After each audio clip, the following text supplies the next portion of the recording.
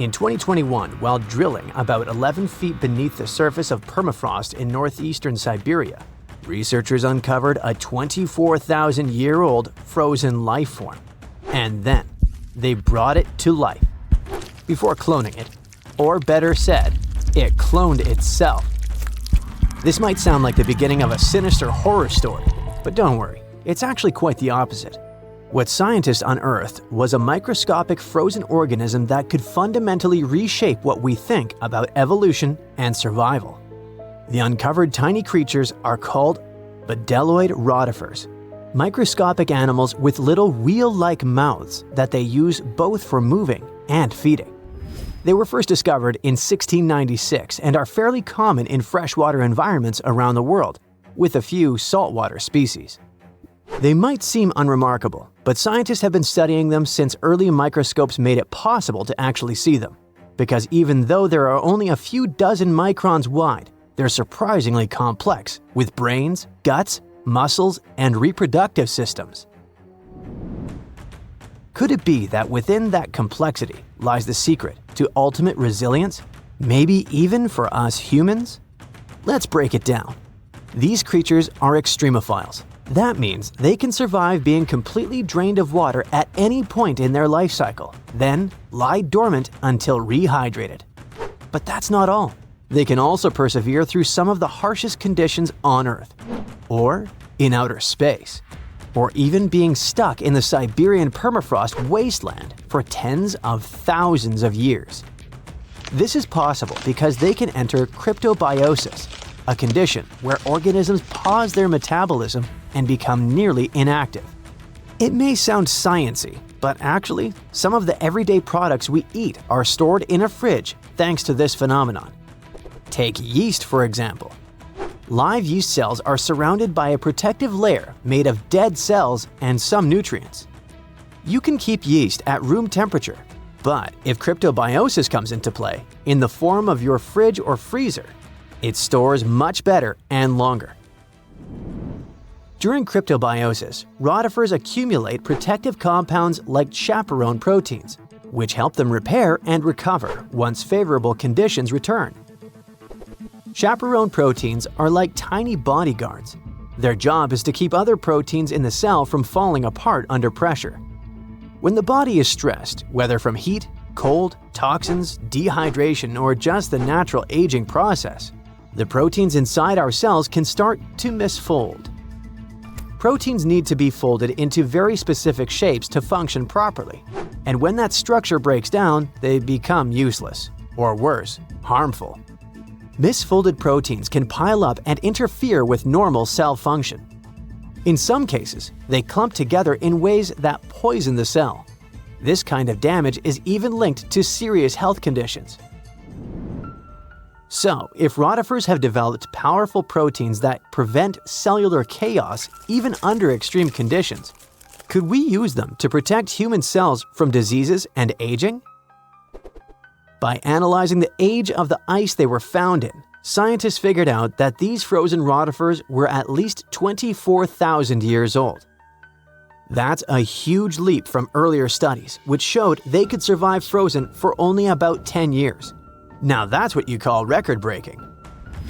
This period of Earth's history is known as the Late Pleistocene Epoch, a time dominated by the Ice Age, which means these invertebrates were lying dormant when Manny and Sid were having their adventure while roaming the icy landscapes, along with saber-toothed cats and giant ground sloths.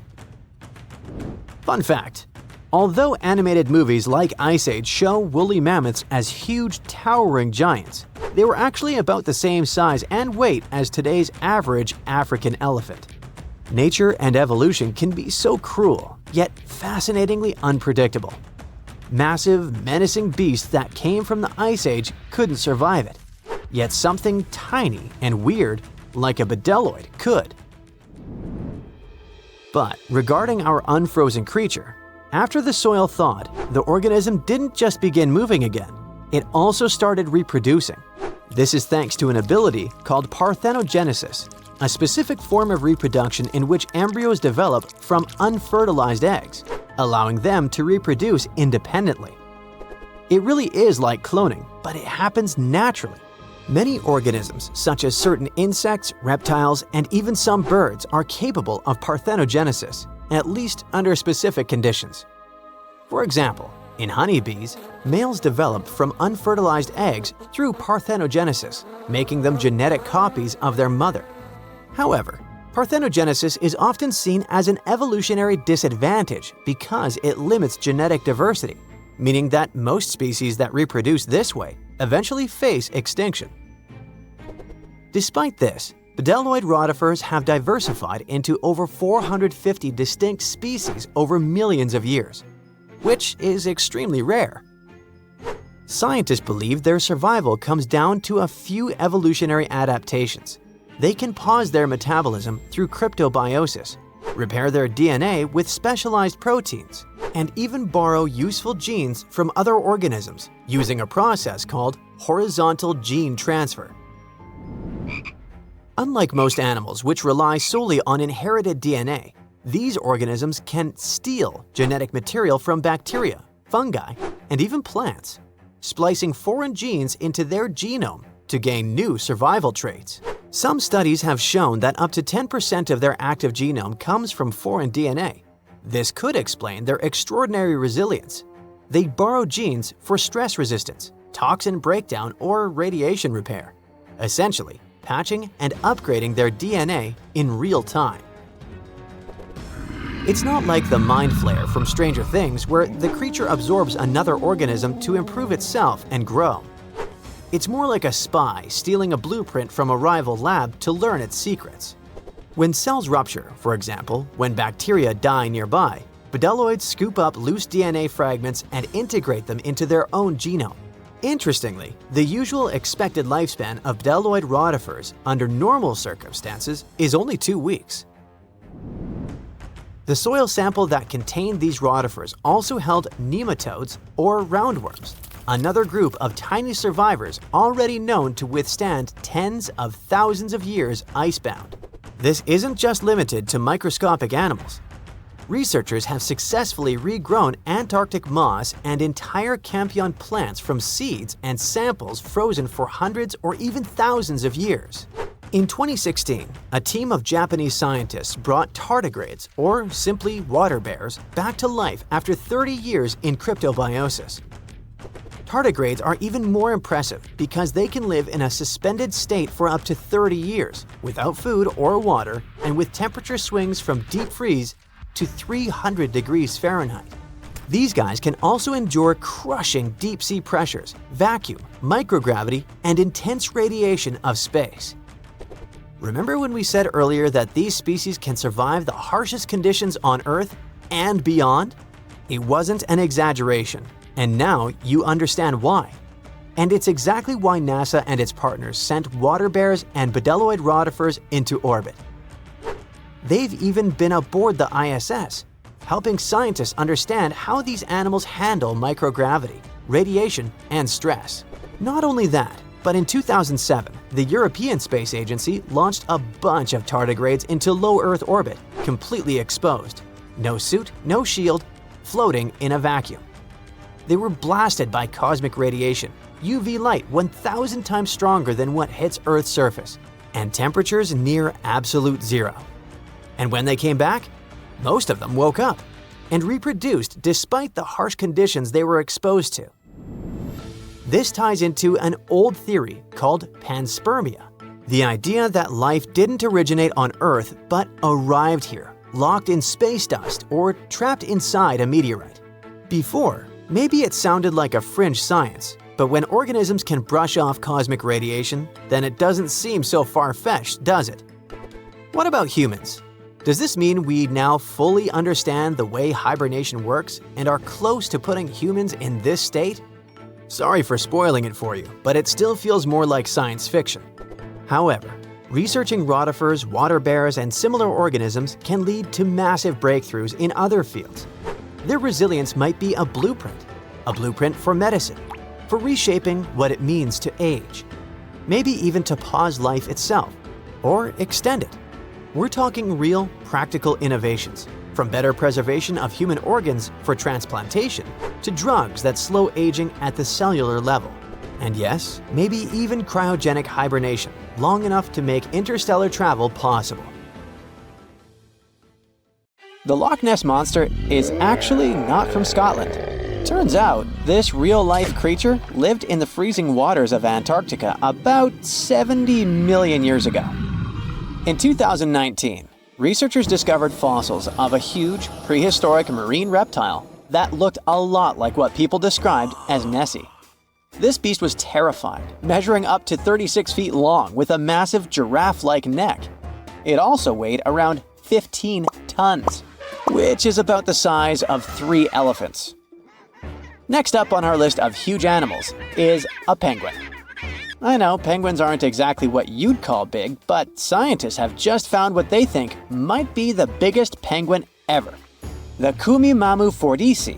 It's believed that these giant birds were hanging around New Zealand about 55 million years ago, and they were huge, weighing over 330 pounds. That's about 5 times the size of the emperor penguins, which are considered the largest penguins alive today. Now, let's move on from massive creatures to something much smaller. Meet B. Manfred Schmitti, a great ape that lived around 12 million years ago in what is now Germany.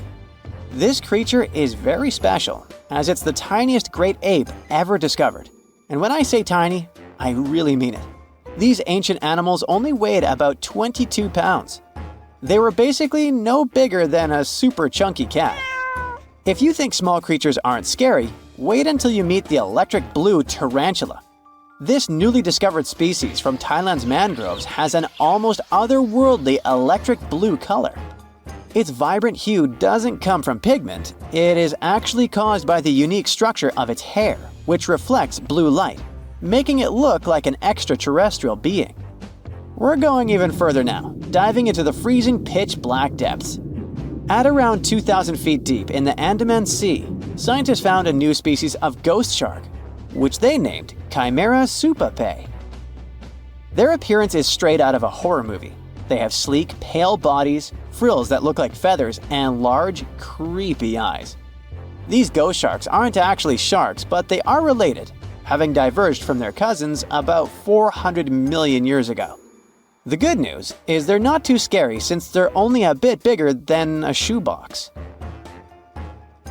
Just when you think we can't find stranger creatures, we come across this ancient amphibian from Brazil. Scientifically known as K. rosae. This newly discovered giant crocodile-like creature lived during the Triassic period, over 240 million years ago. At nearly 10 feet long, it had a powerful jaw, resembling the modern-day alligator. This beast was definitely a survivor since it adapted to the most severe conditions ever seen on the planet. Last year, scientists were tracking the dense Amazon rainforest at night when they found some quirky orange spiders that looked like they were wearing black boots. The team soon discovered it was a new type of giant crab spider. And no, they don't look like crabs at all. They only got their name because, while perched on plants, these spiders spread their legs out to the sides, just like crabs. Do you know that some new species are named after celebrities? Hollywood icon Harrison Ford now has his very own snake, for example.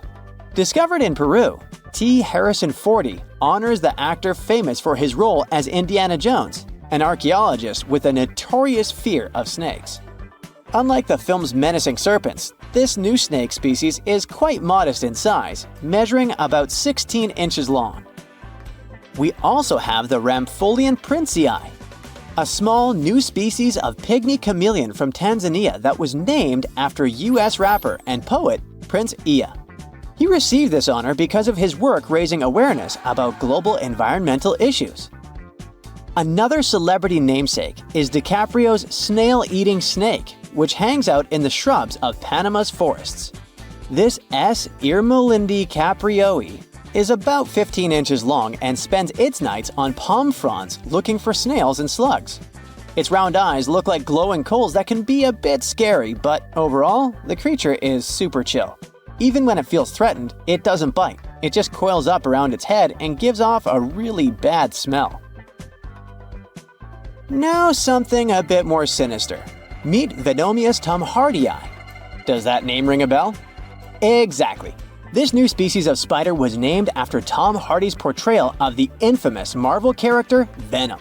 And all because the black spots on the spider's abdomen reminded researchers of the famous anti-hero. Most spiders of this species were found in Australia at night, sitting in their elaborate webs in forested areas near the coast. When disturbed, these creepy crawlers often hide in silk-lined hollows in tree branches. We've also got something for the Lord of the Rings fans. In the vast and warm waters of the Amazon River, scientists have just discovered a new species of pacu. This fish is a relative of the terrifying piranha, with a plant-based diet and human-like teeth. It was named Myloplus sauron because of a bold vertical black mark on its side, which reminded researchers of the fiery eye symbol of the villain Sauron from Tolkien's epic saga.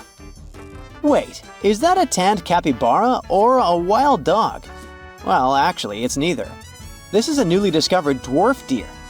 This tiny creature, about the size of a basset hound, scurries through the forests of Peru. The combo of large eyes, stocky body, and short legs makes this animal simply adorable. This cute little deer is the complete opposite of what we've got coming up next. This bizarre-looking creature is what we believe the beast of 5 teeth might have looked like. Its fossils, found in Chilean Patagonia, showed that it lived during the age of dinosaurs, about 72 million years ago. This finding is just another piece of evidence that mammals had been roaming around that part of South America much earlier than we thought. Moving from the forests of South America to the deserts of Australia, we come across a sand dragon lizard, known scientifically as Tenephorus tayacalpa. With its sandy color and long, lean body, this lizard looks like it could star in a Dune movie. Discovered last year, this sand dragon lizard blends in perfectly with the hot sands of the Great Victoria Desert in southern Australia.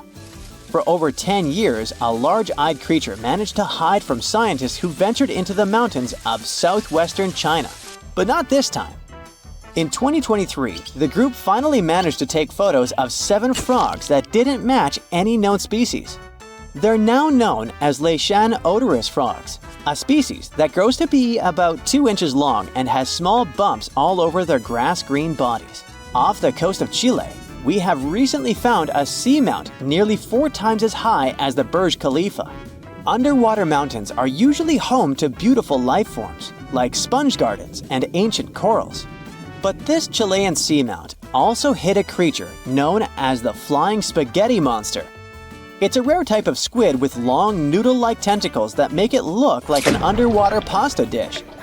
Including its tentacles, this strange creature can be over 130 feet long. Recently, scientists were diving into the cold waters of the Antarctic Peninsula when they thought they had found an ordinary dragonfish swimming by. But there was something unusual about this one. It turned out that this fish had 2 darker vertical stripes along its slender body. That's when they realized they were looking at a new species, the banded dragonfish. From bizarre sea creatures to a cute one. In 2017, locals were diving near Kume Island in Japan when they found the skeleton panda sea squirt. This deep-sea oddity quickly won people over with its look because its black spots actually resemble a panda bear's eyes and ears. At least if you have a good imagination. This unusual creature filters water to catch its food, and is yet another reminder of the ocean's hidden wonders. Antarctica wasn't always a frozen wasteland. A long time ago, it was full of life, and 56 million years ago, something terrifying stalked its jungles. A giant, flesh-eating bird.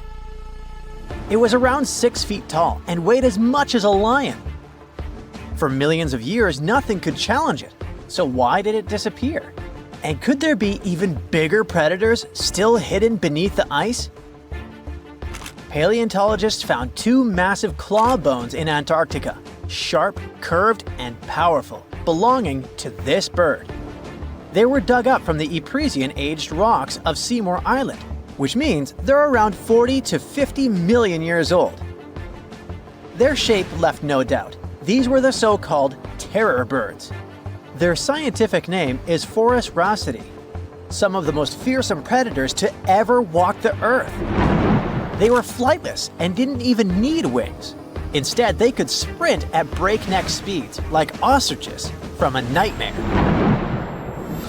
For millions of years, these birds ruled South America.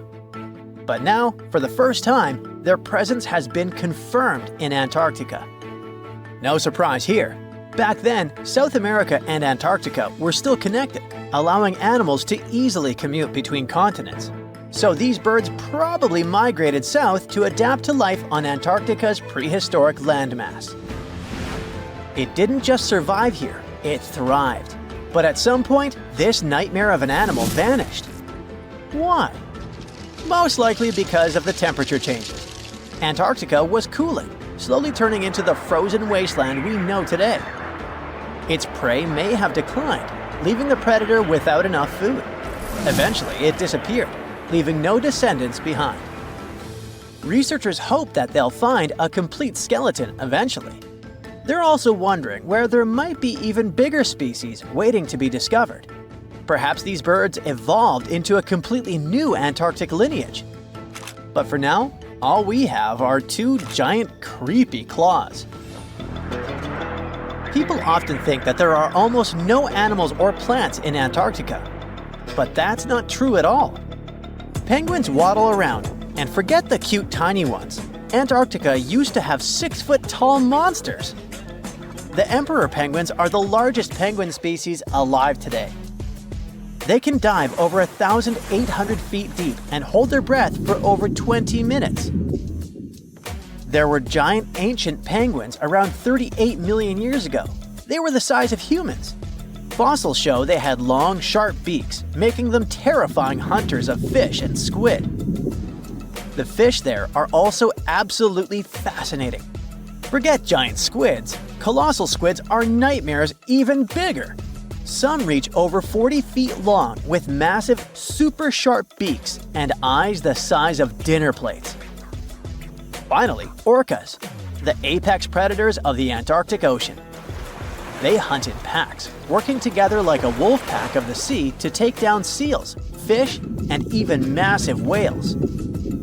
There are even tiny plants like moss and algae. Antarctic hairgrass and pearlwort. They somehow survive against all odds. There are many other myths going on about Antarctica. For example, some people think that when icebergs break off from glaciers, they immediately start drifting straight into the open ocean until they melt. But the reality is way more chaotic. First, when an iceberg breaks off from a glacier or ice shelf, it has to deal with underwater obstacles. It can stay stuck on the seafloor for decades without moving. Then they get caught in powerful whirlpools and spin in place for months. One iceberg, a 23A, spent nearly 40 years frozen in place before finally breaking free, only to get caught in a swirling ocean vortex for another 8 months. After that, their paths are influenced by ocean currents, tides, winds, and even underwater topography. They don't just float freely. Their movements are full of literal, unexpected twists. And speaking of glaciers, another strange rumor is that some humans can't travel more than 311 miles inland in Antarctica because of an impassable ice wall, freezing jet fuel, deadly winds, and no oxygen. But this is completely false. Antarctica has been explored by planes, vehicles, and even scientists on foot. There's an entire research station sitting at the South Pole. People live there all year long. The ice wall is real, a massive ice cliff rising above the ocean. But that isn't some secret barrier, it's an ice shelf. These are thick slabs of ice that form when glaciers slowly flow off the land and spread over the ocean. Almost 3/4 of Antarctica's coastline is made up of them, but they don't form some giant ring around the world. Antarctica is one of the most extreme places on Earth, but we've conquered its challenges, and we keep learning more about it every year. That's why every year, millions of dollars are poured into keeping research stations running, protecting wildlife, and making sure the people who live there have everything they need. But where does all this money go? Well, Antarctica stations are basically small cities. There's electricity, heating, water purification, food storage, and medical facilities. The biggest station, McMurdo, is basically a town with over 1,000 people in summer. It has everything from a fire station to a gym. The South Pole Station is super deep inland, so it's one of the hardest places to supply. Getting food and fuel there requires airplanes flying thousands of miles in extreme cold. But the internet loves a good mystery. When Google Maps revealed what looked like a massive doorway in Antarctica, conspiracy theorists went wild. People joked about everything from Bigfoot's vacation home to a secret base, or even a Star Trek spaceship hangar hidden in the ice. But there's a way simpler and less exciting explanation. It's actually a grounded iceberg, a chunk of ice that got stuck in shallow water and is now slowly melting. As ice moves across the landscape, it flows around bumps and obstacles, creating odd shapes. The process of melting, breaking apart, and refreezing can carve ice into unexpected forms. Antarctica also has incredibly strong downward-blowing winds that sculpt ice into dramatic formations over time. No secret doorway, unfortunately. And speaking of doors, for years, Ushuaia, Argentina, has been called the gateway to Antarctica, the last stop before the icy continent, the place where expeditions begin. But there's another option. Punta Arenas, Chile. Let's compare them. Ushuaia is closer to Antarctica. It's the top departure point for tourists going on cruises. But no regular flights to Antarctica. No major scientific bases operating from here. It's basically controlled by the military, which refuses to allow private flights, only commercially operated ships. Yes, Punta Arenas is further from Antarctica, but 22 countries and global organizations use it as their main base. There are regular flights to Antarctica happening there every year. Private airlines can actually operate here, making it the real air connection to Antarctica. Ushuaia may have the best location physically, but Punta Arenas actually runs the show. Argentina made a huge error in picking its Antarctic airbase. Instead of setting up a simple, accessible base at sea level, they built Marambio Base, very high on rough terrain, completely impossible to reach by land. Everything has to be flown in by helicopter, making operations slow, expensive, and frustrating. For 50 years, Argentina stubbornly stuck to this bad decision, while Chile set up efficient, well-planned bases that the world now uses. If things don't change, Ushuaia will be nothing more than a tourist stop. But what's terrifying is that Antarctica seems to be returning to its past. It's supposed to be the coldest place on Earth, but something shocking happened just recently. For the first time in recorded history, temperatures in Antarctica broke 68 degrees Fahrenheit. This continent is buried under miles of ice. Usually, temperatures there can drop to minus 112 degrees. But in the winter of 2020, scientists recorded an insane 69 degrees on Seymour Island, hotter than many places in Europe at that time. Scientists believe there are several reasons for that. First, there are changes in the way heat moves around the planet's waters. Second, melting permafrost due to the planet warming. It looks like the climate is changing faster than expected. Around 150,000 years ago, the dragon men, with huge skulls, square eye sockets, and enormous teeth, used to roam the frosty forests of northern China. They didn't get their name after fire-breathing monsters, though, but after a river where construction workers accidentally found the first skull in 1933. The skull that came from the river mud was large and nearly complete, with an elongated cranium and a heavy brow bone. It must have looked so crazy that the worker who found it decided to hide it for years in an abandoned well. Before passing away in 2018, he told his grandchildren about his secret find, and they rushed to the well. Scientists got their hands on the skull only in 2021. They noticed an odd mishmash of features. A squat and wide skull, like in ancient hominins, a tooth with 3 roots that you'd rarely see today, and at the same time, delicate cheekbones, which are common now.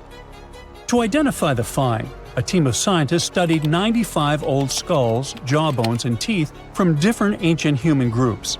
They carefully examined over 600 details on these fossils to understand how these ancient humans were related. Then, they used a super powerful computer to create billions of family trees showing how these groups evolved over time. The goal was to find the simplest path of evolution, which most scientists think is the most likely way things happened. After all the calculations, the tree showed that the Dragon Man skull belonged to a new branch of ancient humans, and it turned out to be very closely related to modern human mammals. Researchers found out that the skull belonged to a man who lived at least 146,000 years ago in East Asia. Back then, modern humans, or Homo sapiens, lived alongside other human-like relatives, like the Neanderthals and Denisovans. The discovery of the Dragon Man, or Homo longi, as they also call him, could rewrite the story of human evolution. It might be closer to modern humans than even the Neanderthals. We just had no idea what his face looked like until now. A scientist from Brazil created a 3D digital model of Dragon Man's face based on his skull. Since some parts of the skull were missing, he used a complete skull from another ancient human, Homo erectus, to fill in the gaps. He then used special scans from modern humans and chimpanzees to figure out how the skin and muscles would fit on the skull. To make the model look more realistic and lifelike, the scientist also added hair and colors to bring Dragon Man to life. The final model showed that Dragon Man had the biggest head of any ancient human ever found, nearly 26 inches around. That means his skull was as big as a gorilla's, or even a lion's. Scientists believe that his generous size may have helped him survive the freezing cold winters of Harbin, where they found the skull, and where temperatures still drop to only 3 degrees today.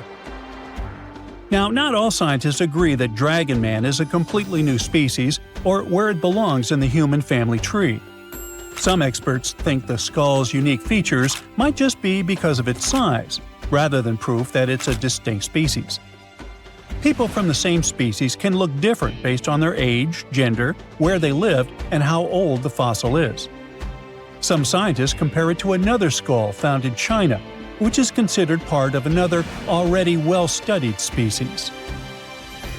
Then there's the mystery of the Denisovans, an ancient human group that lived in Asia for thousands of years but left very few fossils behind. The closest match to Dragon Man might be a broken jawbone found in Tibet in 2019. Some scientists believe that means Dragon Man could be a Denisovan, but others aren't so sure because the Harbin skull has no jaw to compare it to. Scientists first discovered Denisovans in 2008 when they found a small piece of a finger bone in Denisova Cave in the Altai Mountains. They learned that the bone had belonged to a little girl who was between 5 and 7 years old when she passed away around 40,000 years ago. The freezing weather in the cave had kept the bone in excellent condition. A couple of years later, another team of scientists managed to extract DNA from the find. They compared it to the DNA of modern humans and another ancient human species, Neanderthals. Her DNA was similar to both, but it was also different enough to show that she was part of an entirely new species of humans. No one had known about this group before. The scientists decided to name it Denisovans, after the cave where they found her tiny finger bone. Later, they discovered 3 more Denisovan fossils, including some teeth also inside the same cave. Researchers still aren't sure where the Denisovans came from, but one idea is that they were related to Homo erectus. These were the earliest humans who looked a lot like us, with long legs and shorter arms, making them great walkers. About 700,000 years ago, some of them left Africa and traveled all the way to Eurasia. They became the great-great-great-grandparents of both Denisovans and Neanderthals. Around 370,000 years ago, these two groups split up. Neanderthals went west to Europe and Western Asia, while Denisovans went east to East Asia and Southeast Asia. Some Denisovans even made it to the Philippines, Papua New Guinea, and beyond, crossing the Wallace Line, which separates Asia from Australia. More recently, scientists studied the DNA of many people from Southeast Asia and found that Denisovans might not have been just one group of ancient humans, but three distinct kinds. One of these groups was as different from other Denisovans as Neanderthals were. Some Denisovans may have lived longer than the Neanderthals, who disappeared around 40,000 years ago. A study suggests that one group of Denisovans lived alongside modern humans in New Guinea until at least 30,000 years ago, and maybe even as recently as 15,000 years ago. If that's true, they were the last humans on Earth besides us. This surprising discovery is part of a growing number of finds showing that ancient Asia was full of various versions of humans, including the newly discovered kind in the Philippines. Scientists now realize that the islands of Southeast Asia were a hotspot for early humans. They believe learning more about early humans could help them better understand the genetic properties of people in Indonesia and neighboring regions, and even improve healthcare in the region. Researchers found special clues in their DNA that show ancient human groups split apart an exceptionally long time ago. When Homo sapiens traveled from Africa, they formed families with other early humans and passed small pieces of those ancient relatives' DNA down through the generations. Scientists still don't know for sure why Denisovans and Neanderthals disappeared while Homo sapiens survived. One plausible reason is that Neanderthals and Denisovans lived in small, close-knit groups, which may have caused health problems over time. Our ancient ancestors lived in big groups with more genetic variety, which helped them stay healthier and adapt to changes. Another big advantage was that Homo sapiens had strong social networks. They shared innovative ideas, tools, and survival skills. In the end, Denisovans couldn't handle the tremendous changes happening on Earth and slowly disappeared. In a frosty Canadian park, hidden deep beneath layers of thick ice, scientists discovered a bizarre skeleton they named the Frozen Dragon. The skeleton had been in the frozen ice for millions of years. It took experts decades to work out the species of this strange fossil. It was identified as a new genus of pterosaur. Pterosaurs were massive flying reptiles with wingspans of over 16 feet. Their heads were 3.5 times the size of their bodies. Pterosaurs lived 76 million years ago when they soared above the dinosaurs. Scientists described them as the biggest, meanest, and most bizarre animals that ever flew. The new genus has been named Cryodragon boreas, which translates to Frozen Dragon of the North Winds. In 2013, a young mountaineer was climbing one of the tallest mountains in Western Europe, Mont Blanc. He noticed a strange metal box poking out of the snow.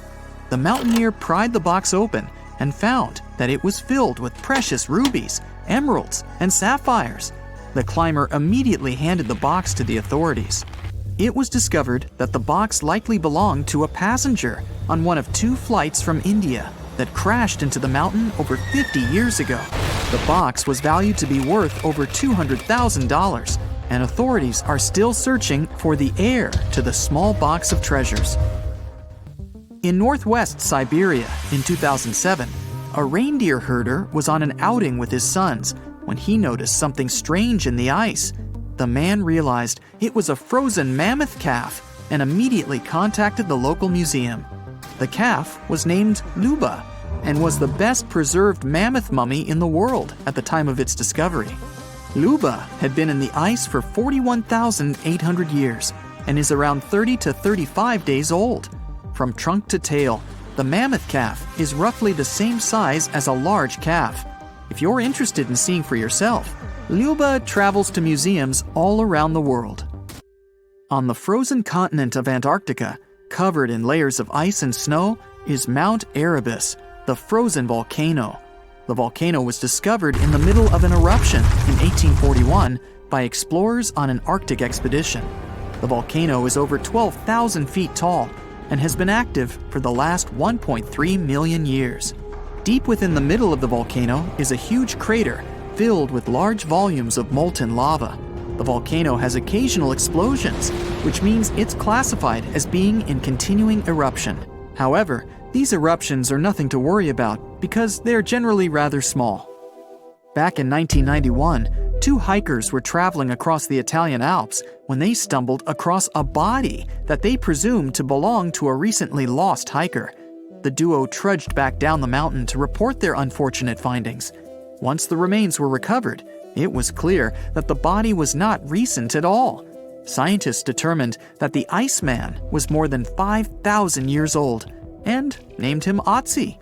The discovery was unlike anything scientists had ever before seen because the body was so well preserved.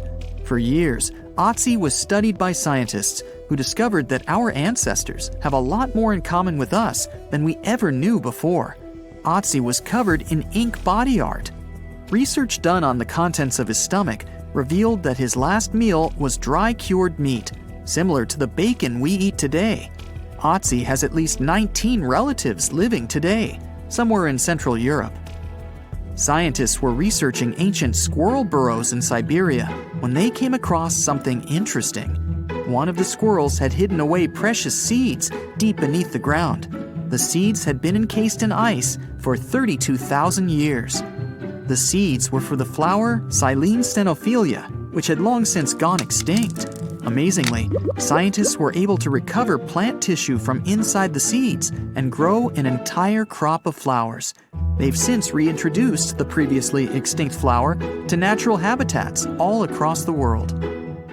In 1930, a team of Norwegian scientists sailed around the Arctic Ocean, conducting research on the seas and glaciers. They reached White Island, a dangerous and icy land no human had set foot on before, or so they thought.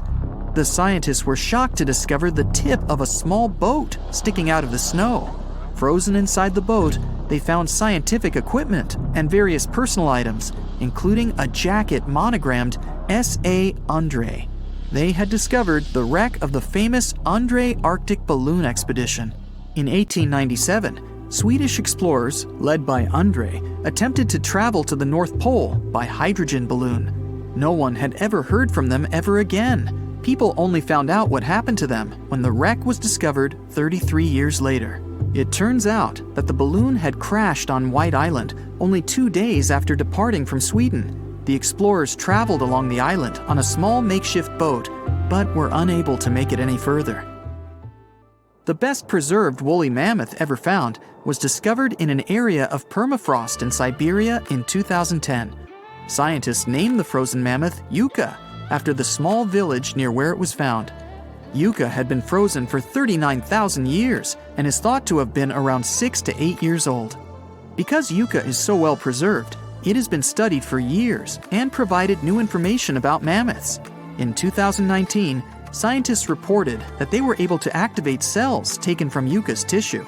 Maybe one day we'll have woolly mammoths roaming the land. From looking at pictures and videos of Antarctica, the continent appears to be freezing cold, covered in snow, and flat, except for a few small hills. Scientists believe that too. When studying the Gumburtsev Mountains in the early 2000s, they were shocked to discover that the small rocky hills were actually the peak of a gigantic mountain formation under a mile of snow. Using radar technology, researchers worked out that the mountains are really around 10,000 feet tall and sprawl across 750 miles. This is around the same size as the European Alps, except hidden under tons of ice and snow. At a gold mine in Siberia, a businessman was examining a nearby river when he noticed something interesting in the frost. It was a small woolly rhino calf that was later named Sasha. The woolly rhino has been extinct for 15,000 years. It's thought that Sasha could have been frozen in the ice for up to 39,000 years. Sasha is unique because it's the only full-body woolly rhino to have ever been discovered. Glaciers around the northern Italian town of Pelo have begun to melt. Artifacts from decades and even centuries ago have been discovered pouring out of the ice. Personal belongings from soldiers have been found, things like diaries, photographs, and even love letters. Historians have even uncovered an entire cabin preserved beneath the ice. The cabin was filled with hard metal helmets and clothes. In 1845, Sir John Franklin embarked on an ill-fated expedition to the North Pole. The crew traveled on 2 ships, HMS Erebus and the ironically named HMS Terror. The expedition met with disaster, and both ships were lost to the icy waters. In 2016, the HMS Terror was discovered by a team of researchers. Despite being lost for 170 years, the freezing cold waters had maintained the ship in pristine condition. Scientists described the ship as frozen in time. Dinner plates and glasses were still on shelves, beds and desks were still in order, and even the passengers' luggage appeared to be in good condition. The HMS Erebus was also discovered nearby, but due to changing water conditions, the ship wasn't in great shape. The glacial ice surrounding a mountain passageway in Norway that was notoriously used by the Vikings has revealed hundreds of ancient artifacts. One of these artifacts was a giant unopened wooden box that was welded together. Researchers were beside themselves with anticipation, waiting to open this box. They believed it would be filled with Viking treasures or artifacts that would give us an insight into ancient society. When they opened the box, all that was inside was a plain old beeswax candle. It turns out that this box wasn't actually as old as they thought it was. By analyzing the candle, they discovered that the box dates back to the 17th century. The age of the Vikings had ended by the 11th century. It's likely that the candle box belonged to a farmer who was shipping it from his summer farm to his winter farm to light up the long nights. Feel that? The ground is shaking beneath your feet. Leaves are falling from trees. It feels as if a mini earthquake happens every few seconds. Bam! Bam! Something's coming right out of the woods towards you. There it is! The first thing you see is giant tusks and a long trunk. Then the creature's entire body emerges from the forest. This is the woolly mammoth. The species went extinct about 4,000 years ago, but now it's right in front of you. And it's not a dream. It might become possible in the nearest future. People are going to try to bring these animals back to life, and a group of scientists is already working on it. So, woolly mammoths appeared about 450,000 years ago in Siberia. Later on, they also settled in North America. Real estate was cheaper then. Then these animals took over Asia and even Europe. These guys were the tallest land animals during the last ice age. They were about 11.5 feet tall. That's as tall as a one-story cottage. That's also 1.5 feet taller than the height of the average modern elephant. But mammoths were much more massive. They weighed about 8 tons, compared to the 6 tons of an elephant. That's like 2 or even 3 big SUVs. Good thing they couldn't drive. Mammoths were so heavy because they had larger heads, as well as longer and more curved tusks. These animals lived in the cold tundra. That's why they needed a layer of fat that was at least as thick as a shoebox. But even that wasn't enough to withstand the cold. So mammoths had dense wool that grew to be as long as a cell phone charger cord. In the winter, the wool on the sides and belly of the mammoth formed something like a skirt, so the animal could lie in the snow and it didn't freeze. Mammoths spent most of their time looking for food, like me. To build up that thick layer of fat and keep their body temperature constant, they needed to eat about 400 pounds of food per day. That's the weight of 2 wild boars. But mammoths were herbivores, which means they ate grass and willow or pine branches. But after the Ice Age, the warming began. The tundra, where mammoths live, began to turn into swamps. The amount of food was decreasing. This caused a drop in the population of woolly mammoths. And now, scientists want to bring mammoths back to life. Using genetic engineering, they hope to recreate the mammoth using its DNA. Of course, this doesn't mean they will create the animal from scratch in a lab. First of all, they need a creature that resembles the woolly mammoth as much as possible. The answer is the Asian elephant. Both the mammoth and the elephant came from the same common ancestor millions of years ago. Their DNA is 99.6% the same. So, scientists only need to add several missing genes to the elephant DNA. This will provide them with fur, necessary fat, long tusks, a large domed head, and other distinctive mammoth features. And the best news is that we do have the mammoth DNA. These animals lived in colder parts of our planet with never-ending winter. This eternal refrigerator has preserved not only mammoth bones, but also their genetic material. Scientists have managed to identify about 60 specific genomes that can help recreate mammoths. The most difficult step is to bring this creature into the world. One option is to remove some DNA elements from an elephant's egg and replace them with mammoth DNA, but this would require a surrogate elephant mother. It would carry the baby for about 2 years, and then the first mammoth would be born. But scientists question this option. Creating a herd of mammoths would take decades and require too many surrogate mothers. Another option is to make an artificial womb. Nowadays, there are successful cases of creating a sac in which an embryo can safely develop. The main problem here is the sac itself. It has to be large and strong enough. It'll hold a developing mammoth baby for 2 years. In the end of this period, it'll have to withstand the weight of about 200 pounds. But it's also important to remember that elephants live in a matriarchal society, just like mammoths did. And when an elephant is born, the first thing it sees is its mother. Their connection remains strong for many years as the baby elephant grows. So many people say that such a way of growing a mammoth is highly unethical.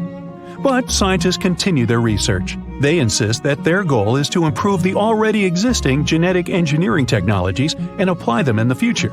This way, we can save endangered animal species. But why should we bring woolly mammoths back to life in the first place? Some scientists believe that these animals played an important role in the planet's ecosystem. These days, the tundras of Siberia and North America are gradually warming up and releasing a lot of carbon dioxide. This contributes to the greenhouse effect, which warms up our planet even more. These tundras are now heavily overgrown with moss. But thousands of years ago, when woolly mammoths roamed these areas, tundras were more like pastures. Mammoths trampled moss and felled trees. They were some sort of ecosystem engineers. It's believed that the return of mammoths to these areas might help bring them back to their original state. Restored pastures will keep the soil from eroding. They may even be enough to decrease the production of harmful carbon dioxide. Recently, ecologists have brought many bison and other animal species to the vast expanses of Siberia for the same purpose, but some scientists believe that woolly mammoths would do a much better job. If this experiment turns out to be successful, people would have an opportunity to bring back to life a huge number of extinct animal species. Unfortunately, there's a limit to how long animal DNA can survive in fossils. If these fossils are hidden a few feet underground, DNA can last from 1,000 to 10,000 years. If the fossils, let's say, are in the ice in the Antarctic, DNA can remain intact for several 100,000 years. Unfortunately, it means we would never be able to recreate dinosaurs. They went extinct about 66 million years ago, and people just don't have any access to their DNA. But we could bring back some animals that disappeared not so long ago, like moa. It's a species of flightless birds. The largest of them was as tall as the woolly mammoth and weighed as much as a scooter. But the smallest species could be the size of a turkey.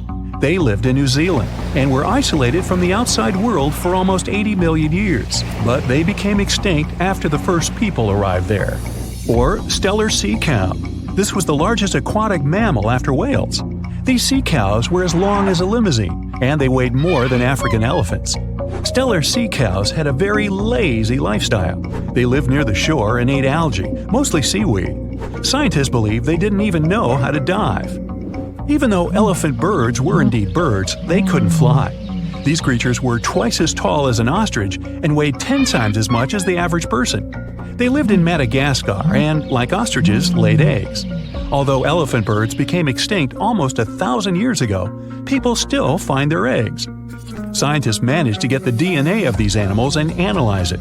It turns out that the closest relative of the elephant bird is the kiwi. It's another kind of non-flying bird about the size of a domestic chicken. Pinta Island tortoises used to rest for 16 hours a day. They also drank a lot of water and could store it like camels. Each animal has its own role in the ecosystem, as well as in the food chain. The disappearance of one animal can cause huge problems for others. Such a chain reaction can wipe out an entire ecosystem. For example, dinosaurs didn't disappear instantly after the meteorite collided with Earth. The impact caused fires all over the planet. This decreased the amount of food for plant-eating dinosaurs. When they disappeared, meat-eating dinosaurs began to starve. And then all dinos gradually vanished off the face of the Earth. Many scientists think people do need genetic engineering technologies that can bring back extinct species. The pace of climate change on the planet is getting too fast for some animals to keep up with it and survive. Human intervention in this process could save many lives. This technology might also help recreate people if something happened and all life on Earth got wiped out. If we could preserve our DNA, our species could be brought back to life. By who? In 1952, an Air Force plane called C-124 Globemaster II crashed into a big mountain while flying from Washington to Alaska. Sadly, everyone on board, 52 people in total, didn't make it. The bad weather at the time made it hard to find the crash site, and even later, any attempts to locate it failed. But in 2012, a helicopter crew doing a training mission spotted the pieces of the crashed plane on a glacier called Colony Glacier in Alaska. They started looking for more pieces and confirmed it was indeed the missing plane. Since then, every summer for about a decade, different military groups have been helping in an operation called Colony Glacier.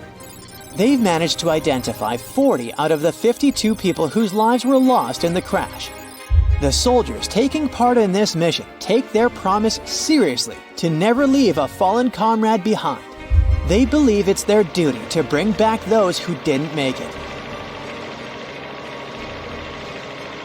Another discovery comes from the Alps. In 1991, some hikers exploring the picturesque Alps stumbled upon a human body. It was half frozen in ice at the top of a mountain pass between Italy and Austria. At first, the local police thought it might be a mountaineering accident. But in a few weeks, archaeologists started claiming that this guy might have lived more than 5,000 years ago. They eventually gave the frozen fellow the nickname Ötzi. He was named after the nearby Ötztal Valley. He's become quite famous as the oldest ice mummy on record. Ötzi's frozen state might not be as unique as we thought, and that's where things get really cool.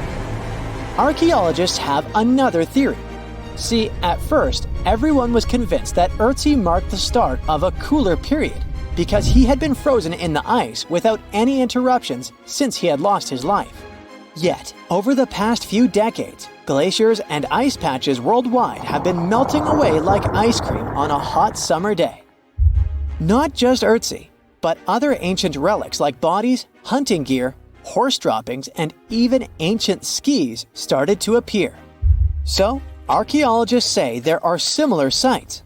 They found quite a few, and they all fit perfectly into this growing field of glacial archaeology. It seems like as the world warms up, it will show even more ancient secrets from the deep freeze. Moving on to another amazing discovery. In 2018, William Taylor and Nick Jarman were exploring the snowy slopes of Mongolia's Altai Mountains. They found an ancient treasure trove hidden in the ice. Inside the trove, they found a well-preserved 3,000-year-old arrow shaft adorned with ochre markings.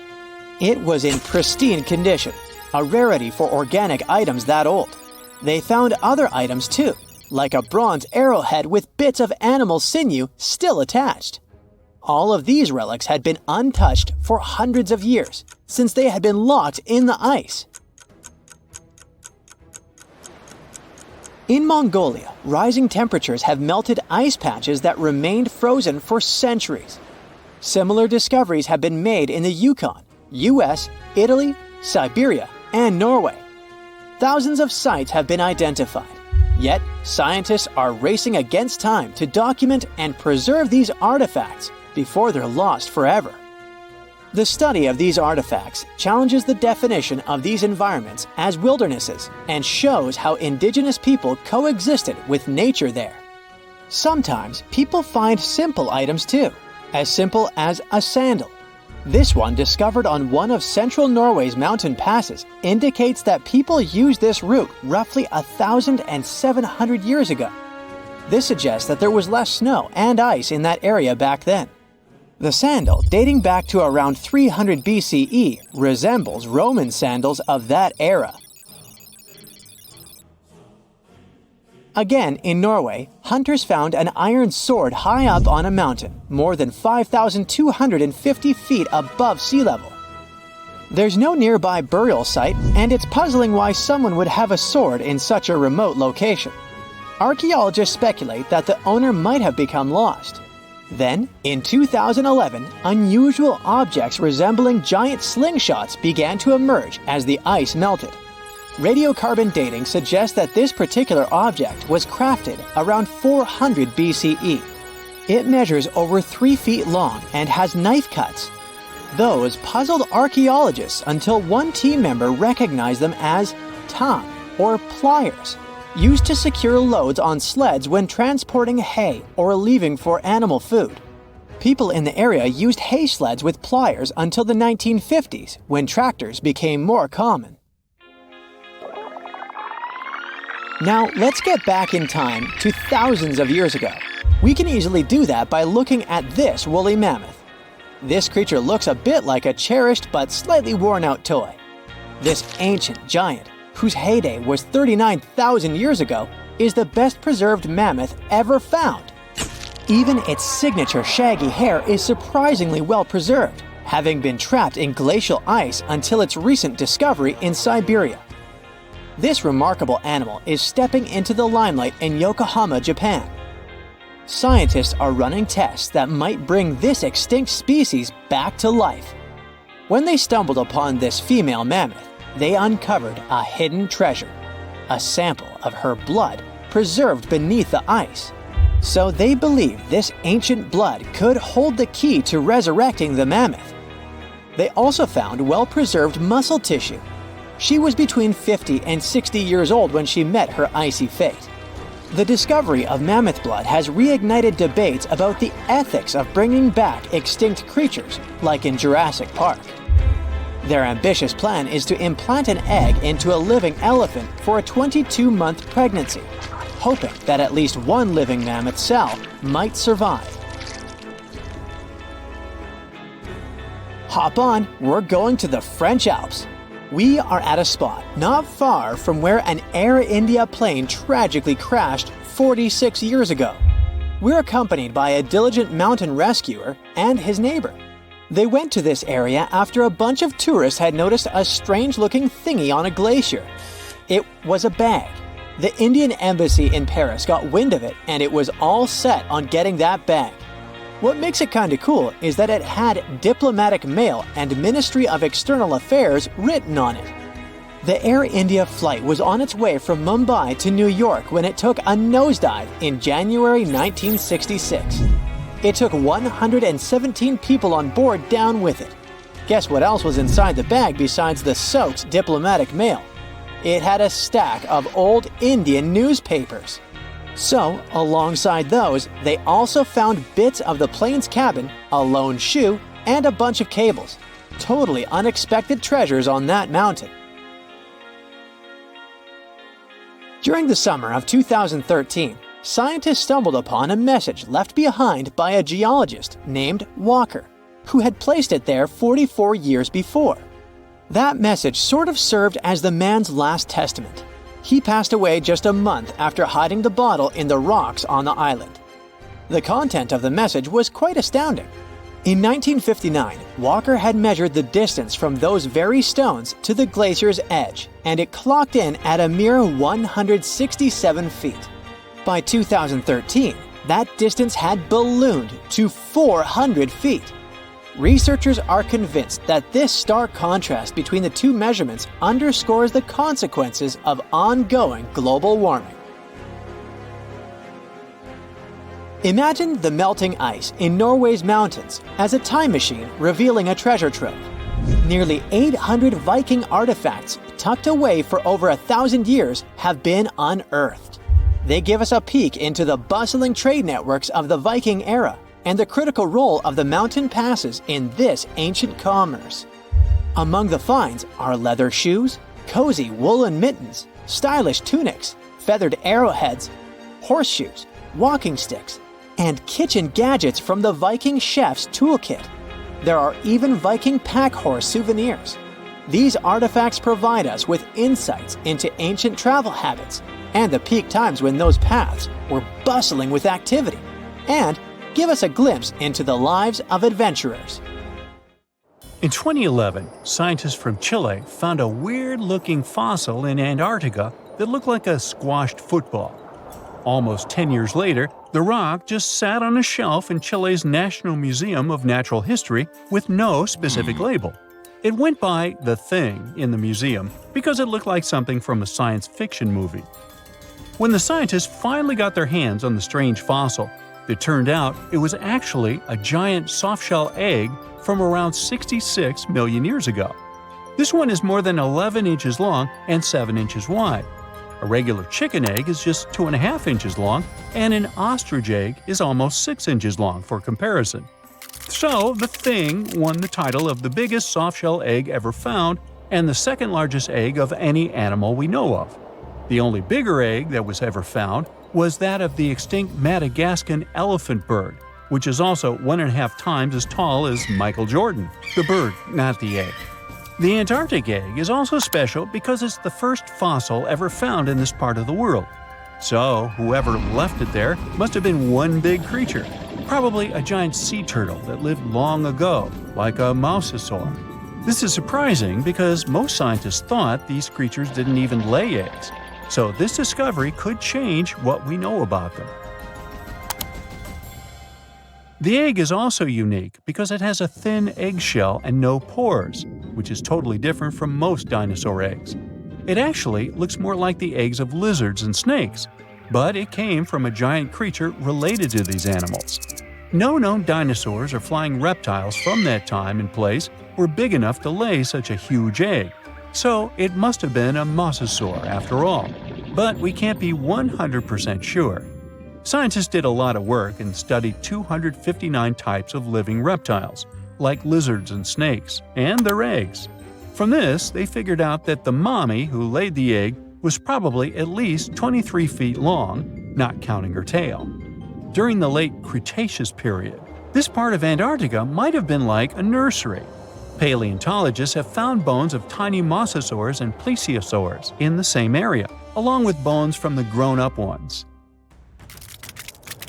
Archaeologists in Norway made another cool but literally discovery and found dozens of arrows that had been hidden in ice for 6,000 years.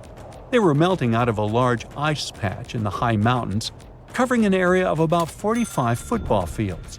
In 2014 and 2016, when the summers were extra warm, scientists went to an ice patch called Langfoni to look around.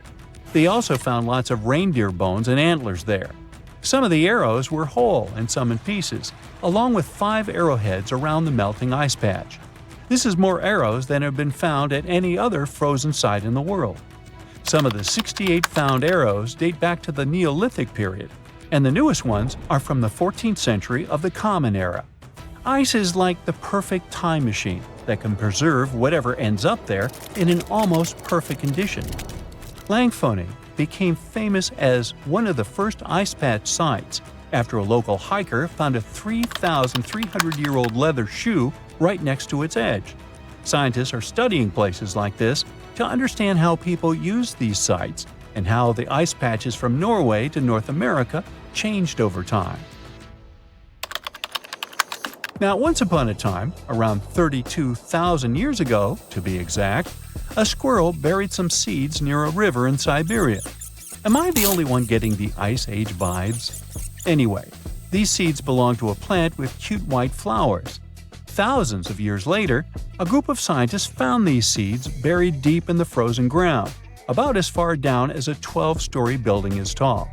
The seeds were surrounded by ice and bones of animals like mammoths, bison, and woolly rhinoceroses.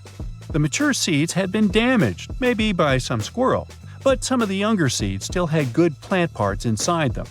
The scientists carefully took those out and put them in small containers to help them grow. And here comes the coolest part.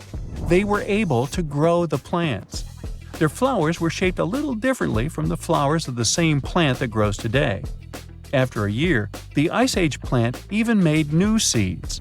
Based on this, the scientists suggested that permafrost could be a depository for an ancient gene pool, and we could find extinct species there and bring them back to life. Scientists on an icebreaker in Antarctica were looking for whales, but found something way more unusual. The camera behind the ship, which is as heavy as a car, detected 16 million ice fish nests on the floor of the Weddell Sea. The nests were located about every 10 inches in all directions and covered an area of 93 square miles, which is slightly bigger than the whole of Washington, D.C. The colony even had a distinct border, which was a line in the sand. The scientists were in the area because they were studying a special spot in the ocean where the water was a little warmer than the water around it. In this warmer water, they found tiny animals called zooplankton near the top. When the young ice fish hatch, they swim up to this area to eat the zooplankton before going back down to the seafloor to grow up and have their own offspring. Since there was so much food, it made sense to see ice fish in this warm water. But they didn't expect to find such a huge number of ice fish nests, much more than anyone had ever seen before. New Zealand's Antarctic Heritage Fund found some old photo negatives in a hut in Antarctica. They turned out to be unique images from the Ross Sea Party. It was a famous failed expedition led by Ernest Shackleton. He wanted to become the first person to cross Antarctica by land, from the Weddell Sea to the Ross Sea, passing through the South Pole. But things went wrong when their ship, the Aurora, was blown out to sea. They had to use the hut from another explorer, Captain Robert Falcon Scott. His goal was to be the first person to reach the North Pole, but sadly, he didn't succeed either. The negatives were made of cellulose nitrate and were found stuck together in the small box. The Trust took the negatives back to New Zealand, where they carefully separated them and discovered 22 hidden images. Many of the photos were damaged, but the Trust could still recognize some familiar places around McMurdo Sound, a well-known area in Antarctica. No one knows for sure who took the pictures. In December 2021, some scientists noticed a strange mark on the Larsen Ice Shelf, a giant sheet of ice off the eastern coast of Antarctica. They thought it might be a river flowing under the ice, so they drilled down over 1,600 feet to check it out. They expected to find water, but they didn't expect to see that the water was full of fast-moving creatures called amphipods. The scientists also found that the water in the underground river had unusual layers of currents moving in different directions, which they still don't fully understand. Another surprising thing happened during their research. On December 20th of the same year, a volcano erupted far away in Tonga, and the pressure waves from the eruption were detected all the way down in the ice river in Antarctica. It shows how everything on our planet is connected, even in the most distant places. What do Paris Hilton and Chris Hemsworth have in common? Well, apparently, they both want to bring animals back to life. But we're not talking about making your favorite pet live forever. Nope. These celebs are actually helping a science company bring back animals that no longer exist, like the mammoth, the Tasmanian tiger, and even the iconic dodo. If everything goes according to plan, these fascinating creatures could be walking among us again by 2028. This groundbreaking effort is led by a company called Colossal Biosciences. At this very moment, they're working on a way to revive the core genes of animals that disappeared from Earth ages ago. The idea is to replicate those genes using DNA from a close, living relative. If that's all Greek to you, don't worry. We'll break it down a bit later. So, the mammoth is one of the animals they plan to bring back, and people are especially hyped about it. These incredible, massive creatures roamed parts of Africa, Europe, Asia, and North America until about 4,000 years ago. Some people might mix them up with modern elephants, but there are some key differences.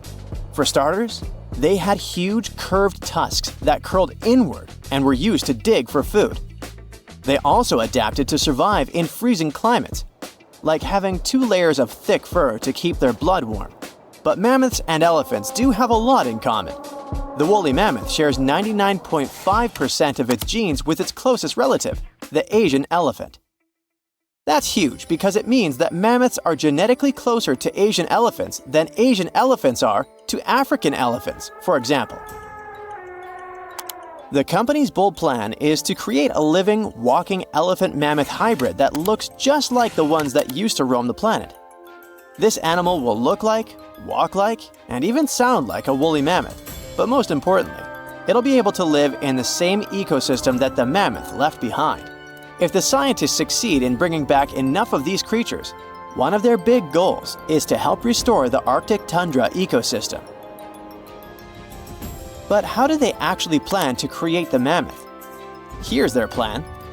First, they need to find well-preserved samples of woolly mammoths in places like Alaska, for example. Then they'll need to sequence the mammoth's genome and the genome of its closest relative, the Asian elephant. The next step is to identify the important genes that made the woolly mammoth perfectly adapted to cold temperatures, like its shaggy hair, curved tusks, and dome-shaped cranium. In other words, they need to identify which genes make the mammoth, well, the mammoth. Now comes the interesting part.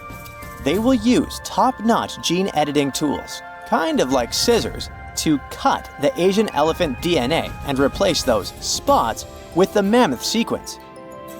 This will allow them to create a new cell line and, later, an embryo. This embryo will grow inside a healthy female Asian elephant, who will be the surrogate. And just like that, a new, cold-adapted elephant will be born. Or at least, that's what scientists hope. Specialists predict that this Mammoth 2.0 could be on Earth as early as 2028. The reason it will take a while is that their gestation period is around 22 months. But if that deadline feels too far for you, there is actually a chance we could get a surprise a lot sooner. That's because some of the other animals they plan to revive have a much shorter gestation period, like Australia's thylacine, also known as the Tasmanian tiger. The company is also doing whatever it takes to give this animal a second shot at life. And the good news is that the process seems to be well advanced.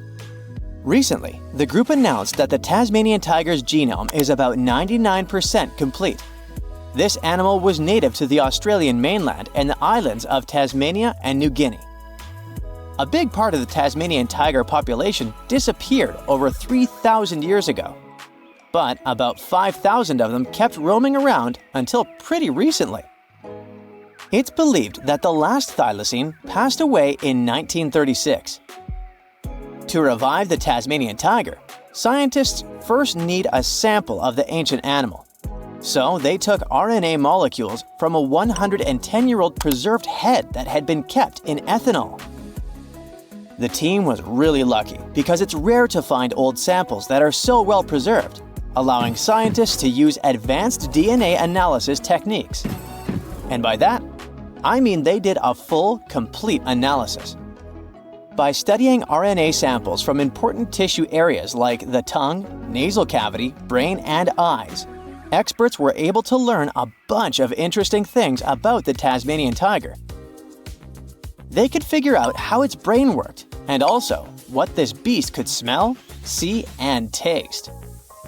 By the way, these semi-nocturnal animals had a special appetite for small rodents, lizards, and birds. After finding the perfect sample, the process of reviving it will be pretty much the same as with the mammoth, but with an elephant as a DNA donor, of course.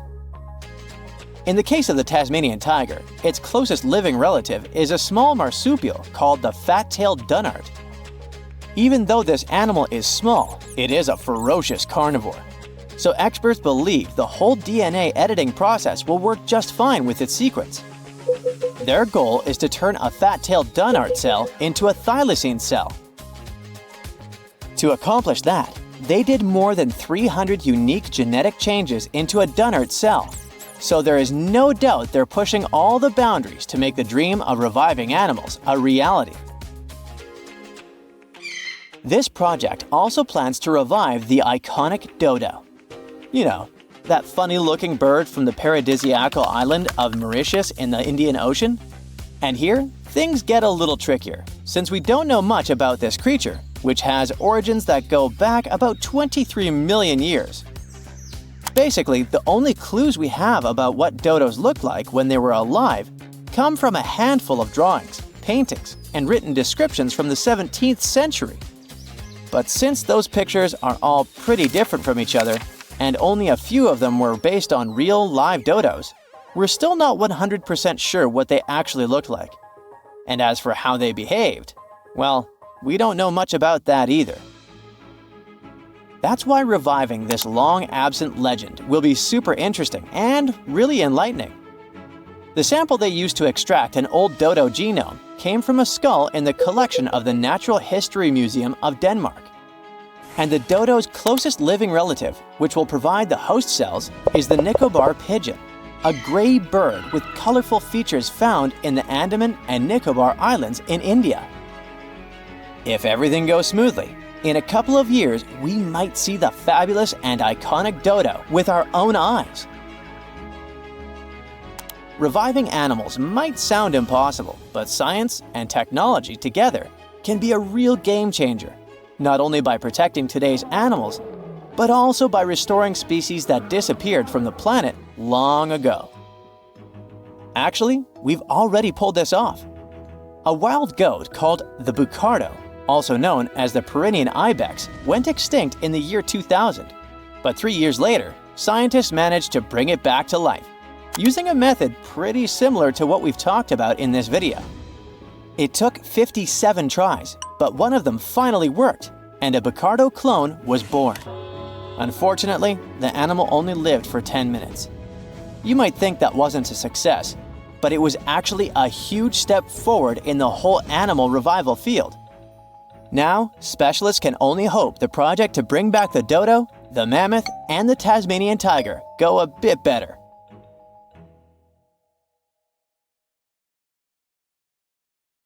Well, a biotech company called Glacial just announced something wild. They say they've brought back a direwolf from extinction. But did they really? What they've really done is way stranger, and maybe even more important. Their team has just created a brand new predator. Not a clone, not a revival, but a new species. These cute cubs are built from gene-edited wolves, shaped by ancient DNA and born through cutting-edge biotech. So wait, are the Jurassic Park horrors coming for us? Well, let's see. Now, direwolf was the massive muscular predator that roamed North America thousands of years ago. Most people think these were just some sort of bigger gray wolves, but don't be tricked by appearances and the name. In 2021, a landmark study came out. A team of researchers and major institutions studied actual direwolf DNA and discovered something shocking. These guys weren't just big gray wolves, not even close. They were separate animals. Genetically, direwolves split off from wolves roughly 6 million years ago. Just to put that in perspective, humans and chimps split about 6 to 7 million years ago. So direwolves and gray wolves are as different from each other as we are from chimpanzees. They look similar because of the so-called convergent evolution, when two species evolve similar traits because they live in similar environments. Think of sharks and dolphins, both streamlined, both predators, both ocean hunters, but different animals, and dolphins are way cuter. So Glacial said that they revived this animal, a dramatic and bold claim. But it's not quite true. In reality, they genetically engineered a new kind of wolf. It's not a direwolf, it's not even a known species. It's a synthetic animal, one that's never existed before. And this is a massive deal, both incredible and terrifying. The company basically has taken gray wolves and modified their genes by mixing them up with some direwolf DNA they found. Which is kind of wild, because, as we said, these two animals aren't really relatives, they're completely different species. The Glacial company kind of ignored that, though. They say the gray wolf is the closest living relative to a direwolf, and that the data proves it. But what data? They haven't shown it so far, it's just a claim. Why are they even calling this a direwolf? Well, they're saying their cubs are close enough to a direwolf and maybe fill the same role in an ecosystem. Basically, if it behaves like a direwolf, walks like a direwolf, and preys like a direwolf, doesn't that count? Sounds kinda dire to me. Well, if we're being honest with words, then not really. Biologically, genetically, evolutionarily, this is now a modified gray wolf. So, how good or bad is it? Let's figure it out. The good part is that the research like this might help us restore the planet's ecosystem and ecology. Colossal and similar teams are trying to develop technologies that could be used for especially important causes. We don't notice it in daily life, but species are quietly, constantly disappearing.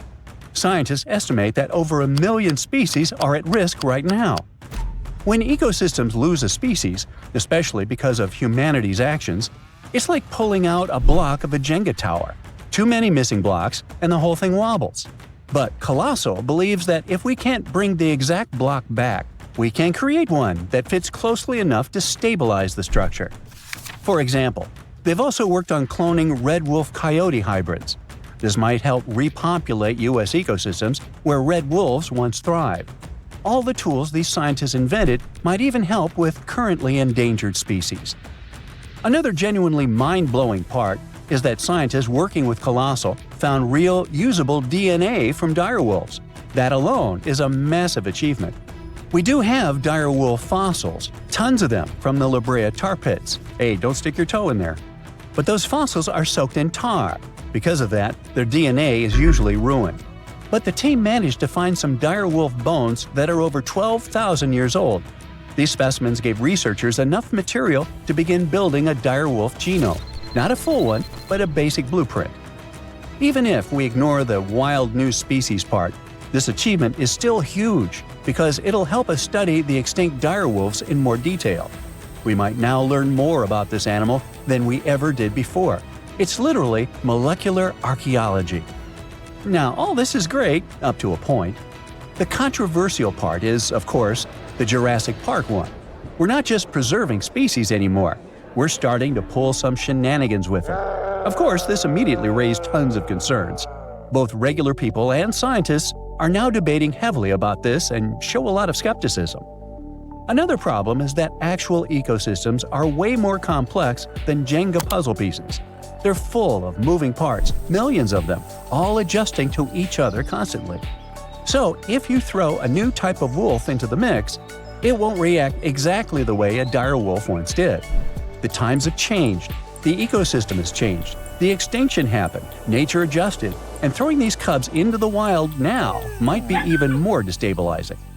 That's why these new wolves aren't being released into the wild.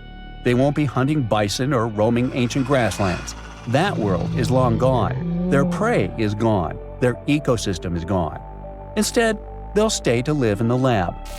But if we do start to put our own animals into the ecosystem one day, what happens when ecosystems start depending on human-made species to survive? Well, it's like I always say, it's nearly impossible to science your way out of a situation that you behaved yourself into. If you can't change the behavior, the science might only be flashy and not the solution. Anyway, all these are hard and important questions. For now, we might at least exhale with relief that no one is bringing the dinosaurs back. Yeah. DNA doesn't survive more than 1.5 million years, and dinosaur fossils are stone now, not cells. You can't clone from stone. But what about animals that vanished more recently? Creatures that once lived during the Ice Age, or even just a century ago?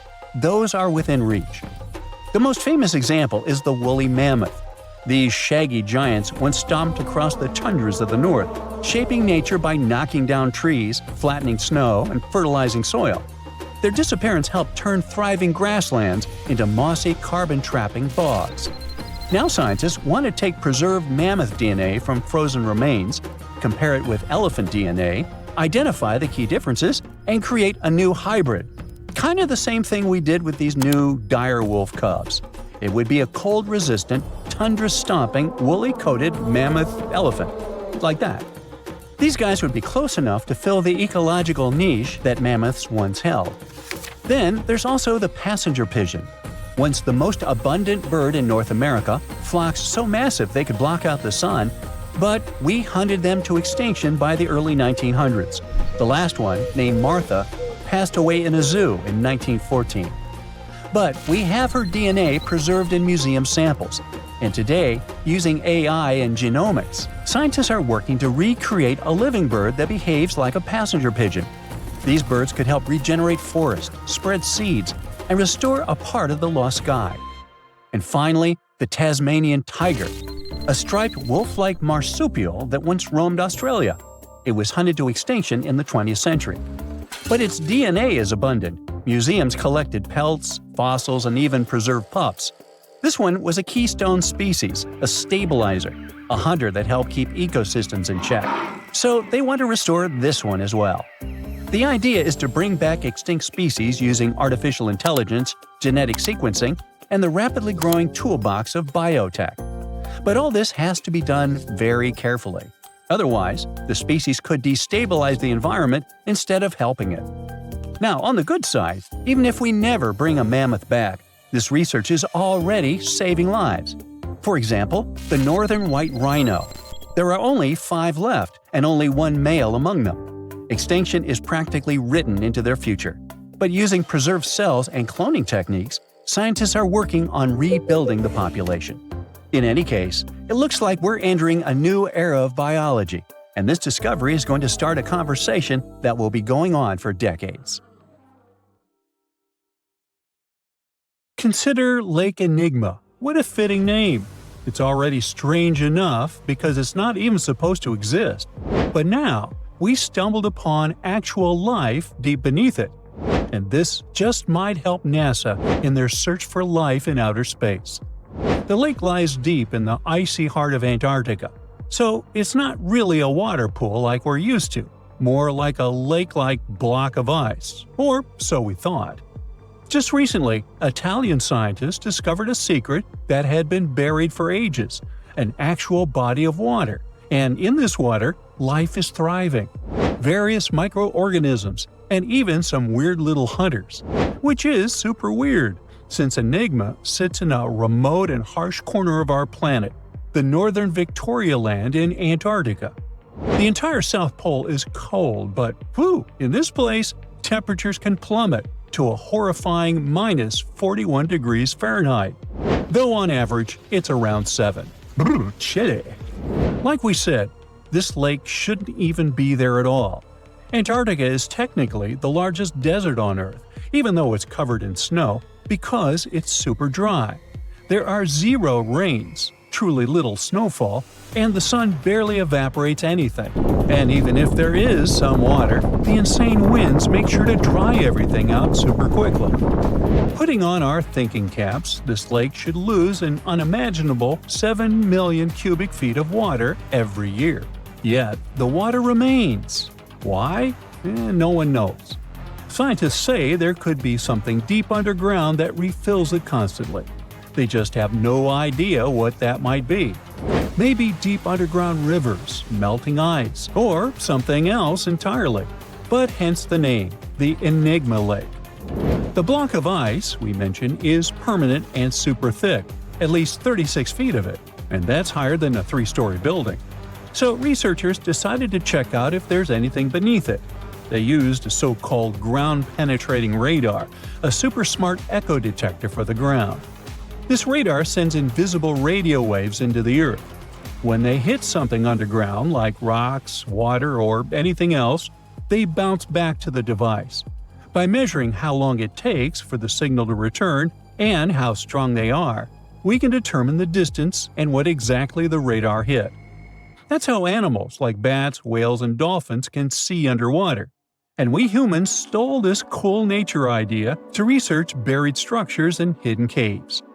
Scientists used this device all over the Enigma surface. This way, they were able to create an entire map of this under-ice world beneath. The water itself wasn't surprising. It's the unique ecosystem in it that shocked them. Unfortunately, no secret monsters or extraterrestrial secrets this time. But there are microorganisms there that may not exist anywhere else on Earth. Somehow, these creatures have managed to survive in complete isolation and extreme cold. It's not that we don't know these microorganisms, we've met them before, just not exactly like this. There are a couple groups hanging out down there. The first one is Bacteroid dodo. They love breaking down complex molecules, especially in your stomach, and help digest tough plant fibers. They mostly hang out inside us, but in the outside world, we might occasionally find them in soils and oceans. Then Actinobacteriota, genius chemists among bacteria. They decompose organic materials and help the soil get healthier. They're also famous for producing antibiotics, so we owe a lot of our medicine to them. The third one is Pseudomonodota. These guys weren't a surprise. They're crazy adaptable. They can thrive pretty much anywhere, from soil to water to the human body. Some of them are good, helping plants grow and in nutrient cycles, but others can be opportunistic pathogens. Ooh, bad guys. But what is actually a surprise is that Lake Enigma has tons of passibacteria. They're ultra small even for microorganisms and can barely do anything themselves. So they prefer to live in symbiosis or be little parasites, relying on their hosts for nutrients and other necessities. All these little chompers might be ancient. They could be remnants of a time before the lake froze over completely, which is hundreds of thousands of years ago. It's simply weird to encounter these bacteria in the Enigma Lake, especially the little parasites. Paticibacteria usually love low-oxygen environments, but this lake is very oxygen-rich, not even mentioning an almost 40 feet of ice above. So all this means that even though we know who these guys are, this specific species might be new to us. They could have evolved with some unique adaptations and abilities using the lake's unusual chemistry. They probably rely on a super simple and delicate food web.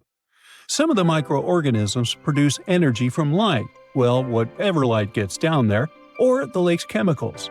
The symbiosis guys most likely survive by living on or inside their neighbors. Yep, these microscopic creatures hunt each other.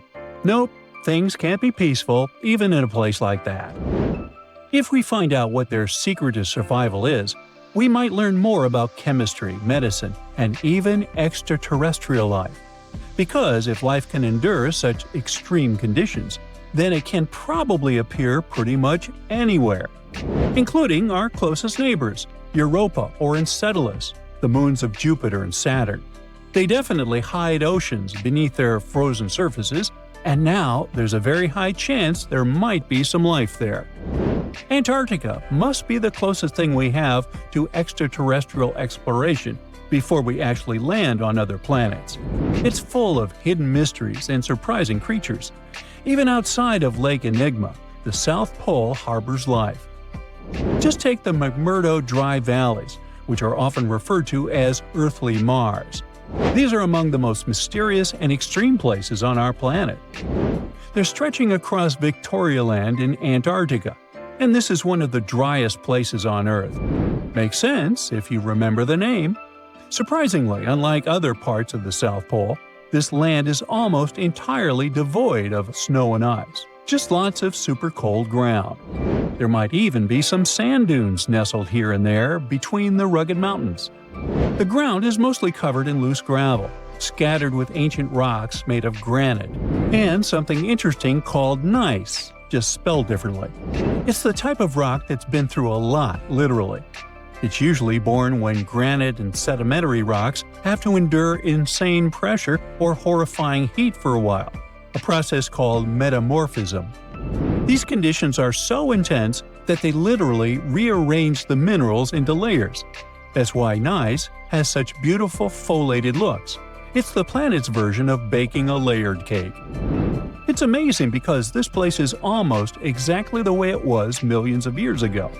These valleys are frozen in time, and they give us a little glimpse into Earth's distant past. And that includes life. Once again, local winds are absolutely terrifying gusts of cold air racing downhill, and they evaporate snow faster than it can even melt. So, logically, you shouldn't find much water here, not even mentioning life. But somehow, you can still stumble across frozen lakes and saline ponds in the dry valleys. And local life stretches all reason and our understanding of biology. It exists inside the rocks themselves. Microorganisms are hidden in slightly moist cracks and crevices. Deep inside, there's endolithic bacteria. These guys are super chill. Instead of moving around like other microorganisms, they always stay put inside their little rocky homes. How do they survive? Through photosynthesis. Just like plants, they take teeny tiny parts of light that gets in crevices and acts like little solar panels, getting energy from the sun. Meanwhile, in another place, beneath the Taylor Glacier, there's bacteria that literally doesn't eat anything. Not comfort, not sunlight, not even oxygen. These guys rely on a diet of dusty rocks and sulfur to fuel their weird metabolisms. By breaking down sulfur and iron, they get energy to sustain themselves. This way, they easily survive in deep seas at sub-freezing temperatures, completely cut off from sunlight, oxygen, and the world itself. This place is fascinating for both its life and the lack of it. In some parts of the valleys, like University Valley, yes, that's what it's called, the permafrost is so harsh that no microbes were found at all. This might be one of the only places on Earth where life appears to be completely absent, a quite scary idea. Anyway, now scientists are thinking about learning more about Lake Enigma and drilling this Mars-like environment, exactly for that reason, to see how we could get samples from Mars in the future. Look at those lush coniferous forests and tundra. What a wonderland. You may have mistakenly thought it's Canada, but it's not. It's Antarctica, about 34 million years ago. So what makes Antarctica this frigid today? It turns out a mix of dropping carbon dioxide levels and some tectonic shuffle played a huge role in transforming this ice-free paradise into the frozen continent we know now. About 50 million years ago, CO2 concentrations were sky-high, strutting around at around 1,000 to 2,000 parts per million. But as those levels tumbled down, global temps started to drop, paving the way for the mighty ice sheets that later took over Antarctica. While the CO2 dive was happening, tectonic activity was also working its magic. The big split between South America and Antarctica opened up the Drake Passage, which created the Antarctic Circumpolar Current.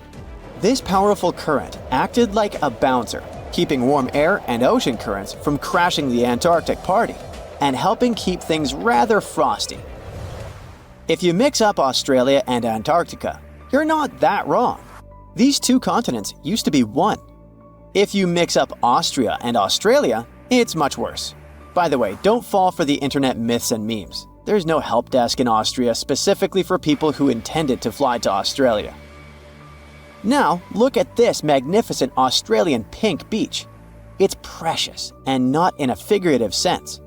Those mysterious pinkish sands are actually garnet, and it's widely used in jewelry.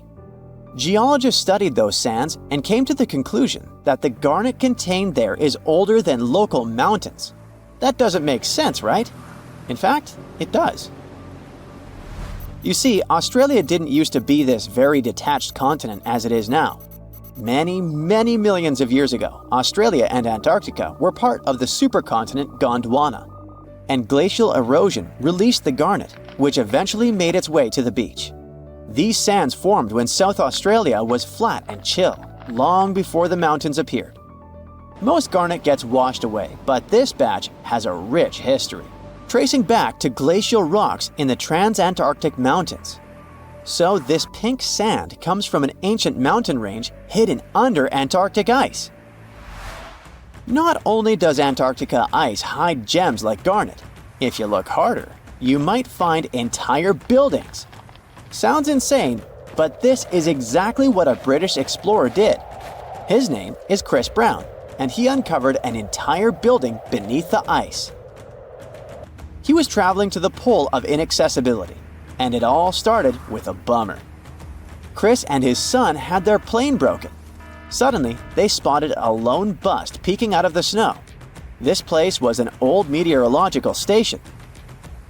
Despite freezing conditions, Chris and his son Micah had a blast exploring. Chris is on a mission to conquer all 7 earthbound poles of inaccessibility and has tackled 5 so far. I guess you already know that Antarctica is the largest desert on Earth, much larger than the Sahara or the Gobi. Still, despite being the driest continent on Earth, it boasts a seriously weird waterfall. Nestled in the mesmerizing McMurdo Dry Valleys, it's 5 stories tall and looks like it's gushing blood. It's even called Blood Falls. It may look outlandish and even frightening, but its nature can be easily explained. The water that creates this crimson cascade was once a salty lake, but over time, it became sealed off from the outside world when glaciers formed on top of it. Now, this ancient water hanging out 1,300 feet below the surface has cranked up its salt levels to 3 times saltier than the ocean. This salt water is also loaded with iron and gets zero oxygen or sunlight. When the iron-rich water trickles through a crack in the glacier and meets the air, it rusts up, turning dark red. You may have mistakenly heard that no bug species belongs to Antarctica, but it's not exactly true, because there's this tiny Antarctic midge living there. Plus, there are some spiders too. Those aren't your average spiders hanging out in the darkest corners of your apartment. Those are critters lurking in the chilly darkness of the Antarctic ocean floor.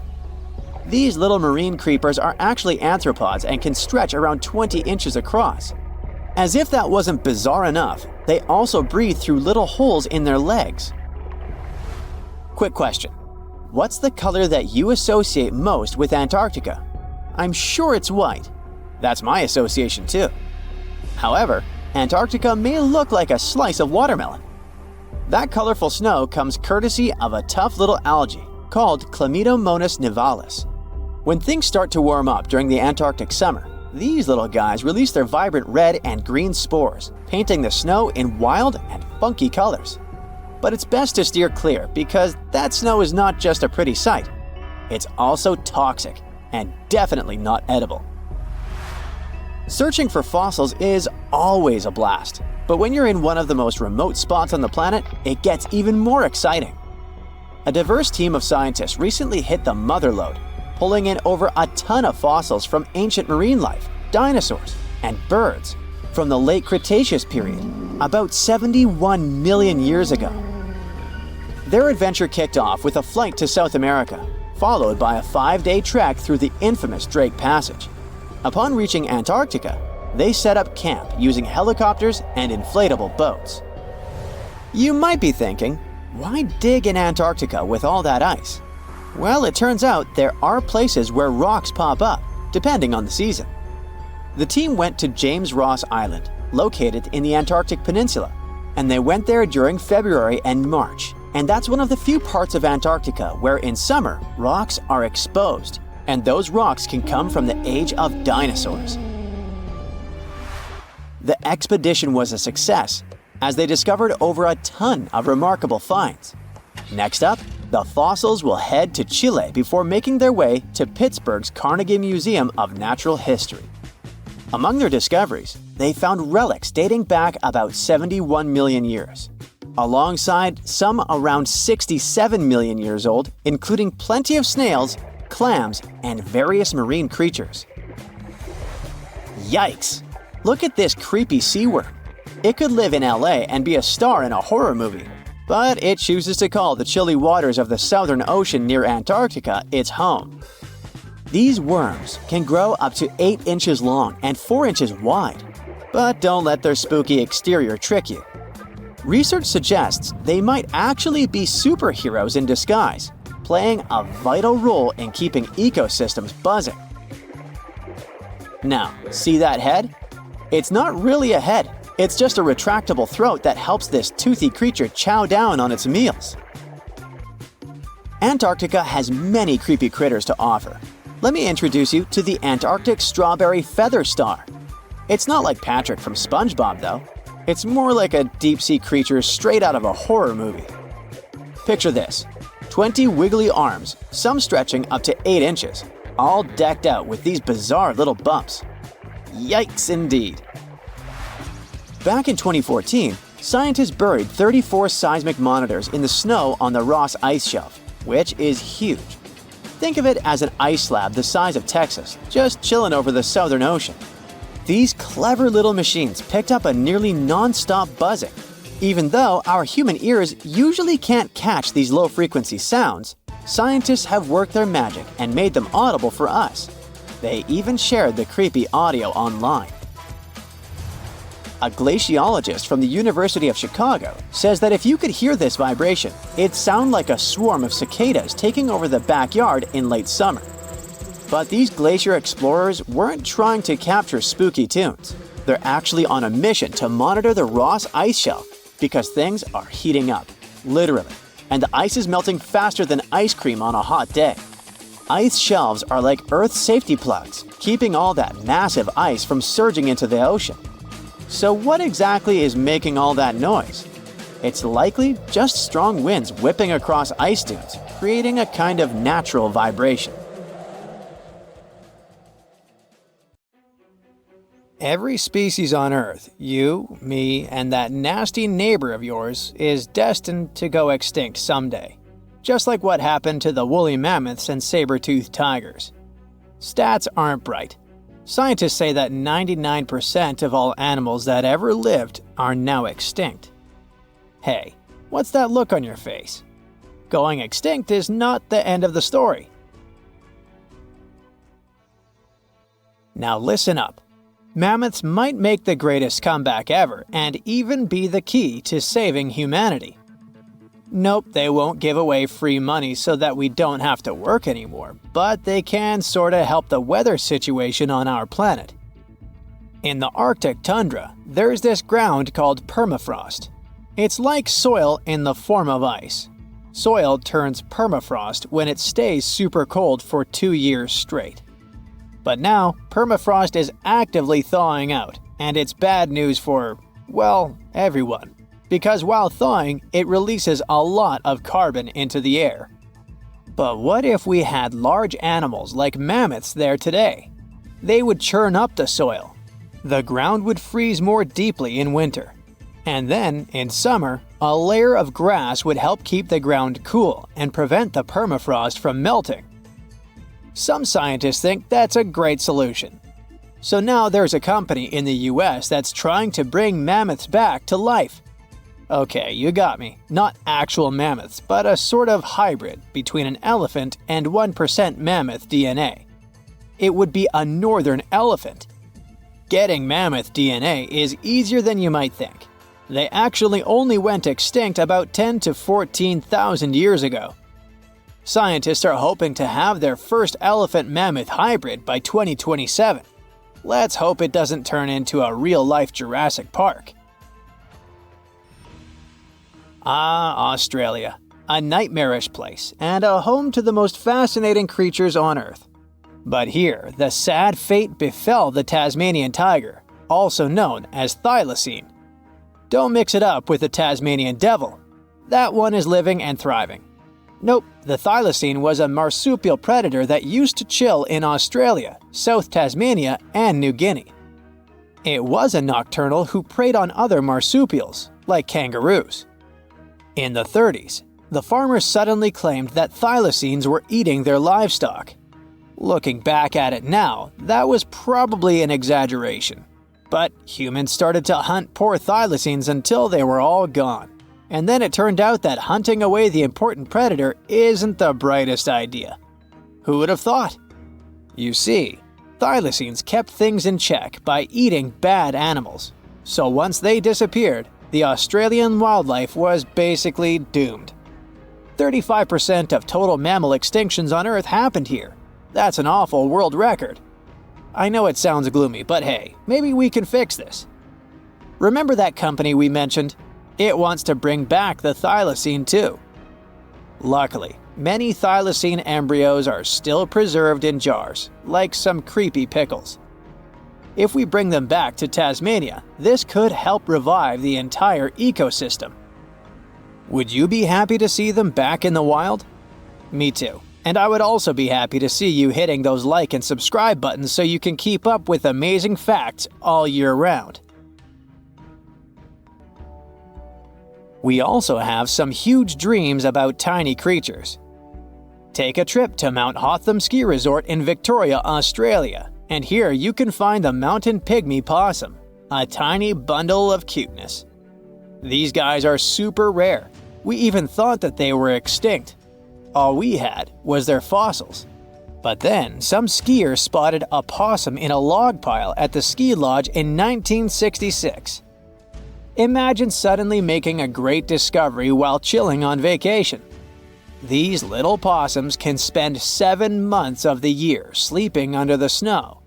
They wake up occasionally to eat some stored food, and then they wake up in the spring to eat even more, find a mate, and go back to sleep again. What a relatable fella. Since they've made it into this video, you can guess they're pretty endangered. There are less than 2,000 left in the wild, all because their current homes don't fit them that well. But hooray, we can help them too! You see, their ancestors lived in lowland forests about 20 million years ago, so maybe mountain possums could live better if we moved them there? Of course, we can't just take them to the woods and expect them to survive. Instead, scientists want to slowly release possums into the forest and check up on how they get on with it. Let's hope these cute creatures will adapt to woodland life. The southern gastric brooding frog, also called the platypus frog, was quite a unique creature. It was discovered in 1972 in Queensland, Australia. Back then, this fella shocked the scientists with its super weird birthing practices. Check this out. The mother frog swallows her eggs, turning her stomach into the womb. Then she doesn't eat at all for 6 weeks straight. I could never. Meanwhile, the tadpoles hatch in her stomach, start to grow, and eventually get so big that the mom literally has to breathe through her skin. And then she literally spews out her offspring left and right. Bleh. But this insane process is a great evolutionary achievement, which is why it drew everyone's attention. But the wonder didn't last long. By the mid-80s, all known species of these frogs vanished from their natural habitats. Why? We have no idea. There are many theories, but almost no evidence to back them up. In any case, over the years, these guys officially became extinct. But it all changed in 2013. Scientists started a groundbreaking project named the Lazarus Project. Now they want to resurrect these frogs to learn cool cloning techniques from them. Are you guys ready to copy their genetic preservation method? Yeah, me neither. But let's dive deeper. Literally go in the water. Meet the coelacanth. This creature lived in the oceans back when the dinosaurs roamed our planet, and didn't even notice the asteroids. These guys are the Methuselahs of the sea. They can live up to 100 years, and they don't even start thinking about leaving offspring until they're around 55. At least they've got plenty of time to live for themselves. We actually thought this creature had gone extinct about 65 million years ago. But then, the first Latimeria specimen was discovered off the coast of South Africa in 1938. Now they're known as living fossils. And these fish are enormous. They weigh around 200 pounds. They're also super stylish, with those lobe-fished paddles that make them look like disco balls. Oh, and they're great aerialists. Thanks to those versatile fins, they can even do headstands and swim belly up. The coelacanth is also a bit of a homebody. It's not very energetic, and likes to live in underwater caves during the day, only coming out at night to snack on smaller fish and squid. Another animal who's literally me. Now we're trying our best to preserve this species, and I won't be surprised if it outlives us all. And finally, let's talk about the largest and most awkwardly looking flightless bird from New Zealand, the South Island takahe. The tale of the takahe started way back in the Middle Ages. Humans accidentally hunted them all away, and by the late 19th century, it seemed there were none of them left. But then, they were rediscovered in New Zealand in 1948. Poor guys did all they could to hide from us in the mountains, but we still got them. But it's different now. Since then, we've been trying our best to save them from extinction. There's a takahe recovery program going on, and it shows great results. They managed to greatly boost the number of birds in the wild. As of 2023, the takahe population has grown to around 500 birds. They're now considered nationally vulnerable, not nationally critical. It's a little progress, but progress nonetheless. Let's keep it up. Winds howled, snow swirled everywhere, and visibility dropped to almost zero. 17 climbers were trapped on top of Mount Everest, running out of oxygen. Did they have a chance to survive? And why would that day go down in history as the 1996 Mount Everest disaster? At the end of March that year, a team of 18 people led to the top by Rob Hall came together in Kathmandu, Nepal. The very next day, they began their 9-day-long hike along the Himalayan paths. By April 9th, they finally reached base camp, which is the starting point for climbing Mount Everest. The journey wasn't easy, and many team members got sick on the way from the altitude. At the same time, another climber, Scott Fisher, was leading his team of 19 people to base camp. When both teams arrived there, they started exercising and learned how to breathe where there wouldn't be much oxygen. On Rob's team, one climber got frostbite on some of his toes, and his throat froze, making it hard for him to talk. On Scott's team, one man had trouble breathing even while at base camp, so he had to use bottled oxygen there. Another severe problem happened with one of Scott's Sherpas. Those guys work as guides and porters for climbers in the Himalayas. They can carry loads up to 2 times as heavy as their own weight up and down the mountain. An average, physically fit adult man can carry a backpack loaded with 1/4 of their body weight without a problem. So those Sherpas are really like real-life X-Men. They've also developed the superpower to survive low-pressure, low-oxygen conditions at high altitudes. Scientists suggest it's because they have lower oxygen concentrations in their blood and more oxygen flows to their muscles. It could also be their genes. In either case, one of Scott's superhuman Sherpas got sick and could barely breathe because of the thin air. He was forced to return to the hospital, but passed away several weeks later. Sadly, it wouldn't be the only demise on that tragic ascent. The teams pressed on and departed base camp on May 6th and reached Camp 2 on the same day. 3 days later, they made their way to Camp 4, the final camp before the summit. The plan was to climb to the summit and return to Camp 4 within 18 hours. Staying too long at such high altitudes, especially without extra oxygen, could be very dangerous. Meanwhile, one climber from another expedition that was also on its way to the top stepped out of his tent without properly attaching the sharp spikes on his boots. Without them, he slipped and fell into a deep crack in the ice on the steep part of the mountain.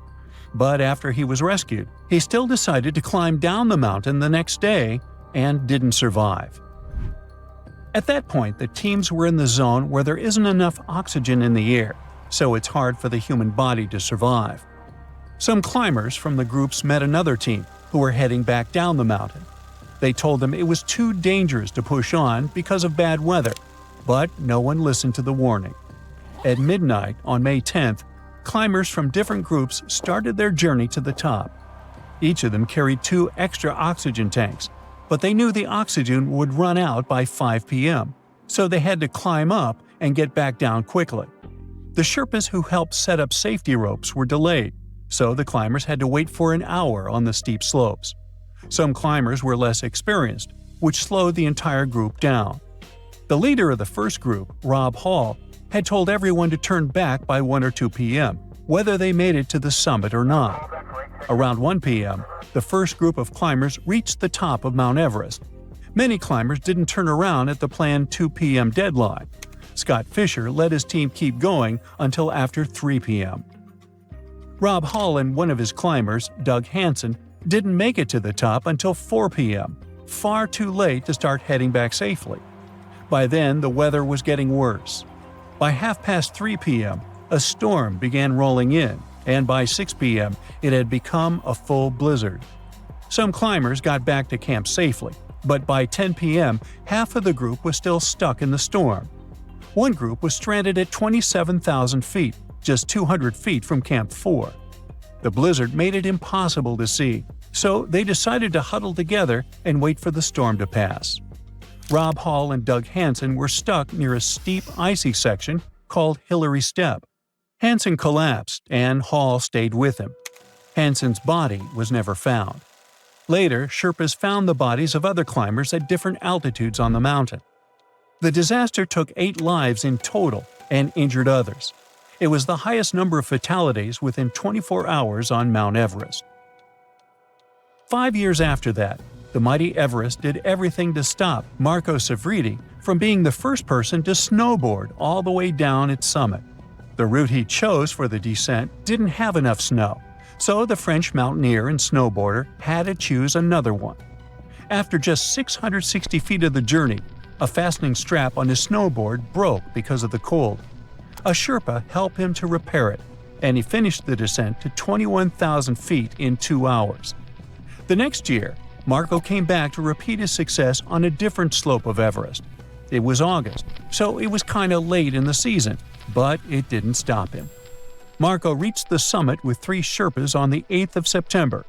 He was really tired by then, and the weather was changing, so his guides told him not to go. But he didn't listen. The Sherpas lost sight of him several times. About 4,300 feet below Camp 3, the Sherpas saw a distant figure of a man who stood up and then disappeared down the mountain. No one ever found either Sivriti or snowboard tracks leading to his last refuge. But we might still hear about Marco, as it sometimes takes about 100 years to find traces of someone who was lost on Everest. On June 8, 1924, Andrew Sandy Irvine and George Mallory set out to do something no one had ever done before: reach the top of Mount Everest. But something went wrong, and the 2 men vanished in the icy heights. No one knew if they had made it to the summit before disappearing. If they had succeeded, they would have beaten the first descent record that was set only 29 years later. In 1999, climbers found Mallory's body on the mountain. But then, for some reason, the body mysteriously disappeared. Climbers couldn't locate it with drones or cameras, even though they had the exact coordinates of the spot. It looks like someone moved it, but no one knows why. Then one day in September 2024, a team working on a National Geographic documentary spotted something unusual: a boot sticking out of the ice on a glacier far below the steep north face of Everest. The leather looked old and cracked, and the steel hobnails on the sole were from a time long ago. Inside the boot, they found a sock with a red label stitched inside. It said A.C. Irvine, confirming that these were Sandy Irvine's remains. A few days earlier, while hiking down the central Rongbuk Glacier, the team had discovered an old oxygen bottle from 1933. That bottle wasn't connected to Mallory and Irvine's climb, but it helped the team figure out where objects and bodies might fall if someone slipped down the mountain. Irvine had carried a small Kodak camera during the climb, and many believe the photos inside it might hold the answer to the biggest question: had they reached the summit before they passed away? Members of Irvine's family have offered DNA samples to confirm his identity.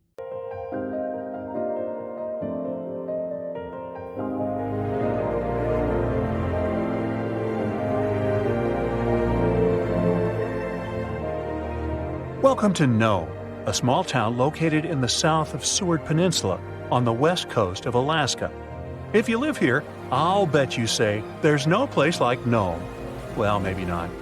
It's cold and snowy here, and no roads connect this town with other settlements. And with the onset of night, locals have disappeared here without a trace. Perhaps that's why only 3,500 people live here. Well, let's investigate this case. People disappear in cities for assorted reasons, but it was Gnome who attracted the attention of the public. From 1960 to 2004, some 24 people went missing there. That number is statistically too big for such a small population. People just didn't come home in the morning, and no one knew what had happened to them. All the locals in small towns like Gnome know each other. There are almost no strangers here, as it's difficult to get to Gnome. There are no roads and no ferry crossing. All roads from Gnome break off and lead to beautiful natural landscapes unspoiled by human mammals. You can get there and back by plane. And this is not some passenger jet, but a small biplane. Another way to get there is by snowmobile. By the way, Gnome is the ultimate point of the famous dog sled race, the Iditarod. Also, you can pay locals from neighboring villages and towns to bring you to Gnome by motorboat. But despite this, the town has become quite famous. the frequent disappearance of people finally got needed attention. The whole world found out about Gnome, and in 2009, Hollywood even made a movie about it. For a long time, no one could solve the mystery. The police had no clues, no witnesses, nothing. There are long, cold nights here in winter, and the air becomes so cold that a glass of water freezes in minutes. Snow can fall constantly. Therefore, if someone leaves the town at night, snow will sweep all traces away by the morning. Of course, people began to come up with their own theories. The most popular one was about someone who took people away by force. The police didn't find any evidence that some person could do it. So, if it's not a human, it could be some beast. And again, police found no evidence to support this version. After that, people started thinking that creatures from other planets caused these disappearances. Many locals were sure that the town was a popular destination for extraterrestrial spaceships. The plot of the Hollywood movie The Fourth Kind was based on this version. More time passed. Finally, the police and the FBI launched a large-scale investigation, and they uncovered the truth. They realized that the stories about missing people were exaggerated. The popularity of Gnome and the constant talk about fantastic things made people believe in the reality of these versions. Now, let's assume that some of the appearances were made up. But still, many people are gone. What about them? The answer is bars and harsh weather. Entertainment venues are open at night. Some locals have fun, leave the bar, and go home. At this moment, a heavy snowstorm begins. Visibility drops to zero, and the strong wind knocks you down. This way, a person might simply get lost. And that's it. The truth turned out stranger than most versions.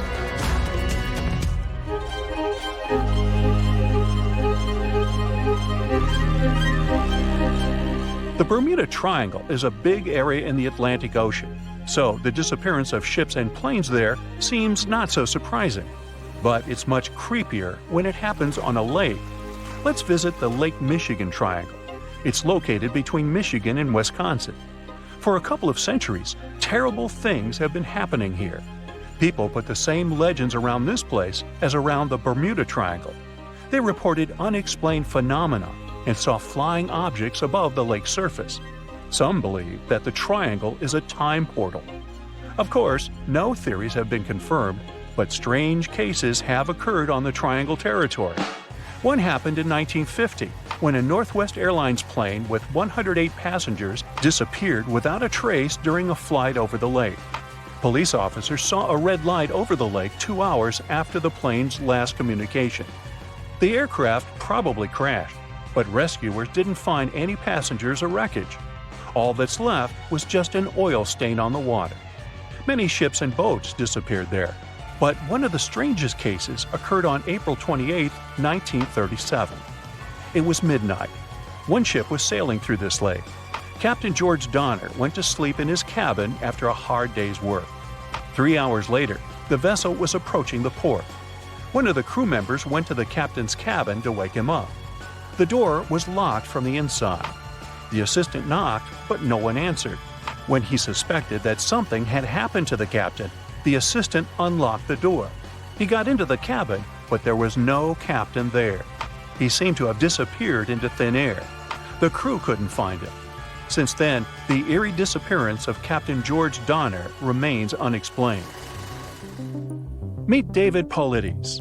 In 2008, he finished his career as a police officer and began to study the mysterious disappearance of people in Europe, the USA, and Canada.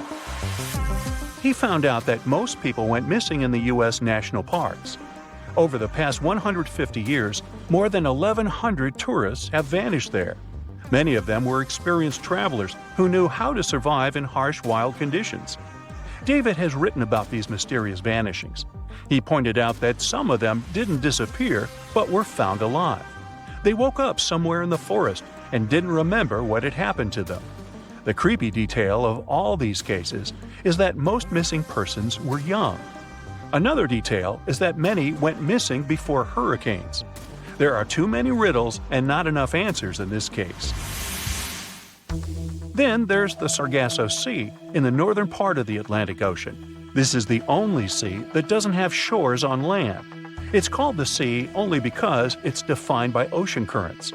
Also, golden brown algae grow in this area's bottom, making it seem like an orange spot in the middle of the endless ocean. The Sargasso Sea became famous because, in the 19th century, one of the most famous phantom ships in history sailed here. In 1872, a brigantine sailed through the Sargasso Sea. Its captain spotted another ship a few miles away. He lit a signal fire, but received no response. Then the captain decided to sail closer to find out what had happened. On the hull of the mysterious ship was the name Mary Celeste. The captain of the brigantine and several crew members went on board. They walked around the deck and looked into the cabins and the hold. Everything was in place, but there were no people. The cargo and barrels remained untouched, so pirates didn't attack the vessel. The only damaged thing on the ship were the sails. They were torn to shreds. All documents except the logbook were missing from the navigator's cabin. The last logbook entry was added on November 24, 1872. The crew of the ship was never found, and this was one of many cases. In the 20th century, from the 60s to the 80s, there were many reports of empty boats and yachts floating on the sea. Also, some entire ships disappeared without a trace. All these cases still remain a mystery. According to one version, the four-sided current forms water funnels. Whirlpools can quickly pull a ship into the depths of the sea. This explains the disappearance of boats. But what about cases when the vessel is still on the water without a crew? Sometimes these whirlpools can create wind vortices. They're like little tornadoes. What if these whirlwinds are powerful enough to throw people overboard and tear the sails? Yeah, the theory seems too fantastic. So, what do you think happened? You're walking along the riverbank. It's quiet, save for the water's peaceful burbling. The hot Georgia sun beats down on your neck. That's when you notice something strange on the ground. Looks like a quarter-sized black coin with a weird pattern on it. You bend over for a closer look. Is it a coin? This thing looks like an ancient seal with a symbol carved in it. It's probably from some long-lost civilization. You could sell it and make a fortune. You crouch down on one knee to pick up your newfound treasure. As soon as your finger touches it, you pull your hand back as fear wells in your gut. It's hairy. Whatever. Nothing a good cleaning won't fix. You go to pick it up again, digging your nails in the dirt around it to pull it out of the ground. That's when it moves. Your heart jumps in your throat. It's pounding so hard you can feel it in your head. The fear turns to horror when the coin wiggles its way out of the ground. It's no ancient treasure. It's a huge spider. A ravine trapdoor spider, to be precise. This hard coin-looking growth on the back of its body serves as a shield. The eight-legged terrors burrow into the ground and plug it like a cork so hungry enemies can't get to them. Or, giant confused humans like you. The spider is venomous, but its bite isn't toxic to humans. Ooh, lucky you. But I didn't say you wouldn't feel it. Best stay away from those sizable pincer-like fangs. Ow! Well, so much for your riches. Perhaps fortune awaits you in Mexico's Baja California peninsula. You're walking on dried-up ground when you notice a long white stripe up ahead. You get closer. Oh, looks like a super long worm, you think to yourself. But it doesn't move like any worm you've ever seen. That's when you see it has arms and a head. This pale creature with black beady eyes is a Mexican mole lizard. It lives in the ground where all its dinner of insects and termites hang out. It rarely comes out, so you're pretty lucky to have seen this bizarre reptile. Now you're in a rainforest in northeastern Australia. Ahead, half hidden among the trees, you notice something large and round. This mysterious figure lying on the ground is covered in black hair.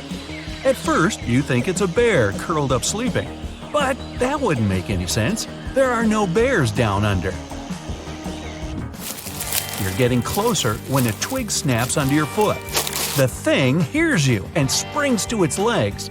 It turns to you, and you now see this is a bizarre and beautiful bird. That black hair is actually a thick coat of long, fine feathers. This formidable fowl has a bright blue head with a large horn on top. Is that a trumpet? No. It stands on two powerful legs with a dagger-like claw on each foot that can be as long as your hand. Take away those feathers, and you might mistake this thing for a velociraptor. But it's actually a cassowary, the most dangerous bird in the world. It could jump straight over your head if it wanted to, definitely high enough to kick you in the chest, and its blows are strong enough to break bone, not to mention that claw that can cut through anything like butter. This bird was made to hunt and avoid being hunted. Don't even consider running away, not unless you too can sprint over 30 miles per hour. Diving into that lake over there won't save you either. This bird is an excellent swimmer. Best just to back away slowly and hope it doesn't come after you. Another creature that proves it's best to keep your hands to yourself is the panda ant. The naming is obvious. It's black and white and furry like the beloved bamboo-chewing bear. This furry little bugger lives in the forests of Chile. But don't go to pet this fluffy little ant. What you're looking at is no ant at all. It's a species of wasp. That black and white coloring serves one purpose – to warn others of this insect's powerful sting. And if that doesn't make you back away, the wasp will let out a squeaking sound. It sounds cute to us humans, but it means a painful sting is around the corner. These insects are loners. They don't live in colonies and don't have nests. They're also parasites. A female panda ant lays eggs next to the larvae of another insect. Then, the hatched babies use these larvae as food. Ew. Surely you've seen bugs that look like leaves and twigs. But what about a creature that looks like a beautiful orchid? You can find this fragrant flower in the forest or a green field among other plants. But make sure that's a flower you're leaning in toward to smell. If it's not, you risk being bitten by a praying mantis. The orchid mantis is nearly impossible to distinguish among the flowers. It has pink-white coloring with legs and claws that look identical to little petals. It uses its resemblance to the plant to hide from predators and hunt insects that love these flowers. A butterfly or a bee flies up to the flower when one of the petals starts moving. The unsuspecting meal might take it as simply the wind. But then the petal turns into a sharp claw that suddenly grabs the insect. Oh my, dinner is served. Now imagine you're in the jungles of Costa Rica. You notice a brown snake sitting on a tree branch in front of your face.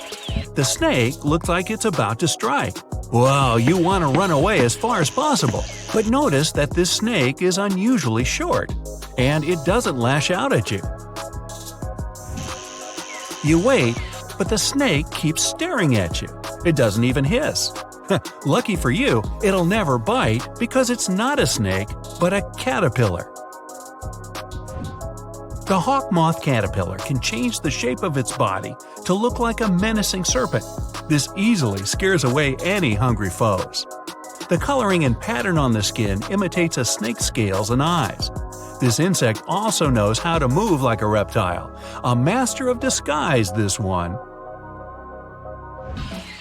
Let's get out of the hot jungle and head to Central Europe. You're in the middle of a sunny green meadow. Colorful flowers bloom around. Birds sing and bees buzz by. Among the bees, some are not what they seem. You'd hardly be able to distinguish the imposters. But if you look really closely, you'll see the golden bee fly moving through the air. It looks like a bumblebee, but it's the buzzer's biggest enemy. The golden bee fly sneaks into bee nests and lays eggs there. Its larvae hatch and feed on the bees and flower nectar. The yellow and black coloring allows the intruder to go undetected the whole time. The camouflage also keeps enemies away. Nothing would touch this fly if it thinks it'll get a bumblebee sting. The next spot on your journey is the rainforest in southern Thailand. Now, be extra careful and watch your step. Not because the next animal is poisonous or bites, but because you might actually step on it. The leaves from the trees have fallen and turned a gray-brown hue. Among these leaves, it's tough to distinguish the Malaysian horned leaf frog. Its body shape, coloring, and especially those pointy growths coming out above its eyes, all allow this amphibian to hide perfectly among the fallen foliage. This frog can sit for hours in one place, waiting for its next meal to come close enough to… Now you're in a garden. You see a beautiful bright flower and a small bird hovering near it. The bird flaps its wings so quickly you can hardly see them. And that long needle-like beak makes you immediately assume you're looking at a hummingbird. But as soon as you get closer, you realize this is not a bird, but an insect. Fortunately, the hummingbird hawk moth isn't venomous and doesn't sting. It's just a lovely little creature that decorates the garden with its presence. Many people even grow plants rich in nectar to attract these moths. Hey, that's an idea. The legend goes that a dwarf named Fafnir was famous for his strength and courage. Because of his qualities, he was tasked with protecting their kingdom. Dwarves were known to gather a lot of wealth, so a bit of added security was a must. I mean, they lived in a house made from gold and precious gems. But Fafnir also had another special talent. He was able to shapeshift. Tricked by Loki, the Norse spirit of mischief, Fafnir was taken over by his greed and the shine of his father's treasure. He decided he did not want to share any of it, not even with his father or his brothers. He stole it and ran away all by himself to a place he'd be hard to find, the middle of the desert. To protect his wealth, Fafnir transformed into a huge dragon. His new appearance looked like a huge snake, powerful and scary. His magical powers did not end there, though. Because the dragon couldn't fly, he also spread poison all around his new home, so no one had a chance to survive if they wanted to take his gold away. Fafnir was soon defeated by a young hero named Sigurd. The legend of Fafnir tries to explain why family is more important than greed. It also shows the many magical powers dragons possess. But the most interesting part is that it's quite a good example of how dragons came to be in our tales. But hey, this is just one of the many stories mentioning dragons. Just switch on your TV or peek into any bookstore, and you'll surely stumble upon dragons somewhere. Variations of dragon-like creatures have been described in stories from all over the world, from Asia to Northern Europe. Most of these creatures are depicted with reptile-like bodies, wings, and claws. And the scariest trait of them all, they can breathe fire out of their mouths. The name of these creatures comes from the Latin word draconum, which translates to huge serpent. But let's take a trip down memory lane to see how it all started. An Asian historian, for example, discovered some fossils back in the 4th century BCE and decided that he'd stumbled upon dragons. It's easy to understand why he got so confused if you look at a fossilized stegosaurus. It was 30 feet long, 14 feet tall, and covered in armored plates and spikes. The Nile crocodile might have gotten mistaken for a dragon too. It still exists today and lives in sub-Saharan Africa. But it may have been more popular in ancient times. When reaching maturity, Nile crocodiles can grow up to 18 feet long. But that's not all. It can even walk with its body off the ground, and some were even pictured standing on their 2 back legs. Goannas are dragon-like lizards that live in Australia. Large as they are, they also have razor-sharp teeth and claws, and are also known to even produce venom. It's easy to see why goannas may be the source for the Australian version of dragons. When humans first discovered whale bones back in the day, we had no idea these animals lived in the sea. Given their size, we surely must have thought they were dangerous. And because we rarely see whales, if we don't go underwater of course, they were poorly understood and easily mistaken for dragons too. Probably the most interesting source of dragon mythology is actually the human brain. In a book called An Instinct for Dragons, there was a theory which claimed that dragons existed in almost all ancient cultures because we had evolved to fear large predators to survive. We aren't the only mammals to do this. Monkeys have an innate fear of snakes and large cats too, for example. When you combine these natural traits with folklore, you get a lot of dragon stories everywhere, adapted to each region. Reptilian beasts with magical powers date back as far as the origins of human civilization itself. I'm talking about ancient Mesopotamia. Humans back then used to believe in all sorts of creatures, but their head spirit was Marduk, the patron of the city of Babylon. If you look at the artwork from back then, Marduk was depicted with a snake-like dragon at his side. It could be either nice or vengeful, depending on what mood it was in. If you want to sign up to become a dragon, the first thing they'll ask you at the interview will be if you can breathe fire, of course. So scientists have tried to look into some ways that could make it real for dragons to breathe out fire without damaging their throats. To do that, they examined the bombardier beetle. This eccentric insect can pack up some really hot substances in its belly. Once the creature gets bothered by something, it shoots out a fiery load of chemicals. In all fairness, it's not really fire, but it does burn, so it's close enough. Going back to dragons, they'd need to have similar glands in their throats to produce the same effect. But where do dragons come from? They didn't just appear out of nowhere, regardless of the source you consult. Some tales, like that of Fafnir, say that even humans can turn into dragons, but the most popular theory is that dragons start out as eggs. Some sources even draft a series of stages a dragon has to go through during its life. Everything starts with hatching. Dragons are said to eat their way out of those shells and break the sides of the egg. Then there's the wormling stage, which is what dragon specialists, or dragonologists if you like, call a newly hatched dragon. It's still small and weak, but don't worry, it can take care of itself pretty well. The rest of a dragon's life stages are pretty self-explanatory. There are grown-up dragons, then ancient ones. A dragon's life ends when it reaches the twilight stage. Some sources claim dragons never stopped growing. Others even say they never reach the end of their lives. They just pass on to another type of spiritual existence. Dragons are known to be the symbol of a lot of different things, but that all depends on their origin. In some regions of Asia, they are known to bring luck, power, and wealth. To become a powerful warrior in Britain, you'd need to first defeat a dragon. That's why you often see them on flags. The flag of Wales, for example, has a large red dragon on a green and white background. Western stories aren't as nice to dragons. They are often seen as evil and vengeful.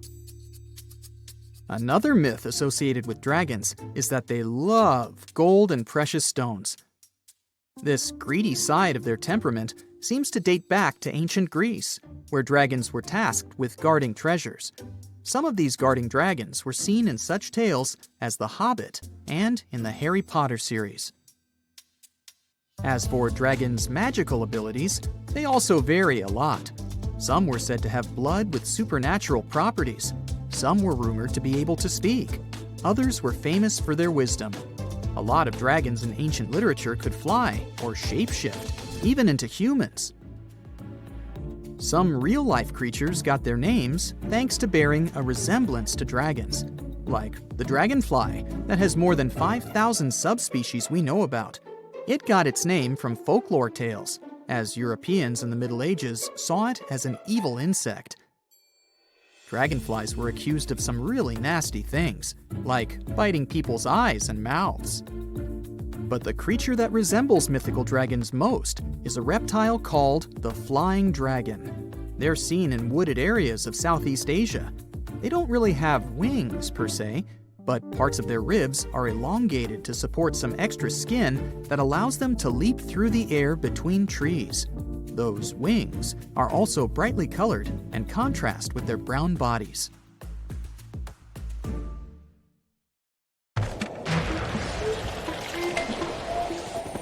There's not much to do in Antarctica except scientific work.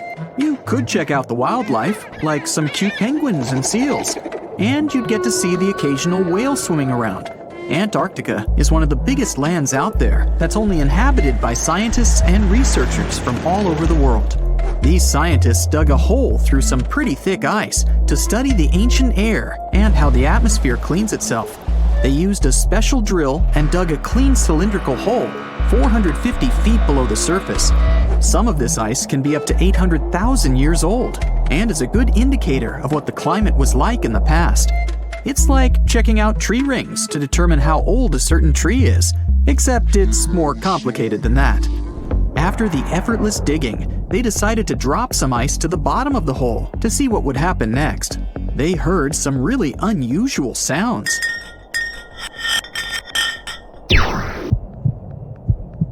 It felt like being on a spaceship traveling through a bunch of obstacles with many rocks smashing into each other.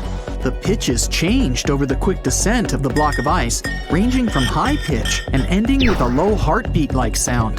The scientists were puzzled when they first heard this and dropped some more ice, only to find out that the same type of sounds were being produced, just in different variations. They couldn't tell what was down there, and, more importantly, why these kinds of sounds were produced. Antarctica boasts quite a few volcanoes, many of which are under super thick sheets of ice. Scientists discovered 91 volcanoes and claimed there could be more, potentially making it the most extensive volcanic region in the world. While they were doing regular scientific research, they came across many unmistakable large cone-shaped figures underground. Some were as deep as 2 miles in the ice. Some of the peaks were over 3,000 feet tall and dozens of miles across. But on the surface, it's as plain as a sheet of paper. They may have dropped that block of ice inside an actual volcano that they were standing on, but it's unlikely. Even though the underground volcano presence was discovered by accident, there's a small chance they were actually standing on one where they had their workstation set up. It's more likely that they worked in an area where studying ancient climates is easier and less dangerous than other places. They collect ice samples and study them in a lab. It's like discovering a prehistoric insect embedded in amber millions of years ago when dinosaurs used to roam the land. But instead of little bugs, scientists study ancient dust, air bubbles, sea salts, volcanic ash, and anything else that may have come from the environment. They can practically tell how the climate was during that time. These ice samples might show that Antarctica's western ice sheet melted when the Earth's climate warmed up. If it did, then it's likely to happen again. That would mean sea levels rising, affecting coastal cities and small remote islands. But scientists aren't sure it's true, despite some evidence to back it up. The process of studying ice samples can take a week or even a year, depending on what they find. They crush or melt the sample bit by bit. And like those tree rings, the deeper the layer, the further we go back in time. In order to study ancient bubbles trapped in ice, researchers have to crush the samples under a vacuum hood to keep the air out while extracting the air and putting it in vials. There are various instruments and devices to study the ice samples, but because it's so sensitive to damage, each measurement must be in a clean room setting so that nothing gets compromised. The scientists have to wear proper bodysuits and many layers of gloves and constantly get ventilated. Even something as tiny and insignificant as a fingerprint can ruin a sample. They look for certain patterns to see changes in the atmosphere's composition and temperature. But dropping a few blocks of ice down a hole wouldn't be so bad. The reason why it made such a peculiar sound is the same reason why a moving car sounds different when it's honking than when it's stationary. The scientific word for it is the Doppler effect. It's an obvious change in the frequency of a wave with respect to an observer who is moving relative to the wave source.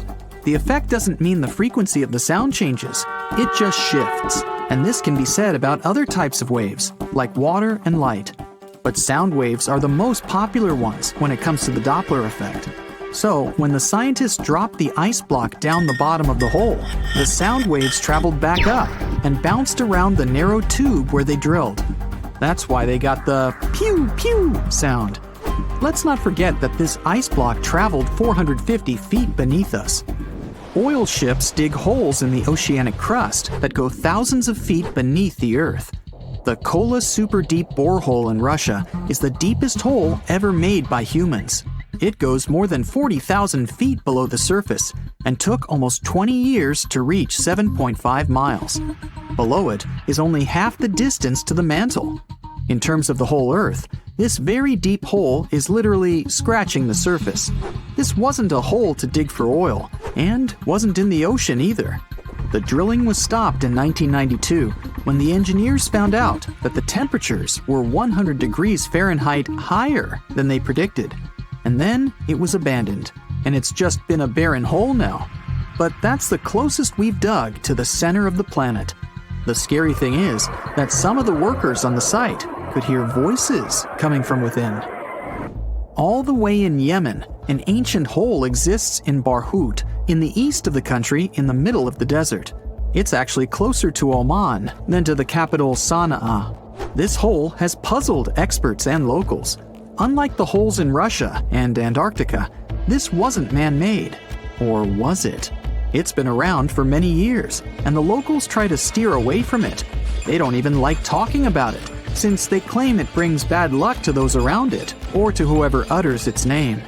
They claim it was created as a prison for spirits, but many rule that out. The hole is 98 feet wide and somewhere between 330 to 650 feet deep. You can also hear strange sounds coming from the inside. But according to some scientists, the well has little to no ventilation and barely has any oxygen down there. So it's unlikely that anyone, or anything, lives down there. The Challenger Deep in the Mariana Trench caught some low-pitched grumble sounds in March of 2016. Some of these grumbles were followed by screeches. They caught these sounds in a span of weeks, using a titanium-encased microphone so that the immense pressure of the lowest point on Earth wouldn't crush it. They had to lower it slowly as well, since it's 1,000 times the atmospheric pressure at sea level. For 23 whole days, the microphone recorded typical sounds of whales passing by and boats sailing across from above, and even rumbles of nearby earthquakes, but they still couldn't determine what caused those initial sounds. The researchers couldn't understand if the noise from the bottom of the Mariana Trench was caused by humans or was natural. They also wanted to know if these sounds affected marine life, like dolphins and whales that rely on echolocation. They still can't figure it out, but scientists estimate that the ocean is about 10 times noisier than it was 50 years ago. With technological developments in shipping, submarines, and underwater construction, the ocean will only get louder with time. Northern lights come with sounds, which nobody talks about. They're usually audible when the auroras are at their most powerful presence. Scientists were always puzzled as to what caused the faint popping and crackling, even though they were very far above us.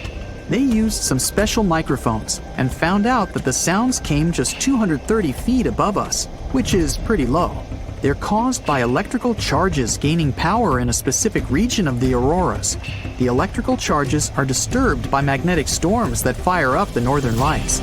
As a result, some tiny sparks are released into the atmosphere, causing the faint crackling and popping noise.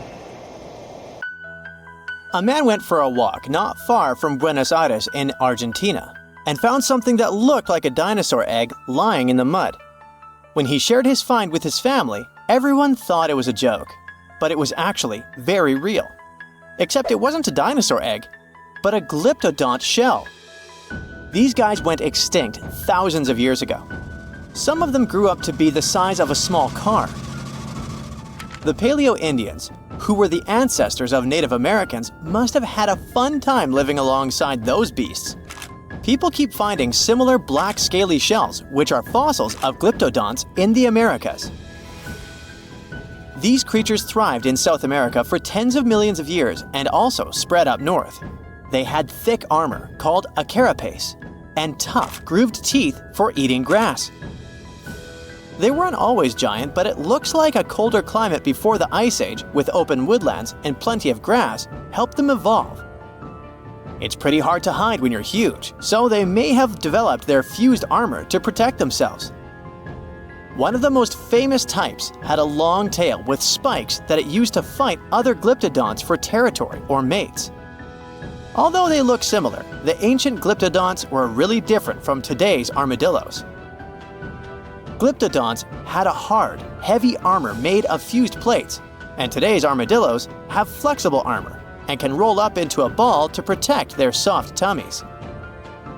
Plus, glyptodonts ate grass using their grooved teeth, and armadillos prefer insects for lunch. But despite all the differences, recent studies of their DNA showed that glyptodonts actually belonged to the armadillo family. If you think the glyptodont was scary, just wait till you meet the giant short-faced bear. This bad guy grew to almost twice the height of Michael Jordan when it stood on its hind legs. It also weighed over 1,500 pounds, and it was able to run at the speed of over 40 miles per hour. This bear preferred meat to all other foods. Even its skull and teeth were designed for slicing through meat, and it had forward-facing eyes that gave it sharp vision. Its strong jaws and large muscles helped it crush bones to get to the nutritious marrow inside. The giant short-faced bear lived in places like Minnesota and west of the Mississippi River, all the way up to Alaska. It went after or scavenged big animals like bison, muskoxen, deer, and even ground sloths. But it eventually went extinct because its prey didn't survive the Ice Age. Today, the only living relative of the short-faced bears is the spectacled bear from South America. This guy is much smaller, about the size of a black bear, and it eats both plants and meat. Game of Thrones fans, the next one is for you. The orphaned wolf cubs adopted by the Stark family in the epic series were inspired by dire wolves. Their name translates from Latin as terrible wolf. These great uncles of modern dogs were almost 5 feet from head to tail and weighed around 150 to 200 pounds. The oldest record of the dire wolf is from 250,000 years ago. They adapted well to different conditions and lived pretty much all over North America, from as far north as Alaska to down into southern Mexico. They went extinct around 10,000 years ago, soon after the last Ice Age. They most likely just lost their source of food. The closest we have to dire wolves now is the gray wolf, but don't get too upset. Scientists think they could be able to bring the dire wolf back to life. They can combine intact straps of their DNA, recovered from the museum specimens and the genome of modern dogs. One animal you definitely wouldn't want to be on the de-extinction program is the saber-toothed cat. This bad guy lived in prehistoric North America and parts of South America. And nope, it's not related to modern tigers or other cats. It just went extinct. It had the title of the most fearsome Ice Age predator for a long time, until scientists found out at least one species of it was more like a kitty cat. Smilodon, by the way, Diego from Ice Age was one of those, could only chomp down with 1/3 of the force of modern lions, but it could open its mouth at a 120 degrees angle, and it could wrestle even large prey to the ground with its powerful body, with disproportionately thick front legs and strong neck. The kitty was probably just too afraid to use its long and narrow teeth that could break easily. And one more detail. It had to have lips that could stretch well for the jaws to open wide, so it most likely drooled like a St. Bernard. Well, at least their teeth grew twice as fast as those of modern lions, and fully formed by the age of 3. The giant beavers, called castoroids, must have grown at the same rate, or so to get as big as a couch. They were about 8 feet long and weighed 200 pounds, which is as heavy as a large refrigerator. They had huge, 6-inch long front teeth for gnawing, a narrow tail, and long, shaggy fur.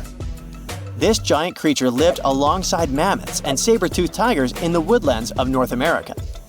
Like today's beavers, the giant beaver probably spent a lot of time in the water since it was too heavy to move quickly on land. Unfortunately, we don't know for sure if giant beavers built equally giant dams.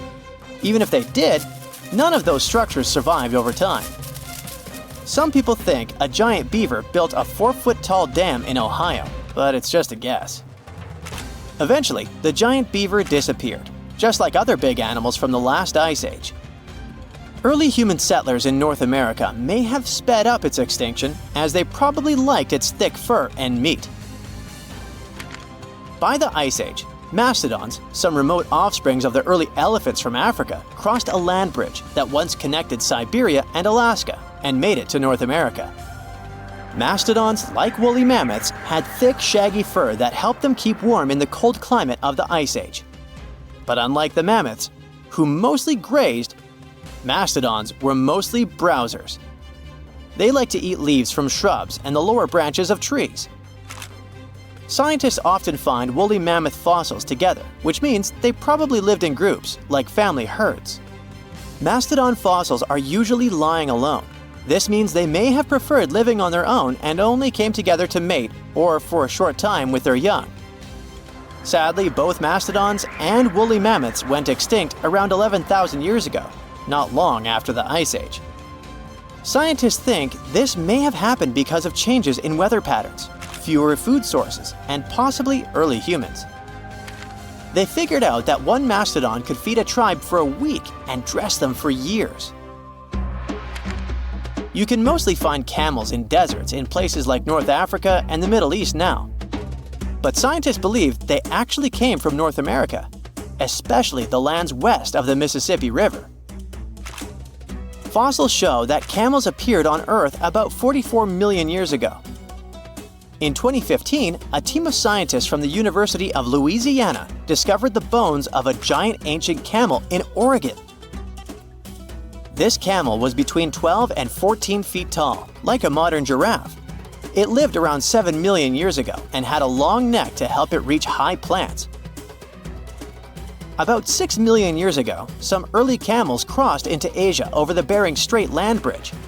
Once they arrived in Asia, these camels split into two types we know today: the Bactrian camel with 2 humps and the dromedary camel with 1 hump. You won't find wild camels in North America anymore, but some of their relatives, such as llamas, alpacas, and guanacos, still live in South America. Currently, there are approximately 20 billion animals inhabiting our world. If everything were ideal, we would have 5 billion more animals on Earth. But many species have gone extinct, and around 44,000 species are currently in danger. The largest, most recent mass extinction event in history occurred during the dinosaur era, leading to the eradication of 75% of species on Earth.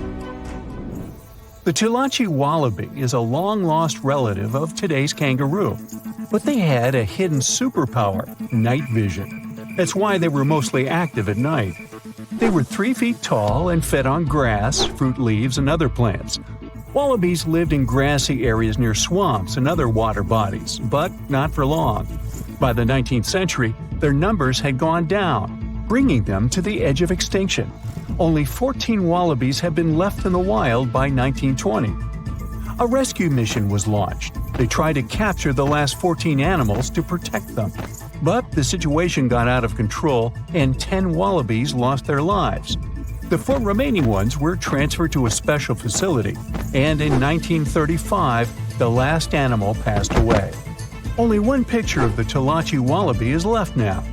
There were reports of the animal's sightings after that, but no proof was shown, and the creature was officially declared extinct in the 70s. Short-faced bears were a unique species that lived in North America, particularly Alaska. It was a massive bear, weighing around 1,500 pounds. When standing on its hind legs, it was around 12 feet tall. a whole foot taller than today's biggest beast in this family, the polar bear. This animal was different from today's bears because almost all of them are omnivores, except for polar bears. But this monster was solely carnivorous, which was the reason for their extinction. During the end of the Ice Age, many herbivores were gone, and those bears did not have enough food to survive. They were the Usain Bolt of the bear world, the fastest Bruins to have ever lived, reaching a top speed of 40 miles per hour, which is 5 miles faster than grizzlies. There are around 400 million pigeons in the world now. Some time ago, in America, a species of birds called passenger pigeons were abundant throughout the country, especially in the eastern forests. There were more than 1 billion of them, but they went from 1 billion to 0 in a few years. They had small heads and necks, but long tails and wings and strong breast muscles that allowed them to fly super long distances. The last passenger pigeon passed away in captivity in 1914. It was named Martha. With that, the ecosystem in the U.S. has never seen this bird again. Now, elks are enormous animals, but they look tiny when you compare them to long-gone Irish elks. That elk was around 7 feet tall at the shoulder with a humongous antler of 12 feet. Today, elk are only 4.5 feet tall at the shoulder and have around 4-foot-long antlers. Despite its name, this elk was found all over the world, from Asia to Europe. It got its name because, in Ireland near Dublin, researchers found a perfectly preserved specimen. Since then, it's been called the Irish elk. The last one passed away in Ireland. The main reason for their disappearance was their inability to adapt to changes. When the Ice Age ended, the elk could not survive and became extinct. Now, somewhere deep in the forests of Costa Rica lives the interesting-looking golden toad. It was discovered in 1966 in one particular spot where all toads would gather to mate. In 1967, a large population of this golden nugget was noted in that same spot. But the following year, only 10 to 11 toads were seen, and the year after that, in 1968, only one lonely male toad showed up at the spot. For years, there were searches for golden toads. In 2004, the toads were officially declared extinct. Humans were not responsible this time. The drought in the area in the 80s had a significant impact on the toads. Still, the last straw was the arrival of a new fungal species that caused the animal's skin to thicken, eventually leading to the toad passing away. This chytrid fungus is responsible for the extinction of more than 90 frog and amphibian species, becoming one of the biggest threats to their lives. Now, Canada is a very cold country, no surprise there, and nobody would expect tropical birds like parrots to live there. However, there was a parrot species that lived in America and some parts of Canada. I'm talking about the Carolina parakeet. Those were truly beautiful birds with orange-yellowish heads and green bodies.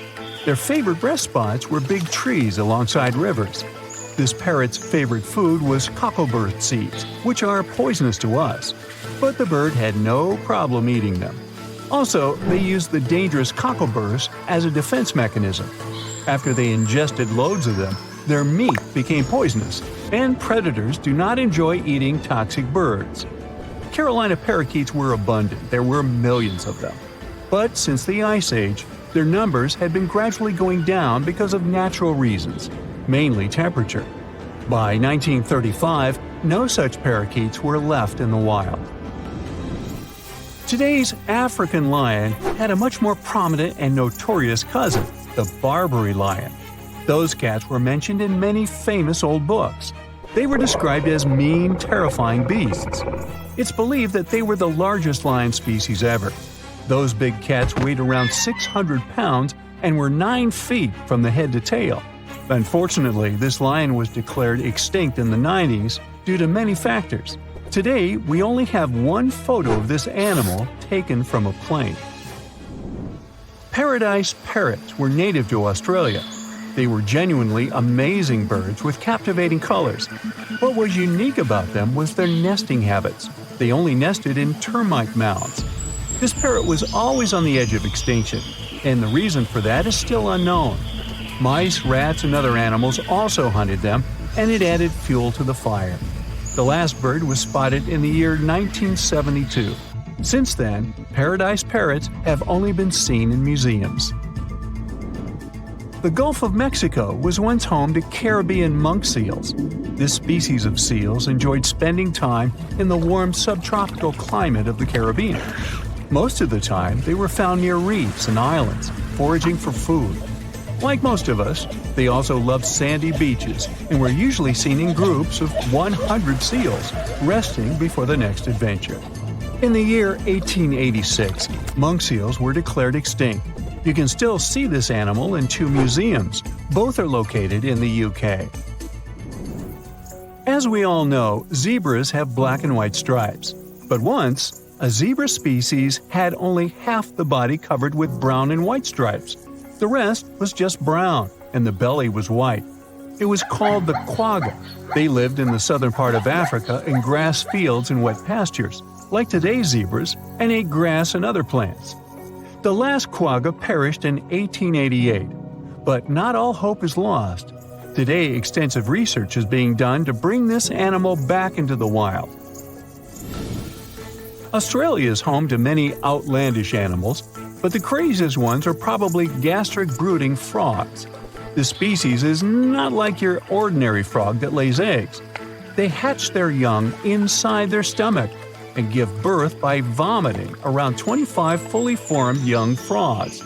Sometimes their stomach becomes so bloated that they have to breathe through their skin.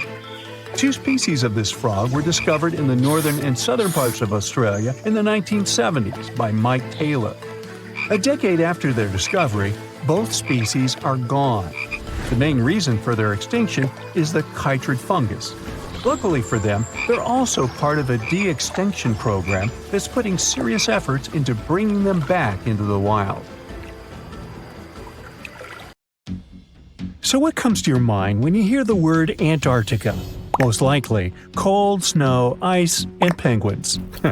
Yet, this is one of the least explored regions in the world that hides many strange and unique things. Check them out. You don't have to go to Antarctica to see this weird thing. All you need to do is open Google Earth and move to one of the southernmost islands of Antarctica, King George Island. Recently, internet users have noticed a large and pretty strange cave entrance there. Where does this wide, dark passage lead? People started making suggestions. It's the entrance to a secret base or some laboratory. This is the part of the spaceship that crashed there thousands of years ago. This is the door to the ancient city of Antarctica. Perhaps there's a giant rock mountain with an ancient cave beneath all this snow and ice. Well, there's some ideas. Users have calculated the approximate dimensions of this cave. It might be about 74 feet high and 250 feet wide. You could hide a Boeing passenger jet in there. Nature probably created this entrance. This is a logical explanation, but there are 2 strange factors. First, take a look at the foot of the mountain. It seems that there are steps there.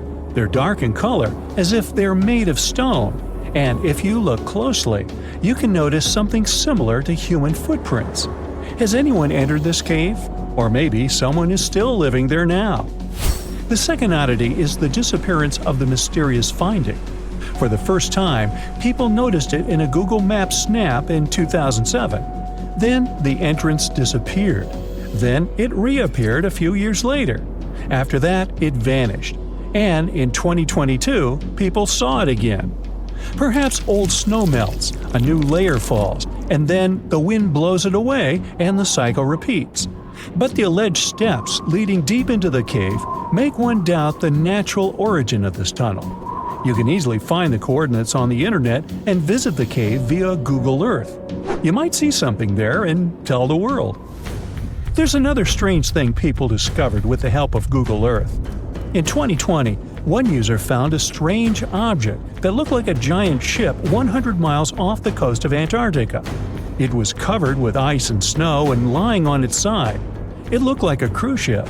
You could notice the windows, the deck, and the bridge. But not all people agreed with this. Some claimed it was a spaceship. Others said it was some kind of secret building. The user who first noticed the ship stated that its size was about 400 feet, which is the perfect length for a passenger vessel. But what is this ship doing in such a remote place in the middle of a glacier? How did it get here? Who was its captain? No one has found the answers to these questions yet. In 2016, people using Google Earth discovered a photo of an unknown sea monster floating off the coast of Antarctica. This creature resembled a giant squid with a length of about 200 feet. This is slightly shorter than 3 train cars. Just imagine this kraken swimming in Antarctica's dark, icy waters and dragging to the bottom everything it meets on its way. Maybe it's the great and terrible Chulu, or one of its offspring.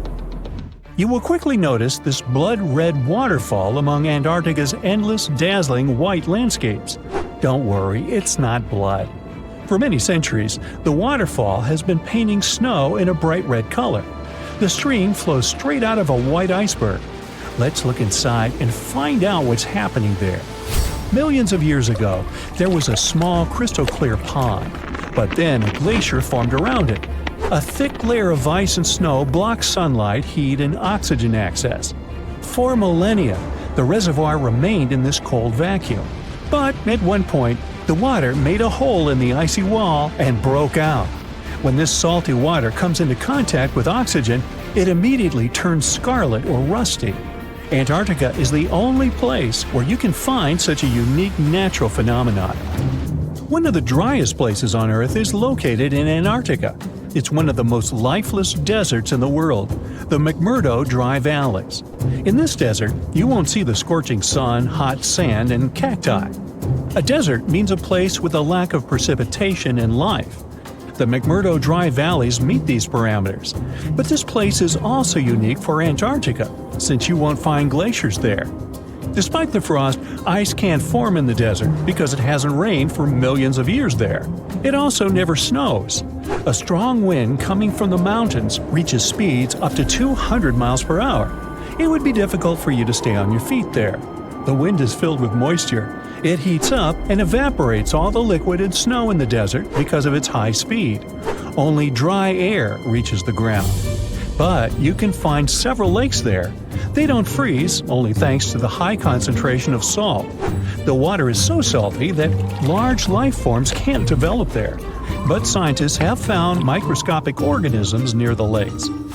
20 million years ago, Antarctica was filled with swamps and trees and swarming with insects and animals. But now, it resembles the surface of Mars, literally.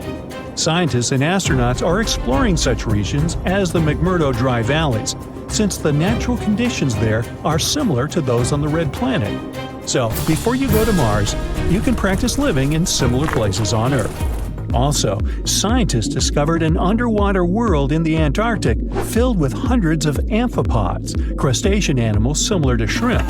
Wait a minute, it happened in the Antarctic?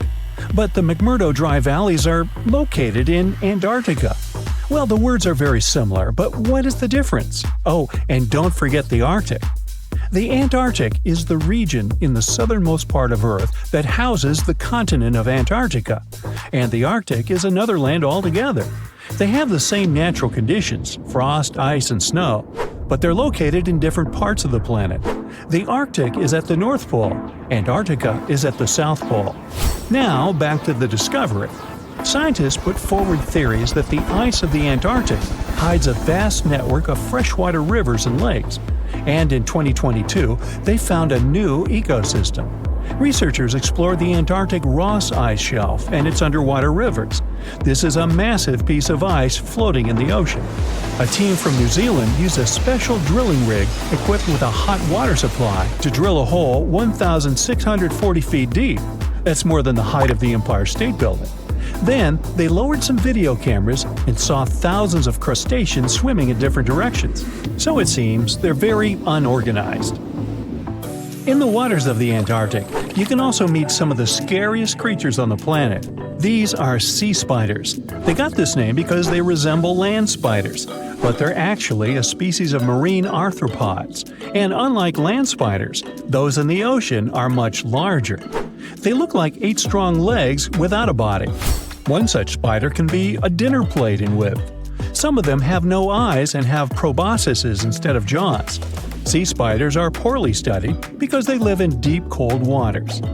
Antarctica hides many little-known animals. There are long tunnels in its glaciers leading to scary darkness. On this cold continent, people have found the remains of giant dinosaurs and other ancient creatures, such as the ancestors of modern ducks. Many underground rivers and lakes hide unexplored wildlife. Even the ice here can be weird. Take a look at these striped icebergs. They have blue, black, green, and turquoise shapes. The color depends on the conditions of the water during freezing. For example, green lines appear because of algae, blue ones form when the water freezes too quickly. Okay, I'm freezing. Time to go thaw somewhere warmer. Hawaii. Yeah. It looks idyllic. A vast green field with granite cliffs in the background and a river flowing through the landscape.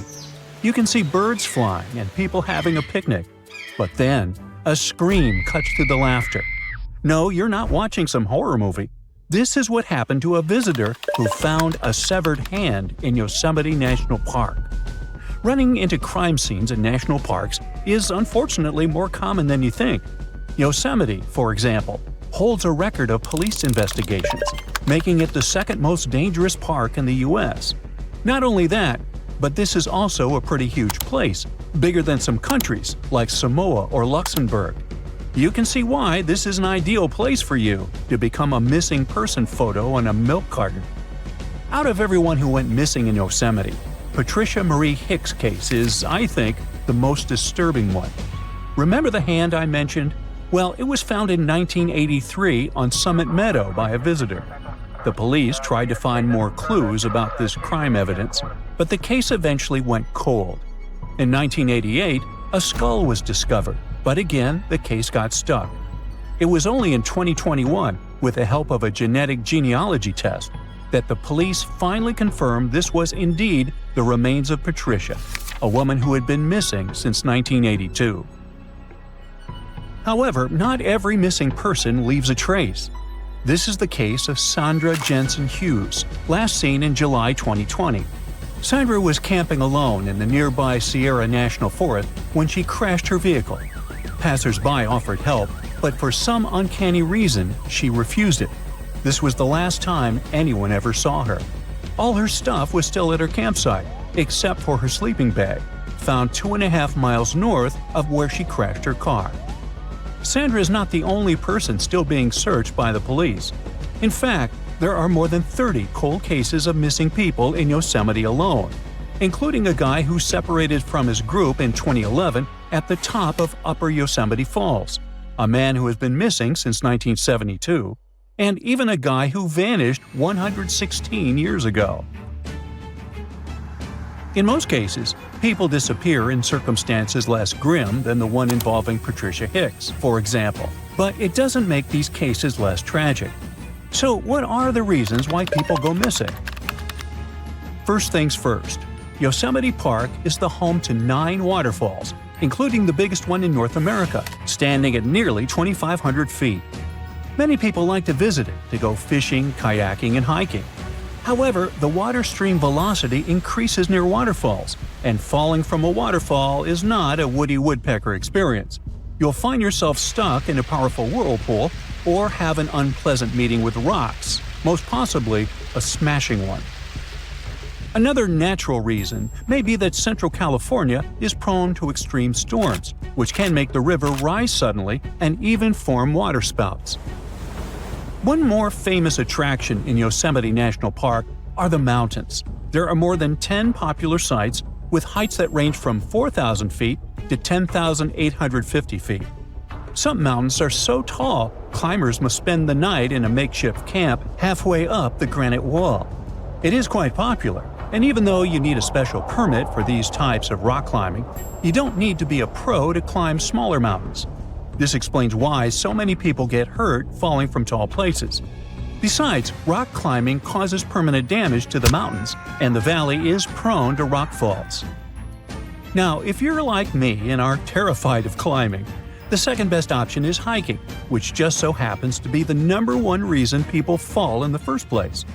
The hikes in Yosemite are some of the hardest hikes in California, And you can bet even an experienced hiker can make a mistake and get lost.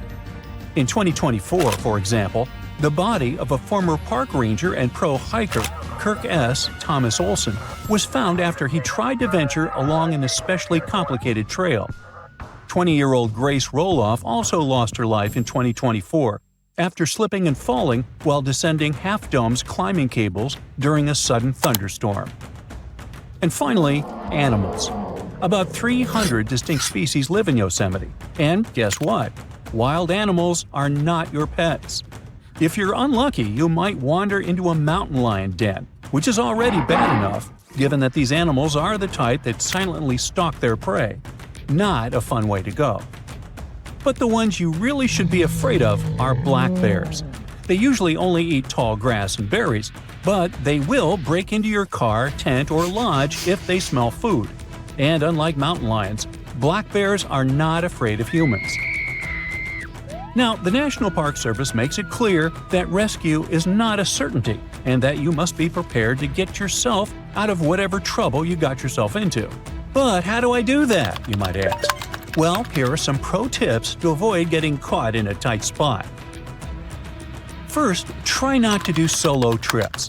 If you really want to have a me time, then let others know about your plans, like all of them. Most of those people went missing because their families didn't know about their plans.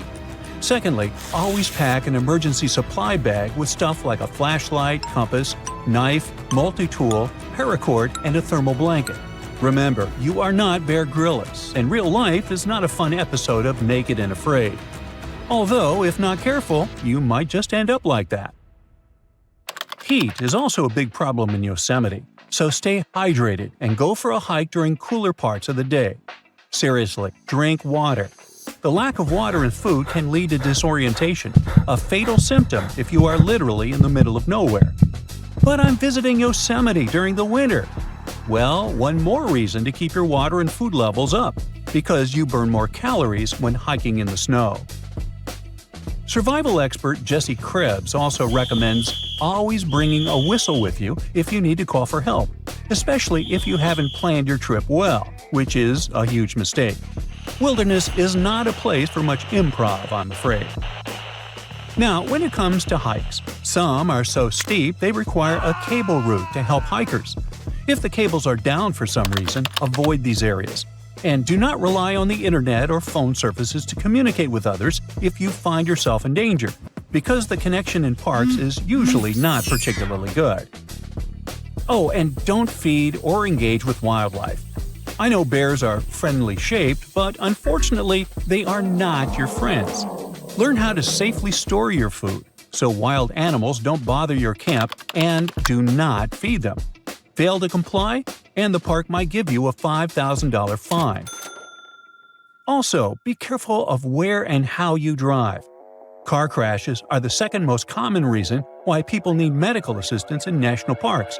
So use tire chains during icy periods, wear your seatbelts, and don't go driving around like you're Dominic Toretto. And just in case I didn't stress this enough, watch out for the weather. Not just because water streams are dangerous, but also because lightning is a common occurrence in Yosemite. A lightning bolt may not strike you, but it may strike a tree, causing a fire or making it fall. A thunderstorm may trigger rock slides or make a climb slippery, like it happened to Grace Roloff. And finally, be careful with strangers, okay? Remember, stranger equals danger, etc. Well, that surely was fun, light, and not terrifying at all, right? Well, hopefully now you'll be wary of strangers, nature, and everything in between. Stay safe, be smart about it, and enjoy the park. You're lazing around on the deck of the ship when you see something whitish-gray covering the horizon. Like in a horror movie or your worst nightmare, this weird fog is nearing the vessel. It's infinite. You can't see where it starts or where it ends. Soon it makes the ship look like a grain of sand in a vast desert. That's when the realization hits.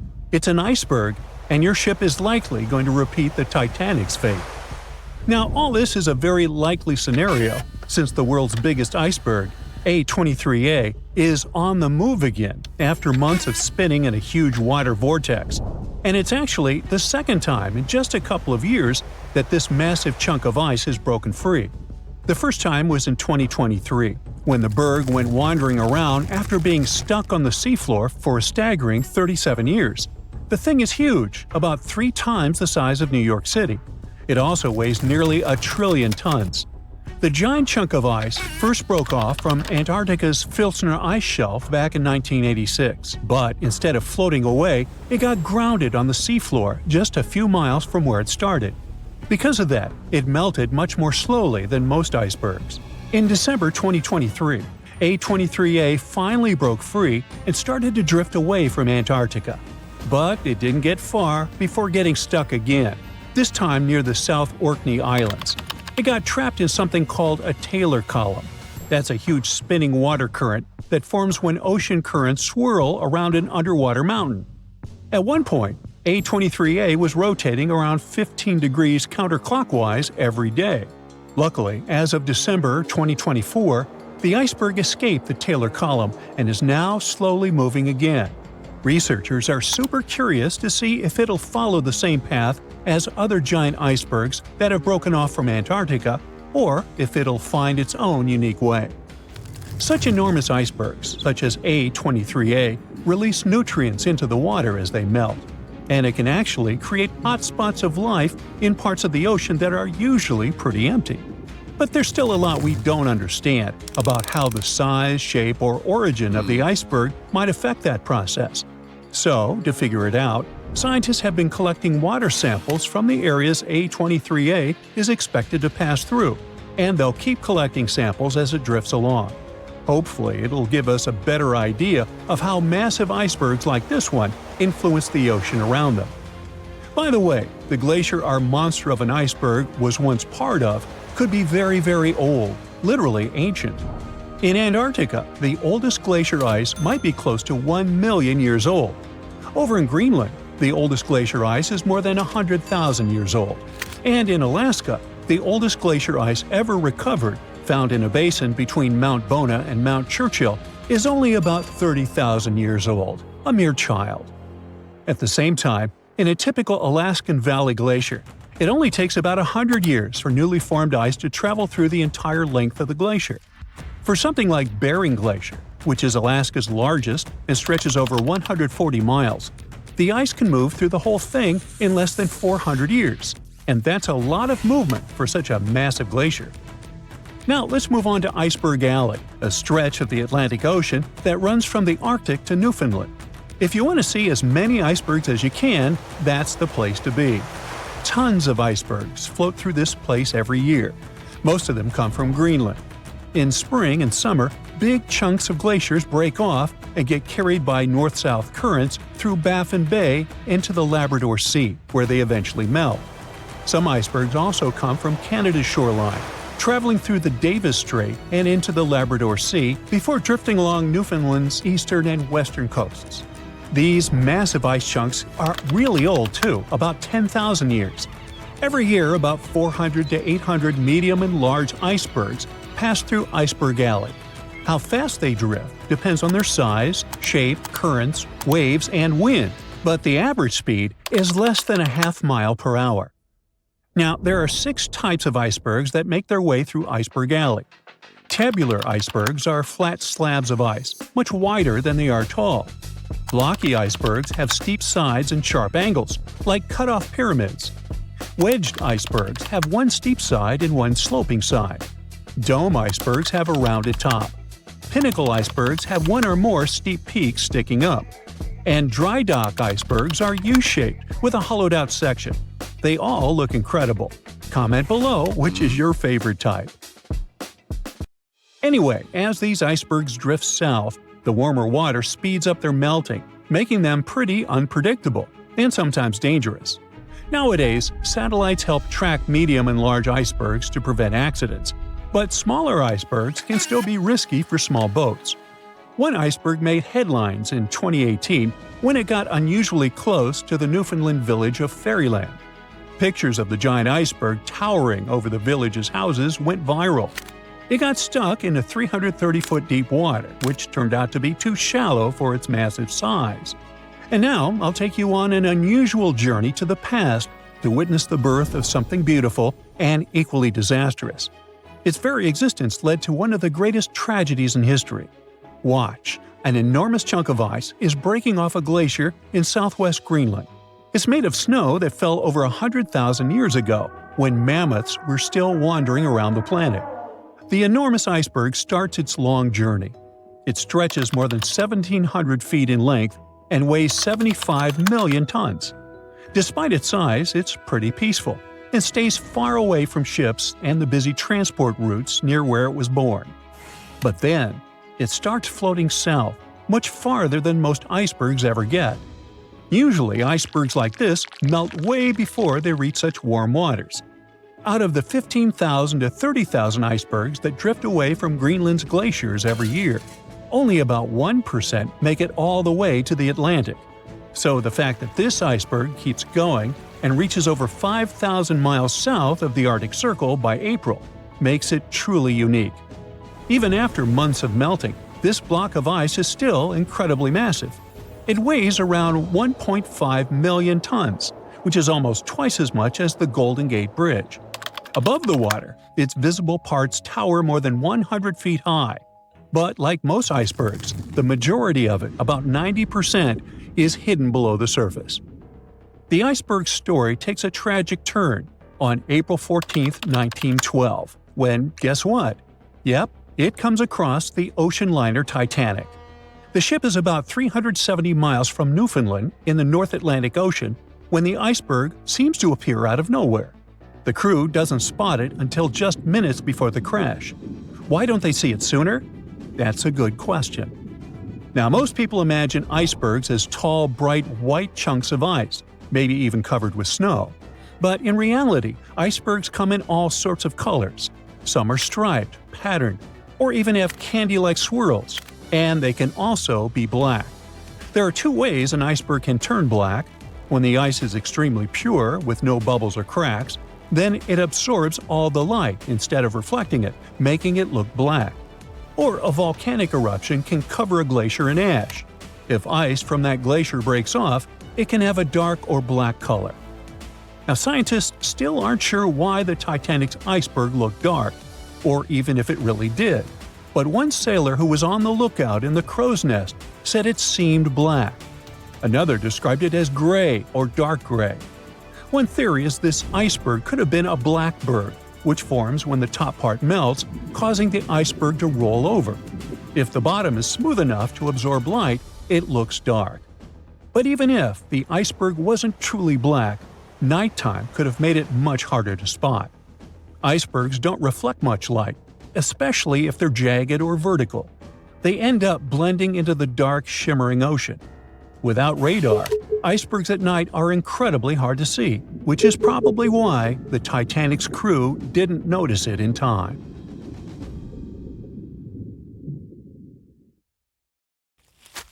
Psst, run! Really? It's not safe out there. There's a saber-toothed tiger lurking around. You better be careful. What are you doing? Don't peek. Okay, just one little peek. How's this possible, you ask? That's because you're in virtual reality, of course. These cool but very dangerous-looking big cats were alive during the last ice age. What if they decided to show up at your doorstep out of nowhere? Knock knock, a saber-toothed tiger is waiting for you to buy its cookies. Meanwhile, the coelacanth, this massive-looking fish, comes from a lineage that's been around for over 300 million years. We thought they didn't exist anymore until 1938, that is, when a live coelacanth was found again. Since then, they've been roaming the waters of the east coast of Africa and the waters of Sulawesi, Indonesia. Man, I wouldn't want to go for a swim and meet one of these fellas face to face. Their jaw has an intercranial joint, which means their mouth opens up by a lot. This is so they can eat large prey, like me. Not good. They're huge, too. Imagine a fish that's as long as you're tall and weighing as much as an average human. The takahe, a flightless bird, was thought to be gone in the year 1898. They're very cute, small and multicolored, usually not taller than your knee. But picture this. You're out for a hike in the Murchison Mountains. Looking around, you spot the bird you thought was extinct. But there they are, as happy as ever, surviving and chilling. A whole colonies of tacajes was indeed found just 50 years after they were pronounced extinct. Good job, tiny little birds. A singing dog. Ever heard of those? Riley does sing sometimes when he's bored or hungry, but these are real performers. New Guinea singing dogs. They've been only recently discovered again in the wild for the first time in 50 years. Still, they were never completely extinct to begin with. New Guineans made sure they were safe next to them. But in the wild? Very rare and hard to catch a sight of. Look, there goes one. The New Guinea singing dogs are called so because of their famous high-pitched singing. They sometimes sing together too. A dog choir of sorts, where they all howl together. I bet they sing better than I do in the shower. Not going far from this area, we have bats, but these ones are sort of different. You see, their ears are enormous. I guess that's why they're called the New Guinea big-eared bats. Clever. The species was found again when one of them was accidentally caught in a bat trap. Until then, I guess they were playing hide-and-seek with us, because up till 1890, they had been thought to be gone. They're still not out of the danger zone because of habitat loss. Imagine you discover a fossil of a species you thought had been extinct for a long time, yet 2 years later, a whole living group of said species is found. Well, this is exactly what happened in 1977 with the Majorcan midwife toad. It's sort of brownish in color with darker brown that makes up its skin spots. Other than that, it's just a small toad with googly eyes. The group of live toads was found close to where the fossil was, on the island of Majorca. There aren't many of them left, about 500 in fact, and as of right now, they're declared vulnerable by the International Union for Conservation of Nature. Now, are you a fan of tortoises? You will be when you take a look at this huge beauty. It's called the Ferdinanda Island Galapagos tortoise. It hasn't been seen since 1906, but on February 17, 2019, we were finally able to look at one of these beautiful creatures. It's probably out there with a few of its mates right now, but they also don't allow themselves to be seen. We only know they exist because there's a few tracks and scents. With yet another frog, we have the horned marsupial frog. They're out and about in Ecuador, in the Chocó forest to be more specific. They're called this way because of their distinctive horns directly on top of their eyes. You know the pouch kangaroos use to carry their offspring? Well, the female horned marsupial frog also has that, except it's on the back, so it acts as sort of a backpack. They develop their embryos there, and when they're ready to come out, they hatch as complete infants, unlike regular frogs where they start out as tadpoles. One more toad, the starry night toad or harlequin toad. They're black and covered with loads of white spots all over them. Lost for 30 years, it was discovered back in 2019. Picture them as big bodyguards, water bodyguards to be exact. Oh, that's a very big toad on your screen. Well, for the Arhuaco people, that's exactly what they are, guardians of water. They also have their own name for them, Guna. Sounds like a cheese. When scientists found them yet again, they came across 30 of these little creatures, but initially, they were expecting only one. Well, what a nice surprise. Here's a tiger for you, although it doesn't quite look like your typical tiger. It's called the Tasmanian tiger, and it seemingly disappeared since 1936. But then, out of nowhere, people started seeing them out there in the wild just 5 years ago in 2016. They sort of resemble dogs more than tigers, or a fox maybe. Just take a look at its muzzle. Maybe even a mix of both. Then, a few others started popping up too. And if you happen to think you're seeing one right in front of you, but you're not quite sure, check if they've got stripes on their back. They're definitely out there, but still technically marked as extinct by the IUCN. Okay, picture a horse that looks straight out of a movie scene. Tiny, gorgeous fur, very well behaved. It's tiny, but it's not a pony. It's a Caspian horse. They have an interesting backstory to them. They were discovered by Louise Leyland, who got married to an aristocrat in 1957. Having moved to Tehran, Iran, she didn't quite like how the horses behaved there, so she took matters into her own hands. She took a few people with her, and off they went to the Caspian Sea mountain. And in there, they found 3 of these beautiful tiny little horses. Well, that's how the story goes. Coming up next, a possum that was found in an unexpected place. Guess where? You have 3 options to pick from: hiding in a ski resort, in the Australian outback, or in someone's apartment in the bathroom. Which one do you choose? You have 3 seconds. The right answer is a ski resort. Yes, this possum is called the mountain pygmy possum, and it's originating from Australia. So far, there are 3 different living populations of this tiny possum, but it was believed to be extinct until just 1966. There are fewer than 100 of them, so the IUCN has marked them as critically endangered. Also from Australia is the night parrot, an absolute delight to birdwatchers.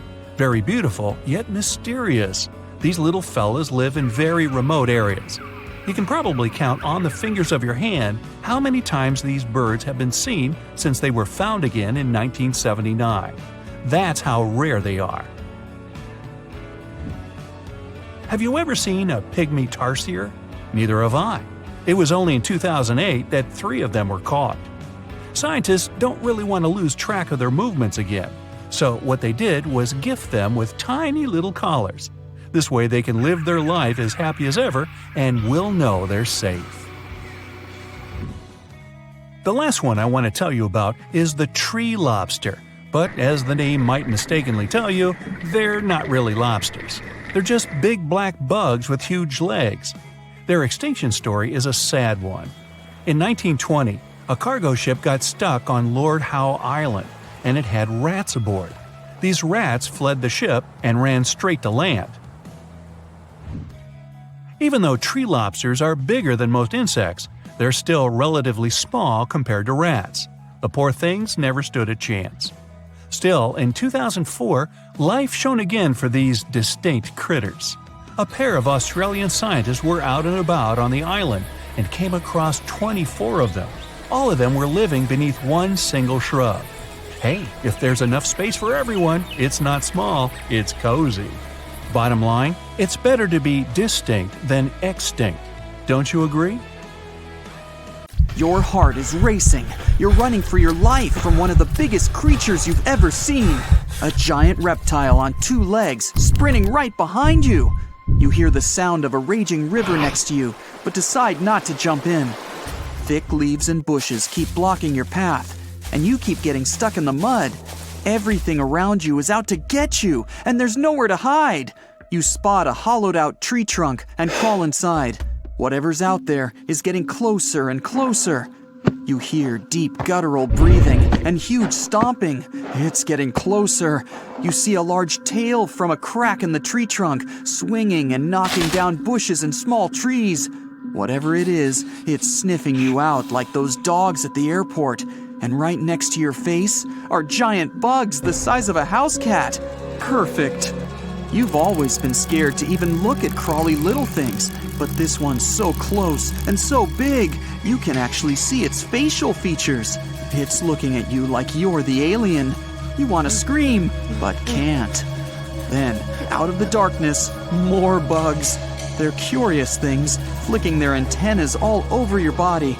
Okay, this is too much. A bug is one thing, but now, a giant centipede thing is crawling your way.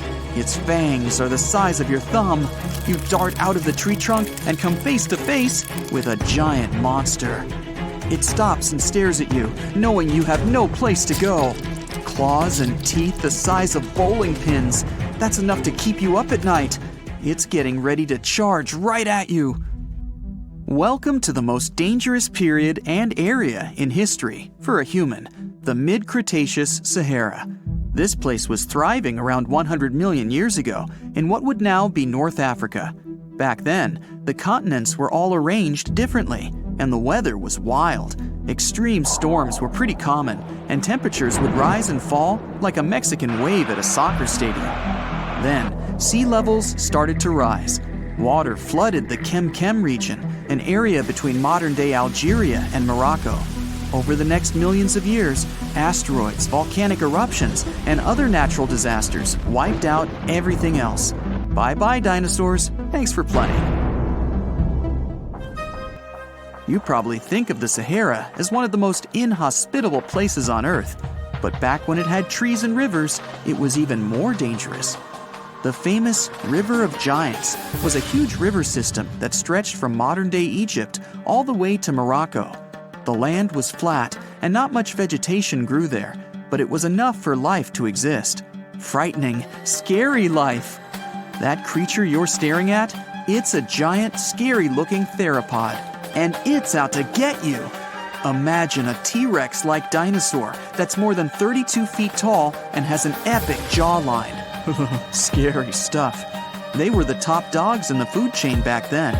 And that's why this place and period in history was so unique.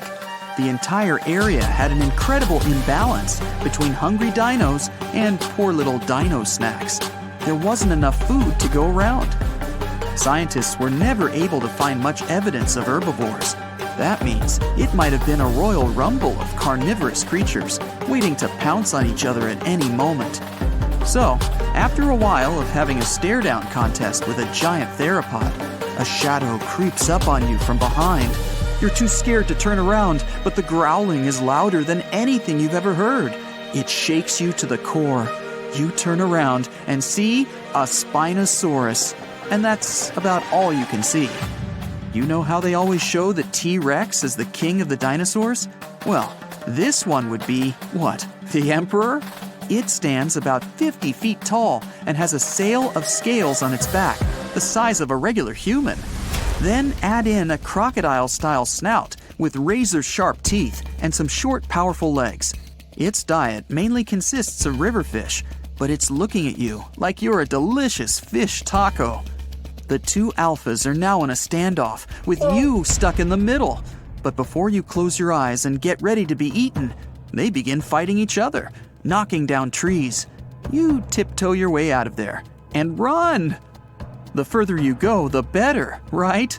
Wrong. Not here, because everywhere you go, there's going to be something dangerous. During this period, there was danger in the sky, in the water, and on land. There were small mammals scurrying around here and there, but they mostly stayed in the shadows to avoid danger. After 5 minutes of running as fast as humanly possible, you make it out of the forest and onto an open plain. Bad move. Now there's nowhere to hide. Suddenly, you hear another shriek.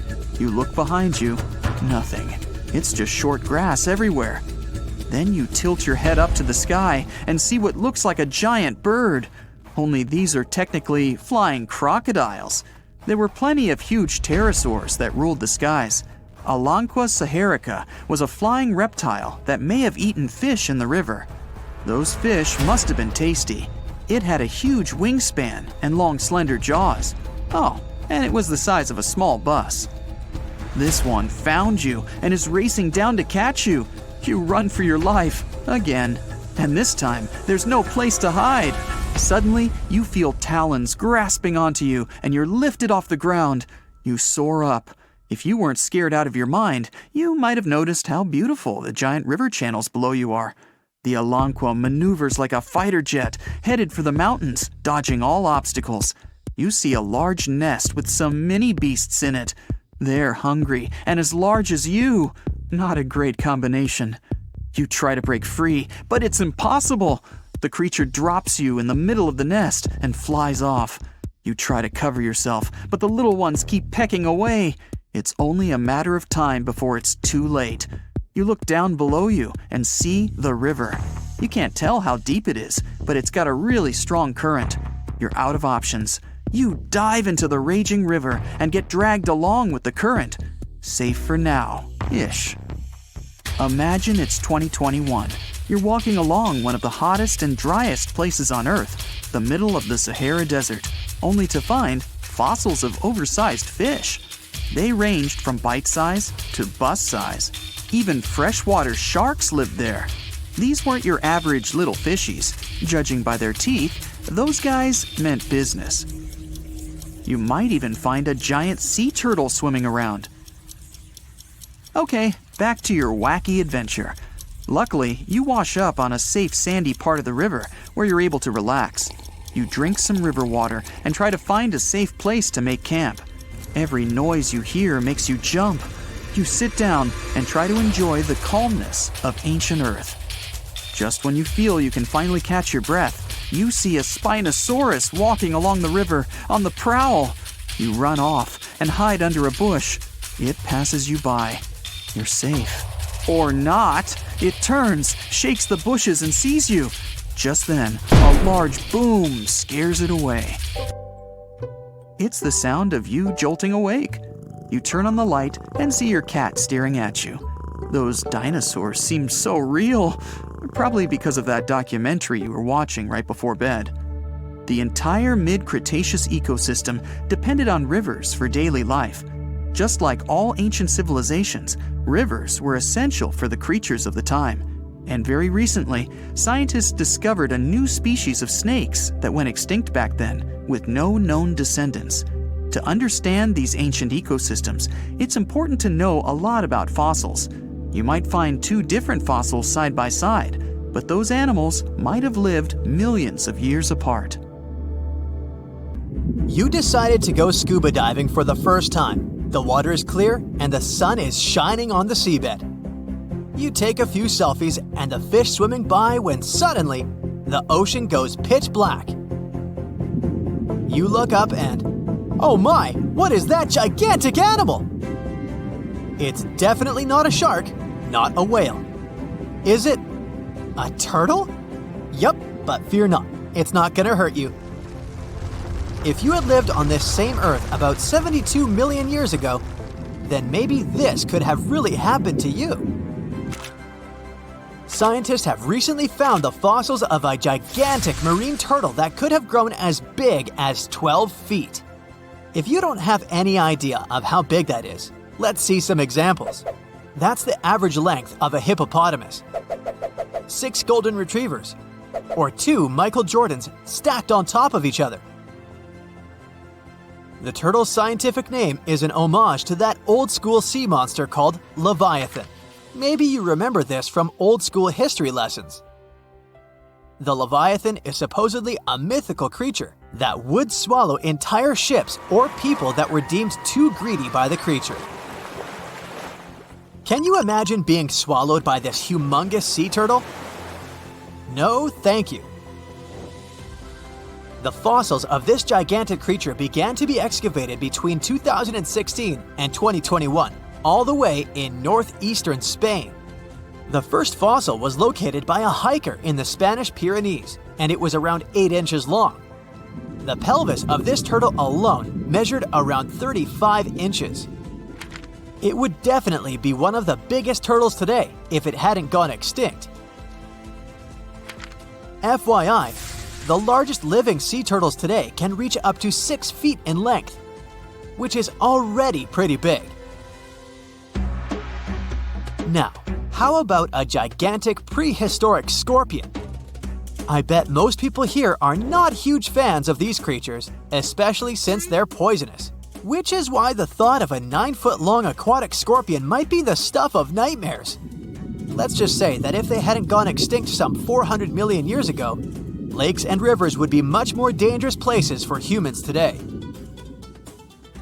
These gigantic insects were considered to be apex predators in their time, hunting everything from fish to other animals, even of their own kind. Yikes! I got goosebumps just imagining these creatures. Should we thank the asteroid that hit our planet now or later on in this video? Another prehistoric animal that would shock humans if it were still alive is the so-called Megatherium, a gigantic sloth. This huge sloth is believed to have grown up to 20 feet long. and its weight could be up to 8,000 pounds. It was found in the woodlands and grasslands of South America. The creature used to stand on its 2 feet in order to reach leaves on high branches. These giant sloths had huge claws. They helped them climb trees. I gotta say, I feel uncomfortable imagining these elephant-sized sloths climbing trees. Oh, of course, some dinosaurs will make our super-sized creatures list. But before that, here's a fun fact. Did you know some dinosaurs are still alive today? Scientists have proven that birds are classified as theropod dinosaurs.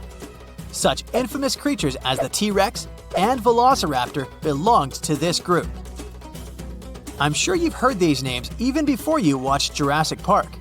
The Velociraptor is that scary dino that breaks into the kitchen. Well, they evolved, gained some feathers, and turned into various species of birds we know today. That means that any bird from chickens to those little blue ones is a direct descendant of dinosaurs. Now, does the name Spinosaurus ring a bell? You can see this huge dinosaur in some museums today. Its fossils, I mean. The Spinosaurus was one of the biggest land predators to walk Earth. Actually, to walk its land and water, since scientists believe that this dino was semi-aquatic. It fed mostly on meat, which means humans would be its natural prey if it lived today. This meat-eating dino lived around 90 to 100 million years ago. It was about 60 feet long, 12 feet high, and weighed up to 22 tons. Its head was around the size of 8 bowling balls and was shaped like a crocodile's face. Basically, the Spinosaurus was a big African elephant with the face of a crocodile. Just kidding. But that would look funny though, wouldn't it? A much more attractive dino was this guy. It's considered to be the largest dinosaur that has ever lived on our planet. What made it so big was its extremely long neck and very long tail. You wouldn't want to stand behind this creature, believe me. If it decided to swish its tail, you'd get catapulted very far away. This creature lived around 100 million years ago, and its fossils were first found in Argentina around 2012. The dino measured 120 feet from head to tail, which made it almost as big as an American football field in width. And have I mentioned it weighed almost as much as a space shuttle? A staggering 75 tons. If it had been a carnivore, it would have probably been the greatest predator. But this big guy was a peaceful herbivore that had such a long neck that it could eat leaves from high trees. Cute, right? We must also talk about the Shastasaurus. As the name suggests, this animal is popularly known as the Mount Shasta lizard. Even though it was a marine reptile and probably never set foot on the mountain itself, this dino was usually around 23 feet long, but there was a specific strand of this species that could get as big as 69 feet long, about the size of the great blue whale. This made it the biggest marine reptile to have ever lived. A fun fact about the Shastasaurus is that scientists believe it didn't even have teeth, which means it could only feed on soft-bodied prey, such as squid, for example. The next animal on our list is the blue whale. Believe it or not, the biggest living animal on Earth actually started small. These days, the average mature blue whale can reach up to 100 feet in length and weigh up to 200 tons. That's more or less the weight of 40 elephants put together, or 30 Tyrannosaurus rexes, or 2,670 average-sized people. Blue whales have to eat up to 50 million calories per day to support that body. That's the equivalent of 30,000 Big Macs, just FYI. But blue whales weren't always this big. They actually evolved from a four-legged mammal that lived on Earth around 48 million years ago. Their ancestor was called Pakicetus, and it was only 6 feet long. Here's a fun fact. To be able to live in the water as one does today, the blue whale had to go through some intense adaptations. A blue whale can replace up to 80 to 90% of oxygen in its lungs each time it takes a breath. A human replaces only up to 15% for comparison. It allows these animals to dive for up to 1 hour at a time, down to a staggering depth of 330 feet. Elephants were bound to make the list. Elephants are currently the largest land animals on Earth. They can grow to be about 13 feet tall and weigh up to 7 tons. That's pretty small if we compare it to the other animals that once lived on Earth, right? But if we placed a 6-foot-tall human next to an elephant, we'll see it's not at all that small. African elephants are bigger than their close relatives, Asian elephants, and they have a similar lifespan to humans, up to 70 years. Pokemon might have made us collectively wish that salamanders were real-life dragons, although they're not. They can still be pretty cool though. There's a giant species of salamander that is known to be the largest living amphibian. They can grow to be as long as a regular-sized human, reaching up to 6 feet. I bet that wouldn't be a pleasant underwater encounter. Now, if Earth's history were a movie, we humans would only take up the last second of the end credits. Our planet has been around for about 4.6 billion years, but our human story began about 300,000 years ago in Africa. Now, our ancestors had some wild adventures in nature. They could have run into creatures so big they'd make today's elephants look like puppies. The woolly mammoth is a pretty famous animal, sure. His cousin, though, the Columbian mammoth, not so much. This giant used to roam places from Canada all the way down to Mexico. Unlike the furrier woolly mammoths, which hung out in colder places, these animals had shorter hair, resembling huge elephants. They also had incredibly large tusks, like 12 feet worth of spiraling, sturdy tusks. And they weren't just for show, they came in handy when facing predators. That includes our ancestors. If you think about sloths these days, you're picturing these adorably slow creatures. They couldn't possibly be in your list of most dangerous animals. Well, their grandparents might have. For starters, we call them ground sloths, and they vary a lot in size. Some were as big as rhinos, and others, like the Megatherium, were as colossal as elephants. Imagine seeing a 20-foot-long sloth which doesn't mind chewing on some meat every now and then, at least in theory. Ever heard of Bigfoot? Well, our next animal kind of looks like him, but is a distant cousin to orangutans. Meet Gigantopithecus, the largest primate to ever call our planet its home. Standing tall at 10 feet and weighing more than 600 pounds, these animals were amazing to look at in real life. Unlike Bigfoot, they weren't constantly hiding. In fact, it's believed they were peaceful and gentle creatures. Sadly, they faded away about 100,000 years ago, mainly because their food sources slowly became unavailable. Those lush, fruity forests they called home eventually turned into dry grasslands. Next on our list is the cave hyena. Weighing a chunky 250 pounds and standing 3 feet tall, these beasts were as long as a grown-up lying down. What's even more interesting about these creatures is that they loved hanging out in groups.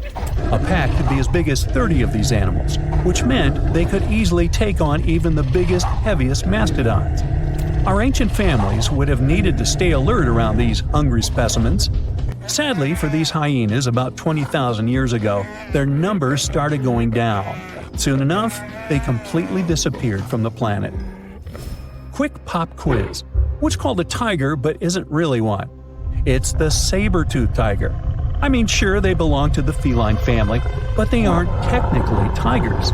First appearing around 42 million years ago, in July, I think, many of their kind were gone before we even showed up. However, early Americans might have bumped into a couple of specimens from this group. If that really happened, it would have been quite the encounter. Think of the biggest wild lion today or the hefty Siberian tiger. These big cats also had some incredible features hidden in their fur. They were good at sneaking around, hiding, and pouncing on mammoths bigger than themselves. Their bite wasn't that strong, but they could open their jaws wide, like twice as much as a lion. And although their teeth were a bit on the weak side, they had buff forearms to pin down their dinner, giving those big fangs a purpose. Not the kind of kitty you'd want to play with. Dire wolves made their debut about 250,000 years ago. They were like the gray wolves we know today, but a lot stronger. While wolves these days stretch out to about 6 feet and tip the scales at 170 pounds max, dire wolves were about 5 feet and about 150 pounds. Found all over North and South America, they had admirable jaws, biting nearly a third harder than their modern counterparts. Also, their favorite snack was horses. But just like many other majestic beasts of the past, they faded away around 10,000 years ago. Now, names can be deceiving. Take the American lion, for example. It's not really a lion, it's more of a panther's big cousin. The other part of the name is correct, though. They did live in America about 330,000 years ago. This feline was no lap cat either. They were at the top of the wildcat pyramid, weighing a colossal 772 pounds. That's like stacking 4 grown men on a scale. Even the mighty African lion would look a tad bit shy beside these beasts. With the muscle to take down a bison, you wouldn't want to accidentally interrupt their dinner. They parted ways with this planet around 11,000 years ago, right after the last ice age. Now, down in Australia, about 50,000 years ago, I wasn't around then, there lurked a relative of the Komodo dragon, the Megalania. Experts love to have debates on how big it was. Some say it stretched out to 23 feet. Others think it was just about 11 feet long.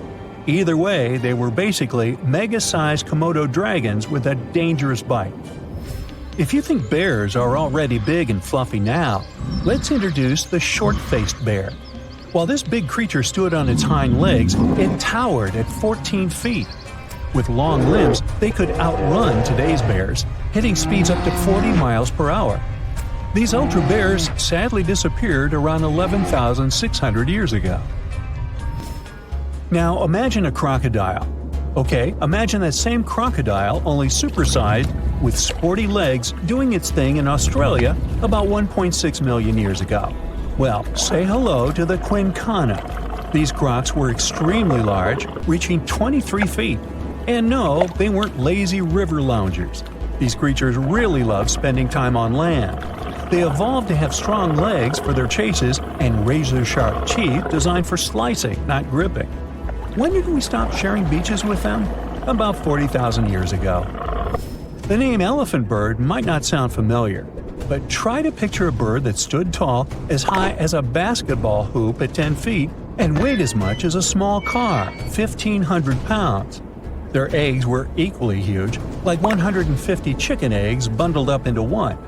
Now, as amazing as these birds sound, there's a lot we still don't know about them. They're hard to study, as most extinct animals are. Still, some recent studies have given us some clues. Scientists have been examining ancient molecules from their fossilized eggshells.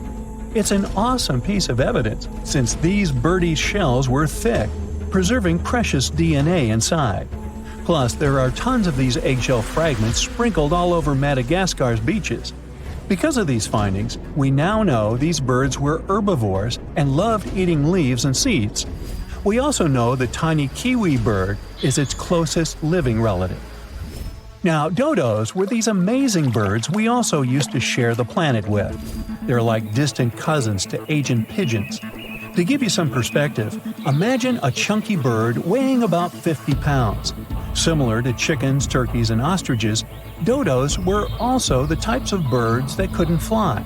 Their wings were small, and they had the muscle strength of, well, a wet noodle.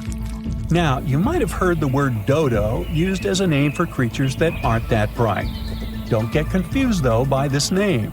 These birds were, in fact, intelligent. Scientists were able to figure that out by studying their fossils. It turns out that they were good at smelling stuff, unlike most birds that are all about the visuals. These creatures aren't around for us to study anymore, but that might change. One evolutionary biologist is on a mission to fully understand these amazing ancient birds. On that note, she revealed that the dodo's DNA has been completely sequenced. There are even talks about potentially bringing dodos back to life. They would make a nice addition to the lovely beaches of Mauritius, the place they used to call home many, many years ago.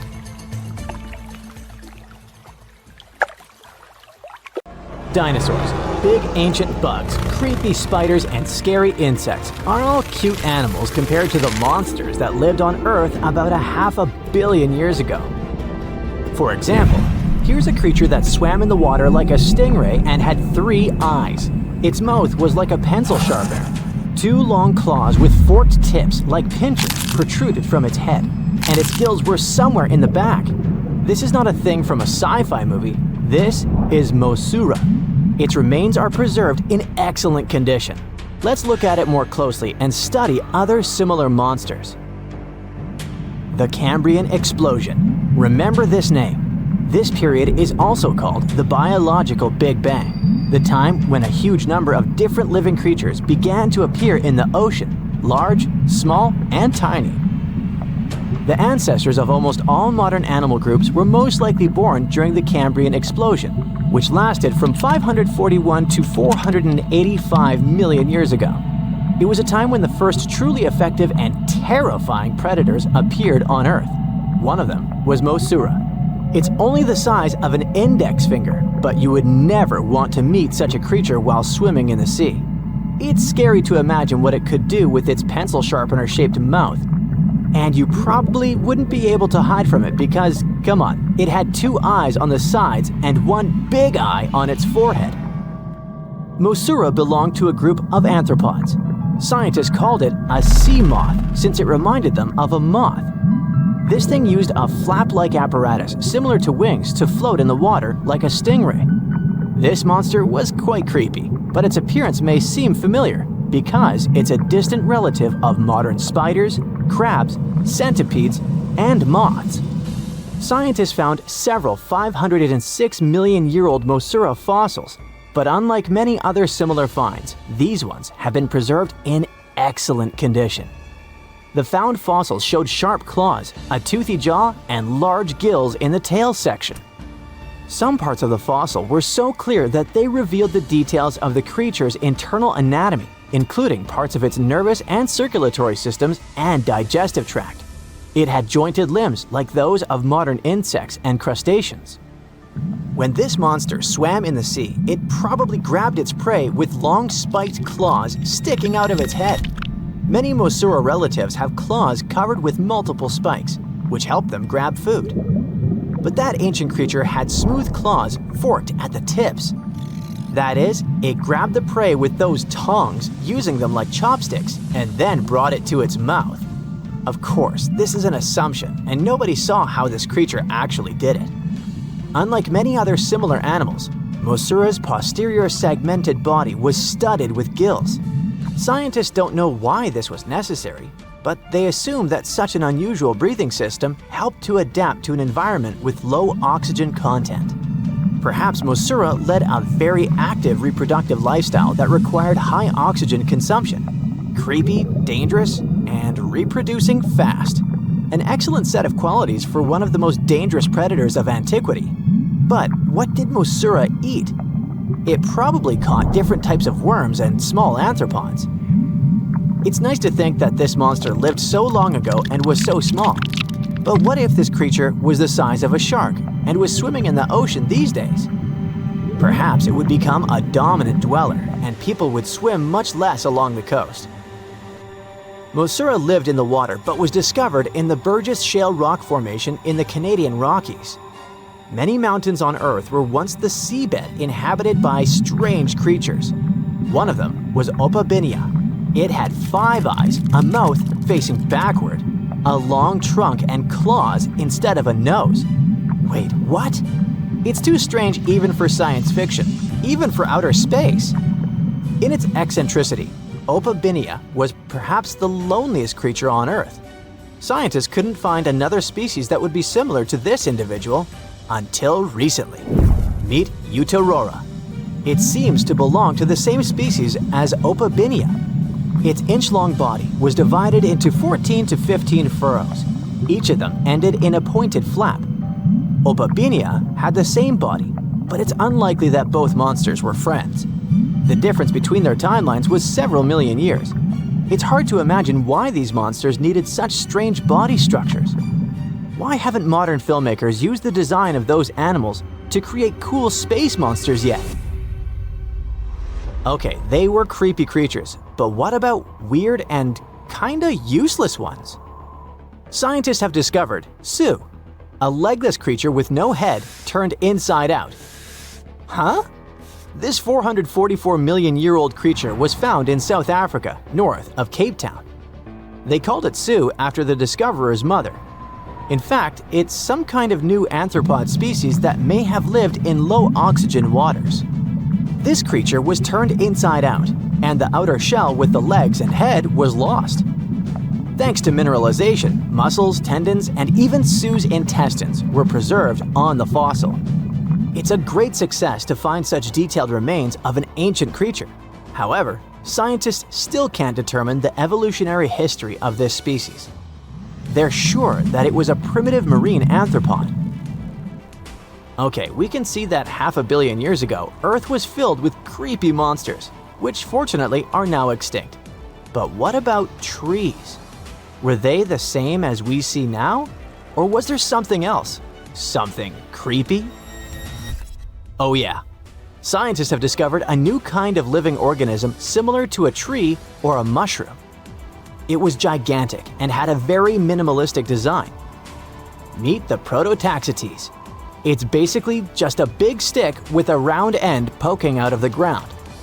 It was smooth, didn't have the usual tree bark, and looked more like a mushroom without a cap. But scientists have recently found out that it wasn't a mushroom at all.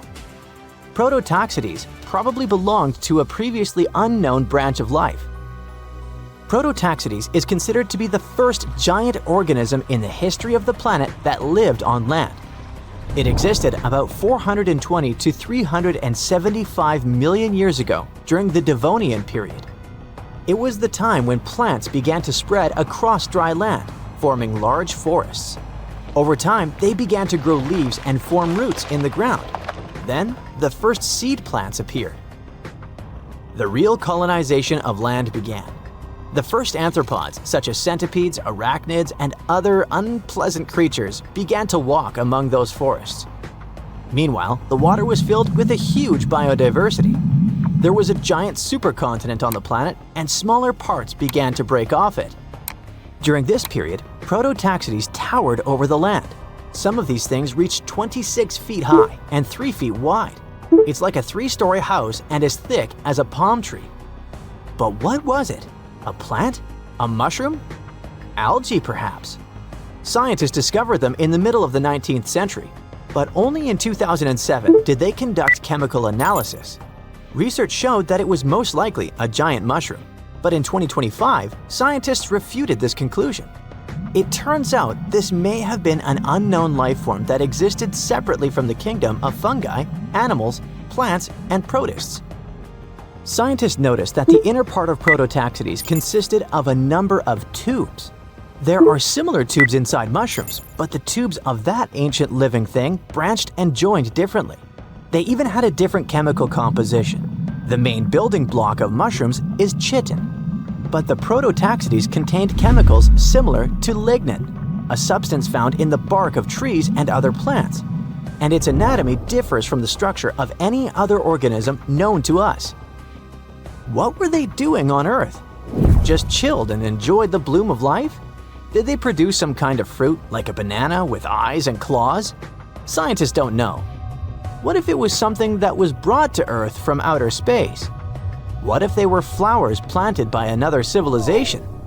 What do you think?